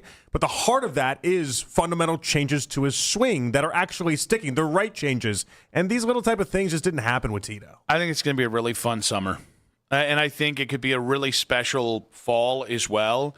And I couldn't be any more excited to see where this team goes. Obviously, the disclaimer we always have to use is you got to be healthy. Yeah, no bleep. Yeah. But beyond that, like I don't think they've come close to playing a brand of ball that's their best. I also don't think they've been consistent on all three levels. And I expect them to get that because I do think when you're young, the more baseball you play, if you're having success early, everyone's going to come up, everyone's going to come down. You're going to have those ebbs and flows together and individually. But, Bazzana can be better. DeLauder can be better. These guys can be. Even I think Martinez can level off from his consistency. And that I think the rotation's coming along. I just can't say enough about how excited I am about this team. Yeah, it's going to be fun to watch them as they keep going. There's so many little questions I want answered, so many little things, even like just the bullpen hang up the way that it had been recently, and that's beyond just Cade Smith being fantastic. That's Dombrowski being fantastic. Like, there's all sorts of different little areas. Holderman, I can't say that kid's name enough. He's been great, and so like there's all sorts of little things. But like what's interesting, it's hard to explain to people. And the people listening obviously will get it because you guys have all been Guardians fans for so long. But it's really hard to explain to other baseball people why it is that the Guardians just seem like they always are in the same spot, finding the same answers, and then getting to the same win conclusion. It's a hard thing to explain, but they do. They always find these type of guys, and they shore up their team. It's incredible. Now, we did ask Chris Jimenez about what has come out today, which is the MLB the initial CBA proposal that they've made, which is about an $80 million gap between a floor. I think it said 8 teams would have to trim payroll, and then $170 million floor and a $250 million ceiling. So about 12 teams would have to come up, including the Guardians, to $170 million. Yeah, 171 is the bottom, 245 is the top. And so we asked him about whether he thinks this process will end with a actual salary cap. This is a tough one because, from a public standpoint, Major League Baseball has publicized that the fans want this. The fans want this, and they're trying to kind of pit, the union against the fans now. And as a former player, of course, I'm partial to the players' union. I feel like the owners make tons of money, but so do the players. And I'm not saying that something doesn't need to happen, but I really, guys, I don't see a salary cap being what happens. I just think the players will hold out as long as they possibly can, and I just don't see it coming to fruition from the owner side of things. If the owners wilt on this, I think we're at the point where like this is the last time you're ever going to be able to make a real push for this. Mm-hmm. And if you don't get this done, then this economic reality, which has been worsened because of the collapse of the regional TV structure, it is going to not only continue, but it's going to get worse. And we're going to get to a point where these small market teams cannot compete. And I'm not just talking about like your windows will be shrinking from maybe 4 years right now, if you're lucky, to like a 2-year window. And so I hope the owners are up for it because I do think the fans are behind it. I think so. That's what's different from previous iterations. And the weird thing is the fans are on the owner's side on this one. Why I have a belief that the owners are going to get it done is they look around and they see that the values of these franchises just keep going up and up and up. No one's ever, in the 4 American sports, no one's ever sold at a loss, okay? So you're still going, but they're not going at the same rate that football franchises are and basketball franchises are. And that's the selling point. Yeah. And like controllable costs. Yeah, and these at this point, there's so many different investment groups that are within these teams and within these ownerships and everything like that. They do look at this as a bottom line, and they do look at this as how do we make the most amount of money, and they're going to see this example and what's being thrown out there as one more way to try to close that gap to an NBA and NFL that is making more money when they actually sell these big-time franchises. Now, if we can be honest, an $80 million gap is huge. I can't believe they started there. Because if you're starting in an $80 million gap, I'm going to imagine that gap is more likely to be increased than it is decreased. I'm just shocked it's as high as the floor is as high as it is. Well, I think that's the part that was surprising to me. Well, but I think for this to truly work and for this to be equitable long term, I think you need to have roughly a 10 to 15% gap between the highest payrolls and the lowest payrolls, and $80 million is a gulf. And by the way, that will get bigger. Like the idea that you're going to start at a point where there's $80 million gap. Yeah, I don't see a scenario where over time they shrink that gap because the owners will have gotten what they want, right? Sure. So, this is the time to get it as close as you can.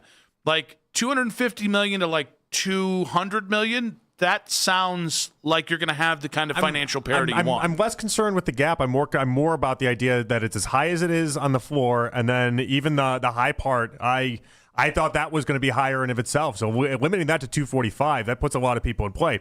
Like, look at the Guardians' numbers. In 2017, they spent 151. In 2018, they spent 150.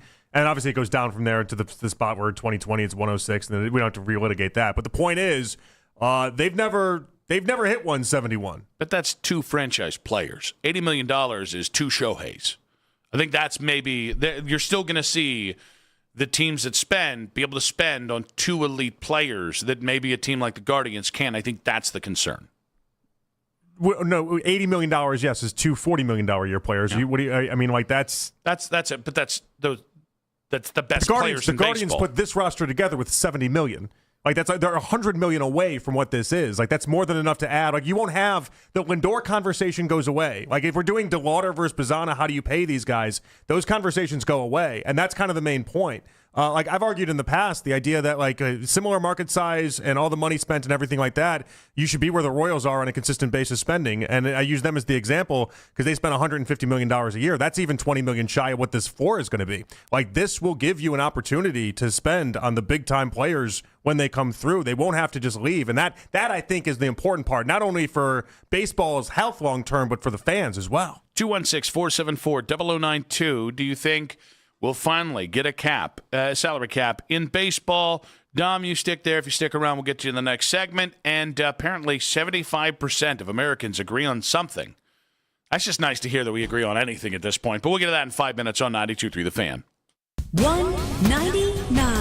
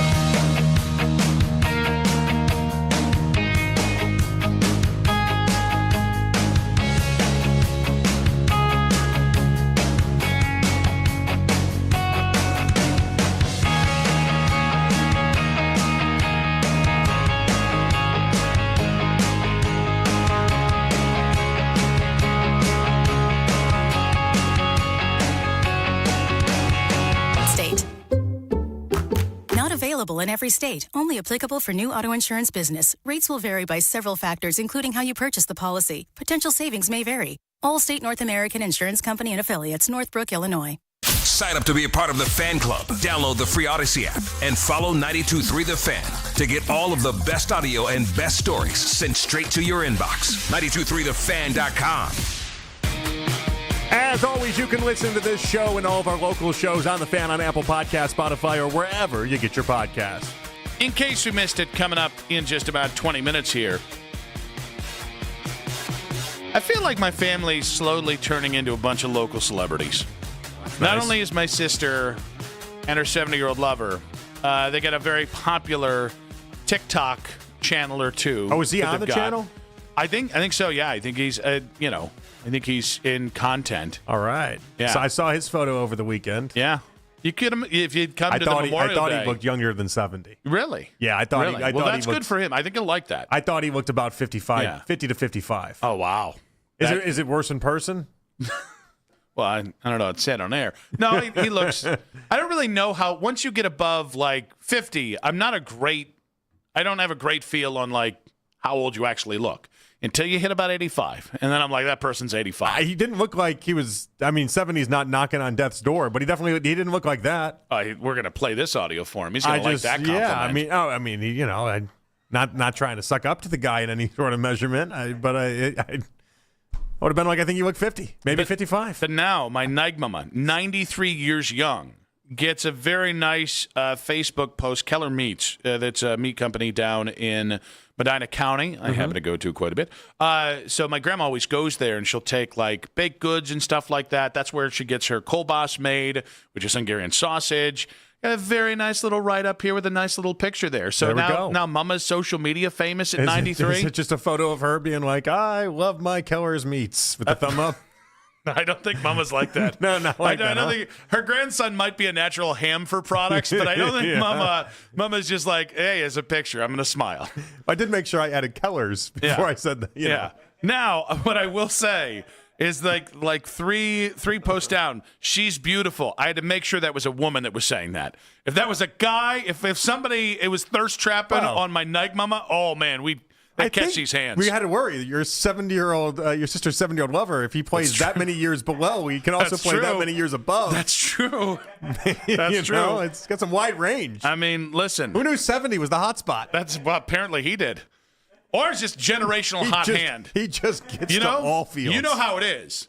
When you're in a hot spot, you're in a hot spot. The hot hand? Yeah. I don't even know what you're really getting at. No, but I'll just say sure. When you're flush is what I'm saying. Yeah, okay. Like, you never really. When it rains, it pours. Exactly. There we go. That's a great way to end that. But so kudos to Nigmama. She's social media famous now. Wow, that's fantastic. 93. Who would have thunk it? And by the way, made her day apparently. Just like, hey, I got a picture. Will you go over to her house and read her the nice comments? So I actually think they're already there. One, because my brother has social media, but I think my cousin Glennis, who lives right down the road, literally next door, I think they've already told her. But I am going to make sure that she knows. How famous do you think she's thinking in her head? Like, does she think she just became a Kardashian?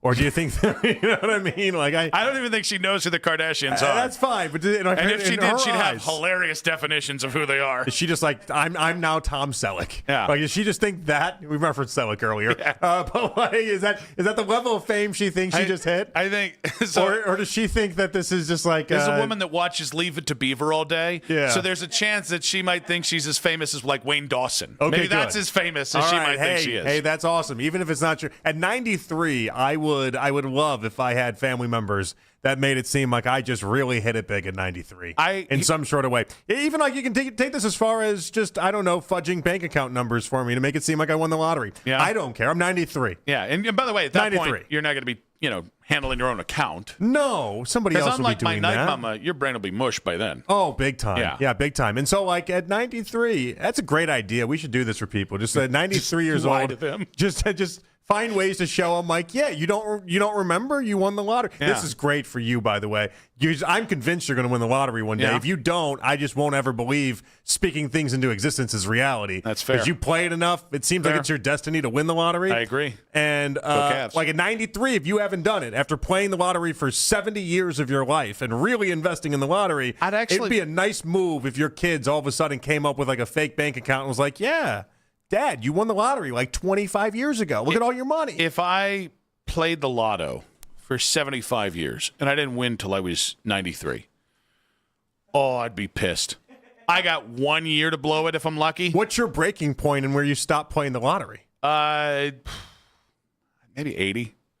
Because at some point, it's just going to be my kids' money, and I've given them enough. I gave them life. So I've given them At 80, you're just tapped out. Yeah. You're like, I'm just. I don't want to win the lottery. I'm going to neg the lottery at 80. I'm going to be like, bleep you. So my dad, a couple years before he died, he did start doing some just abnormal things that just weren't normal, like just not Beyond his. the death thing? Well, that wasn't his call. Yeah.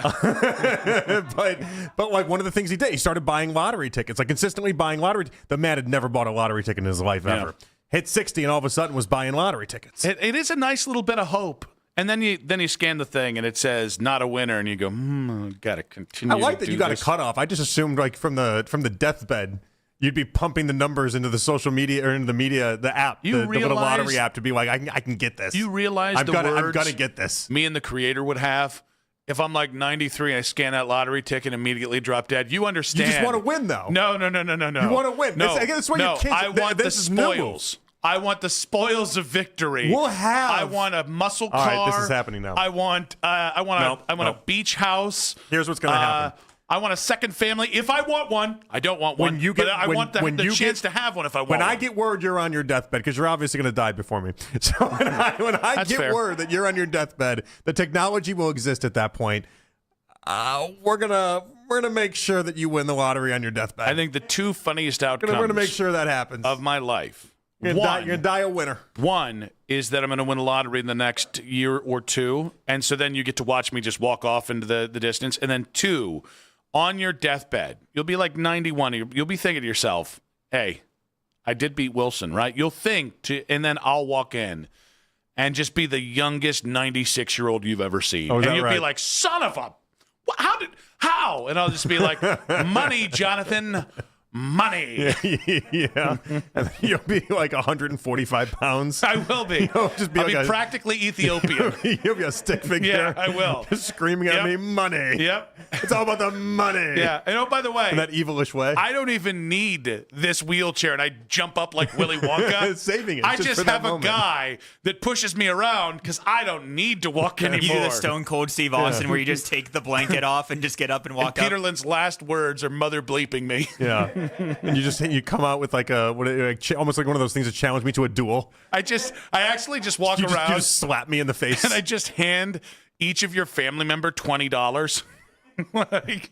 Here, Charlotte. Here, Chloe. It should be like $1 at that point. Elise, yep. It's going to be worth basically nothing. Which makes it even more insulting. I hope they spit in your face. Yeah. I'll accept it. Yeah. I'll do the old Ron Parker thing where I'll catch it. Tastes like victory. You ever think about if you were single? You're a loser. Like anything you would do for your funeral that way, where like if you're single, because you can't do it if you're married, because people just think you were just cheating on your wife this entire time. But if you're single, hiring somebody that just is like, gets out of the limo, has like the red dress on, accompanied by like 2 security guards, comes in, just kind of looks at your dead body and was like, oh, that's just too bad. And then like turns and walks away and then goes back to the limo, and just nobody in the room can account for that person. I actually want to do this. I think it'd be hysterical. I just want to do this for my cabin boys. And again, this is why at some point we got to get to 145 so I can do this. I do, but I want to make each one more ridiculous than the last. Mm-hmm. And you can imagine the details. You can imagine the kinds of people that I could have show up. But the key is they're going to throw themselves on the coffin. And then the person's going to throw themselves in the coffin. And they have to be removed because they're just despondent. Because they're crying so much? Yes. But the thing is, nobody can account for this person. Exactly. That's what I love. That's the hook. Yeah. And then just be like, Becky, I don't know. I don't know who this person is to Jeremy. They just seem really upset. You never forget the guy that makes a scene. I remember my grandpa's funeral when it was like 7 or 8. And I had this uncle. And again, this is my mom's side. We don't talk to them too much. It is what it is. So a lot of people the story's about to tell us why. Vaguely familiar with to begin with anyway. This guy lost his mind at this funeral. Like, I mean, he's hitting trees, being like, "Life is unfair. This is all unfair." And How old was your grandpa? Crying. Oh, in his 70s. That's a wild take for a 70-year-old. Yeah, this was like he was like 73, 74. Yeah. And again, like it was what it was. But this is so unfair, and he's cursing up left and right, and he's basically doing what you're describing, except everyone knew him. Everyone knew him, and he just seemed like a crazy person. What's crazy about this is most funerals I've been to, most people have been like, I get it. Like there hasn't really been somebody. They're oddly very calm. There's for been most been like times. one person that was like, that's too young. It's too this, whatever.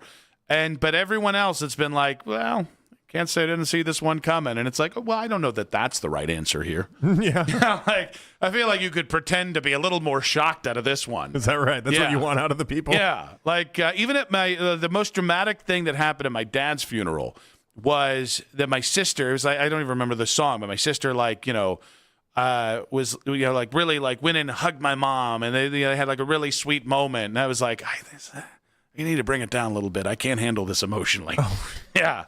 Like I scooched just a little bit away. Right, I was already trying to deal with my own stuff. Vanessa was next to me. I could hear Olivia, who's like, "Hold on, you just denied the hug, or what happened?" Oh no, here? I didn't Heisman them. But no. It was just my sister almost tackled my mom during this point in this song. It's a very beautiful song. Don't remember what it was. Very beautiful, probably a spiritual one. But it was beautiful. But I couldn't be that close to this. Emotionally, I was like, I'm going to keep this together. These people will not see me break down. I already gave the eulogy, and I thought we had a couple good laughs about it. Yeah. It was really. Somebody's got to be the Rock. And right? I was like, I cannot, not here, not now. And so then I don't want to say I judged them, but I did judge them a little bit. Yeah. That's not true. Actually, by the way, we give you permission to go ahead and cry at your dad's funeral. That's okay. I think it was more that you could do that. I think it was more like grown men do cry, Mr. Lebowski. Well, yeah. I don't want to do it in front of everybody. Yeah. Well, I mean, yeah. I mean, you're not 1% height, 1% weight for nothing. That's am true. I right? That's true. Are you gonna have Fanta come and sing at your funeral? Fanta's going before me. Although were you there when Nick Wilson incorrectly said that the trade wouldn't work out? I don't know. We got to play that. Listen, I don't know the alley-oop that Mac just tried to do for himself there. Yeah. That's called a me-bound? Yeah, that's very Ricky Davis of you. Inserted Fanta. We all kind of went with it because I'm like, well, maybe we'll have a convo about Fanta just to play that clip. I don't know. Yeah. I don't know about that. I think I'll allow it. I think it played a little bit. Played because then you said you're going to outlive Fanta. Yeah. But Fanta is going to be, he's going to be like the Mike Breen of our generation. Yeah. And so Fanta showing up and singing, that'll be the celebrity oomph that this funeral needs. Now that we're saying it, I'm going to throw myself on Fanta's casket and just be despondent. And I'll call him Johnny. I'll be like, Johnny, this is too young. You'll be like 90. Meanwhile, like 75% of college basketball coaches are like, what's going on right now? And meanwhile, I turn around and go, you don't know him like I knew him. That's right. Take that, Patino, because Patino's still going to be alive. And then there's going to be a lot of Catholics that surround me and try and get me out of there. And I just do the kind of free swinging arm thing. I get dragged out, but I make it tough on them. Man, he'd have some great eulogies. John Fanta would. Yeah. He'd have some great eulogies. There's some great speakers that are probably going to that funeral. Yeah. How old is John when you kill him off in this scenario? Well, he's going to be 90, so that puts me about 98. Oh, good. Okay, good. At least he got to 90. Okay. Yeah. Again, the money is going to help me live to be at least 115. Yeah. That and epigenics. Naturally. Naturally. Yeah. Many people know that this is going to happen. Yeah, Fanta's very skinny these days, by the way. For now.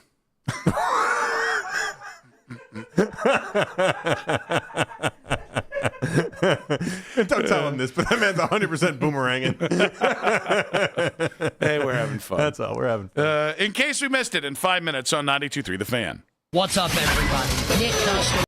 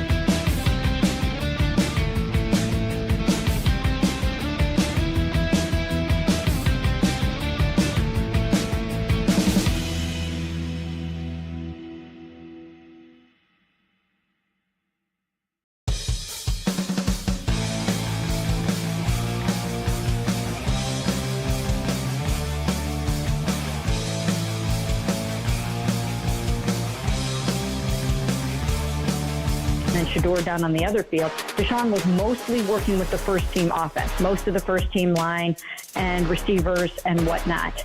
And Shedeur was mostly working with the second-team offense in those periods. Listen for Mary Kay Cabot from the Plain Dealer in Cleveland.com. Tuesday mornings at 11 on Cleveland's Sports Radio, 92.3 The Fan.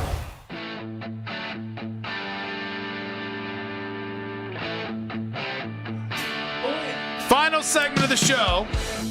Big thanks to our guest today. Who the hell joined us today? What's up, Malik? How you doing, buddy? All right, let's go. Who the hell joined us today? Who was our first guest? Jason Timpf. Too long ago. Jason Timpf. You want to hang out for a second, over Malik? here. Come on. Hang out. But Jason Timpf at 3:20 Hoops tonight. Danny Cunningham locked on Cavs at 4:20. And then Chris Jimenez, Guardians TV at 5:40. If you guys missed a moment on our show today, you can watch the entire 5 hours back. 92.3 The Fan's YouTube channel. Ring that bell, subscribe. Except you, Cornlito. Suck it, Cornlito. Suck it, Cornlito. But of course, like our videos, we like to be liked. But so we got Malik here, and Malik hosted for the first time on Memorial Day. And I'll admit, Malik, I heard your voice. I thought I was thinking 6'2", 250. No. He goes, "Is that Malik?" Yeah, I was like, you're like a normal sized human being. Yeah, exactly. Yeah, I'm far away from 6'2". Far away from 6'2". What are we? I'm 5'5". 5'5". 5'5". Yes. Well, I mean, you're 6'7" in your voice, buddy. Not on his Tinder profile. He's not 5'5". That's true. That's true. I don't know. I think you're secure in your height, yeah? Oh, absolutely. The Lord created me the way He created me for a good reason. So, I'm always happy with the way I'm living. So. That's a good mentality. That's very appropriate. Who are you on with tonight? Is it Markoch? Say that again. Who are you on tonight? Is it Markoch? Yes, I am on with Mike tonight. Yes. Oh, so I nailed it, and then you still questioned whether or not I was actually speaking English. I want to know. So, are you doing updates? No, I'm not doing updates. Okay, I'm strictly on their personality. Okay, Yeah. strictly like this guy. Yeah. We like this. Keith's created a monster. We're here for it. At 19, I'm strictly a personality. I love it. All right, so who's leading the show? Is it you or Markoch? I mean, Mike's going to be the host. Oh, okay. I'm co-host. I'm a ride my wave tonight. So all right, I'm looking forward to things. All right, now here's the thing, Malik. If he tries any of that power play nonsense. Don't let him. You just back him down. Right. Kind of like what you did sticking John Colavito in the locker on Memorial Day. Yeah. I heard it all. Yeah, many people. Can I ask a question? What's power play? Is this something Mike does that I don't know about? Oh no! I mean, it's a radio thing more than it is anything. I mean, the longer you work here, you're going to realize that people have outsized egos. You see, we talk into a microphone for a living, and people think we cure cancer. We don't, by the way. I just want to be very clear. Not part of the job description. But you will find that people think there's a lot of dynamics here. There's a lot of dynamics at play that you'll discover. It's a lot of fun. You'll love it. You'll really. At no point do I lose patience with it, or do JP lose patience with it on like a daily basis. Not at all. It's always fun. That's good. You seem very confused. That's good. I am. I'm also confused at why this chair doesn't push up. I'm used to sitting in those ones. In fairness, they gave a 5'5" guy a chair. That you guys tried to embarrass me even further. Not that my height is embarrassing, but you guys are trying to make a joke out of a brother today. That's your framing of it. Yeah. That's. I don't think that's the way the authorities are going to see it, Malik. Also, can I address Mac real quick? Oh hell yeah. Yeah. Yes, you can. Hell yeah. Yes, you Mac, can. Get him. Mac, they tried to make it seem like we had beef the other day. I do not have one bit of beef with you, Mac. Hey, I appreciate it. I got no beef over here. We're That's good. good. That's not how I see it. We're all good. good. Now, Cam. Can't even get Malik's name Good right, Lord. Nick. Malik. What are you doing? Malik, ask him about John Colavito. Tell me about John. I mean, there were good takes on the show. only came from Malik is what you're saying, though. That is the right kind of cat. Max at least buying your stock, and that's a beautiful thing. 1,000%. Yes. I can't say the same about John Colavito. And by the way, remember, there's going to be some other clout chasers around here that try and we got on the Malik bandwagon first. Yes, I remember that. I got that documented. If they try to come after you in any sort of way, you tell them to talk to us. I got you. Yes. Yes. Well, good luck tonight, buddy. Yeah, good to see you, buddy. Yes, you too. All right, man. That's Malik. Listen to him and Michael Markoch. I don't think Mike is a Mike guy, though. I think he's a Michael, right? I don't think I'll ever call Michael Markoch Mike. It's a little too fun. It's a little too fun. Yeah, it's a little too fun. Malik's going to hear it from me. Yeah, look at that. He just sets the rules around here, doesn't he? I don't hate it. I've never seen anyone at 19 set so many rules for himself Well, here. that's because he's 19. This is a wild development for Malik. Life is not done what life does to many adults. Yeah. To young Malik yet. It was will I happen. Was I this bright-eyed and bushy-tailed too? I don't know. Say, when did I meet you? I was 27. 27. No, I think you were a good broken human being by the time I met you. I was pretty broke at that point. My goodness. I think we both were. We were mutually broken people when we met each other. And that's why we became friends. Man, power plays. At 21-year-old Nick, 17-year-old Jonathan, we probably would have hated each other. I don't know about that. Life hadn't humbled us yet. Yeah. Yeah. Is that right? All right, Mac, hit it. All right, let's talk Wemby. Let's talk Game 6. I didn't love after Game 5 the idea that he was 5 of 14 from the field, had basically a miserable night, and then afterwards, and I know this is a big thing for me. It just is. I know it's weird, but like the idea that he just ducked the media completely after Game 5. You're going to show up after Game 1. People are going to give you your flowers after Game 1. Maybe show up after Game 5 when you lay an absolute egg. I expect a strong Wemby performance tonight. But what are your expectations? Counterpoint, if you disappeared in Game 5, I think it's okay you disappeared in the media as well. I actually don't think it's okay. But at the same point, he was consistent, if nothing else. Yeah, I would imagine Wemby goes off tonight. I don't know the Spurs are going to do it.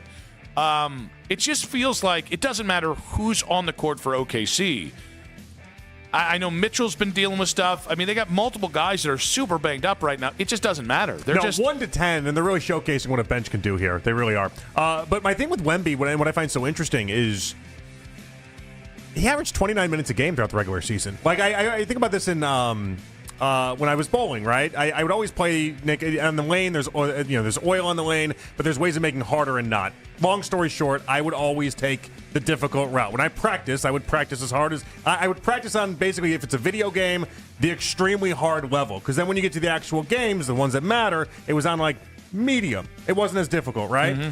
I felt like the Spurs did the opposite for Wemby this year. They did the regular season as if it was like a jog, as if it was like the medium level hardness, 29 minutes a night, not stressing him out in any sort of way. And then in the playoffs, they've asked him to play 40 minutes a game. They've asked him to play the game on hard version, and you're seeing some struggles. That's why he's struggling in Game 4. It's why he's struggling in Game 5. Like I think the Spurs did this backwards with him. All right, so counterpoint, the Thunder in half of these games have been able to commit what on most basketball courts would be considered assault.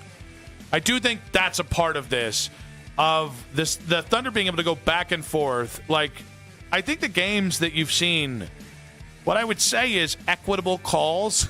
But like, hey, that's an actual foul. That adds to it, though, because that is kind of what happens in the postseason. Obviously, this is to an extreme, but during the regular season, he's playing 29 minutes a night, and he's going through basically, I don't know, the softest route you can possibly go while doing it, because no one was banging up on Wemby. Nobody was getting under him in any sort of way. Like, they were just letting him play. And, like, so you're adding on. I would bet dollars to donuts he plays 40 minutes tonight, Nick. Easily. Plays 40, 42, somewhere in that range, while on top of being just basically assaulted on every play. But I think that speaks to long-term, Wemby does need to find a way to add muscle. So I think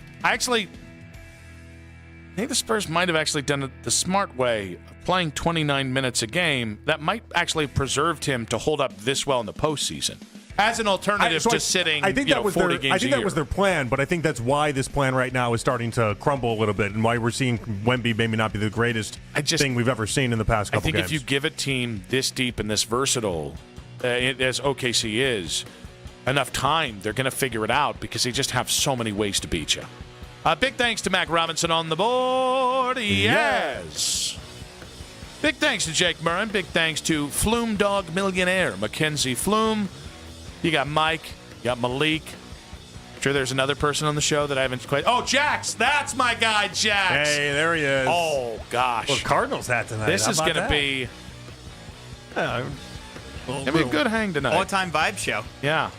Ozzie Smith in the corner. All right. Yeah, all right. Make sure to stay tuned to our guys following up on overtime there. JP, good stuff. Had fun. We'll do it tomorrow. We'll be back tomorrow, guys. Is tomorrow Friday? Tomorrow's Friday. It's going to be an FL Friday, Feel Good Friday. It's a damn good day to be alive Friday. See you guys tomorrow. Keep it spicy, baby. Let's go. I love you. Have a great day. Take care, Nick. Take care of him. He needs help.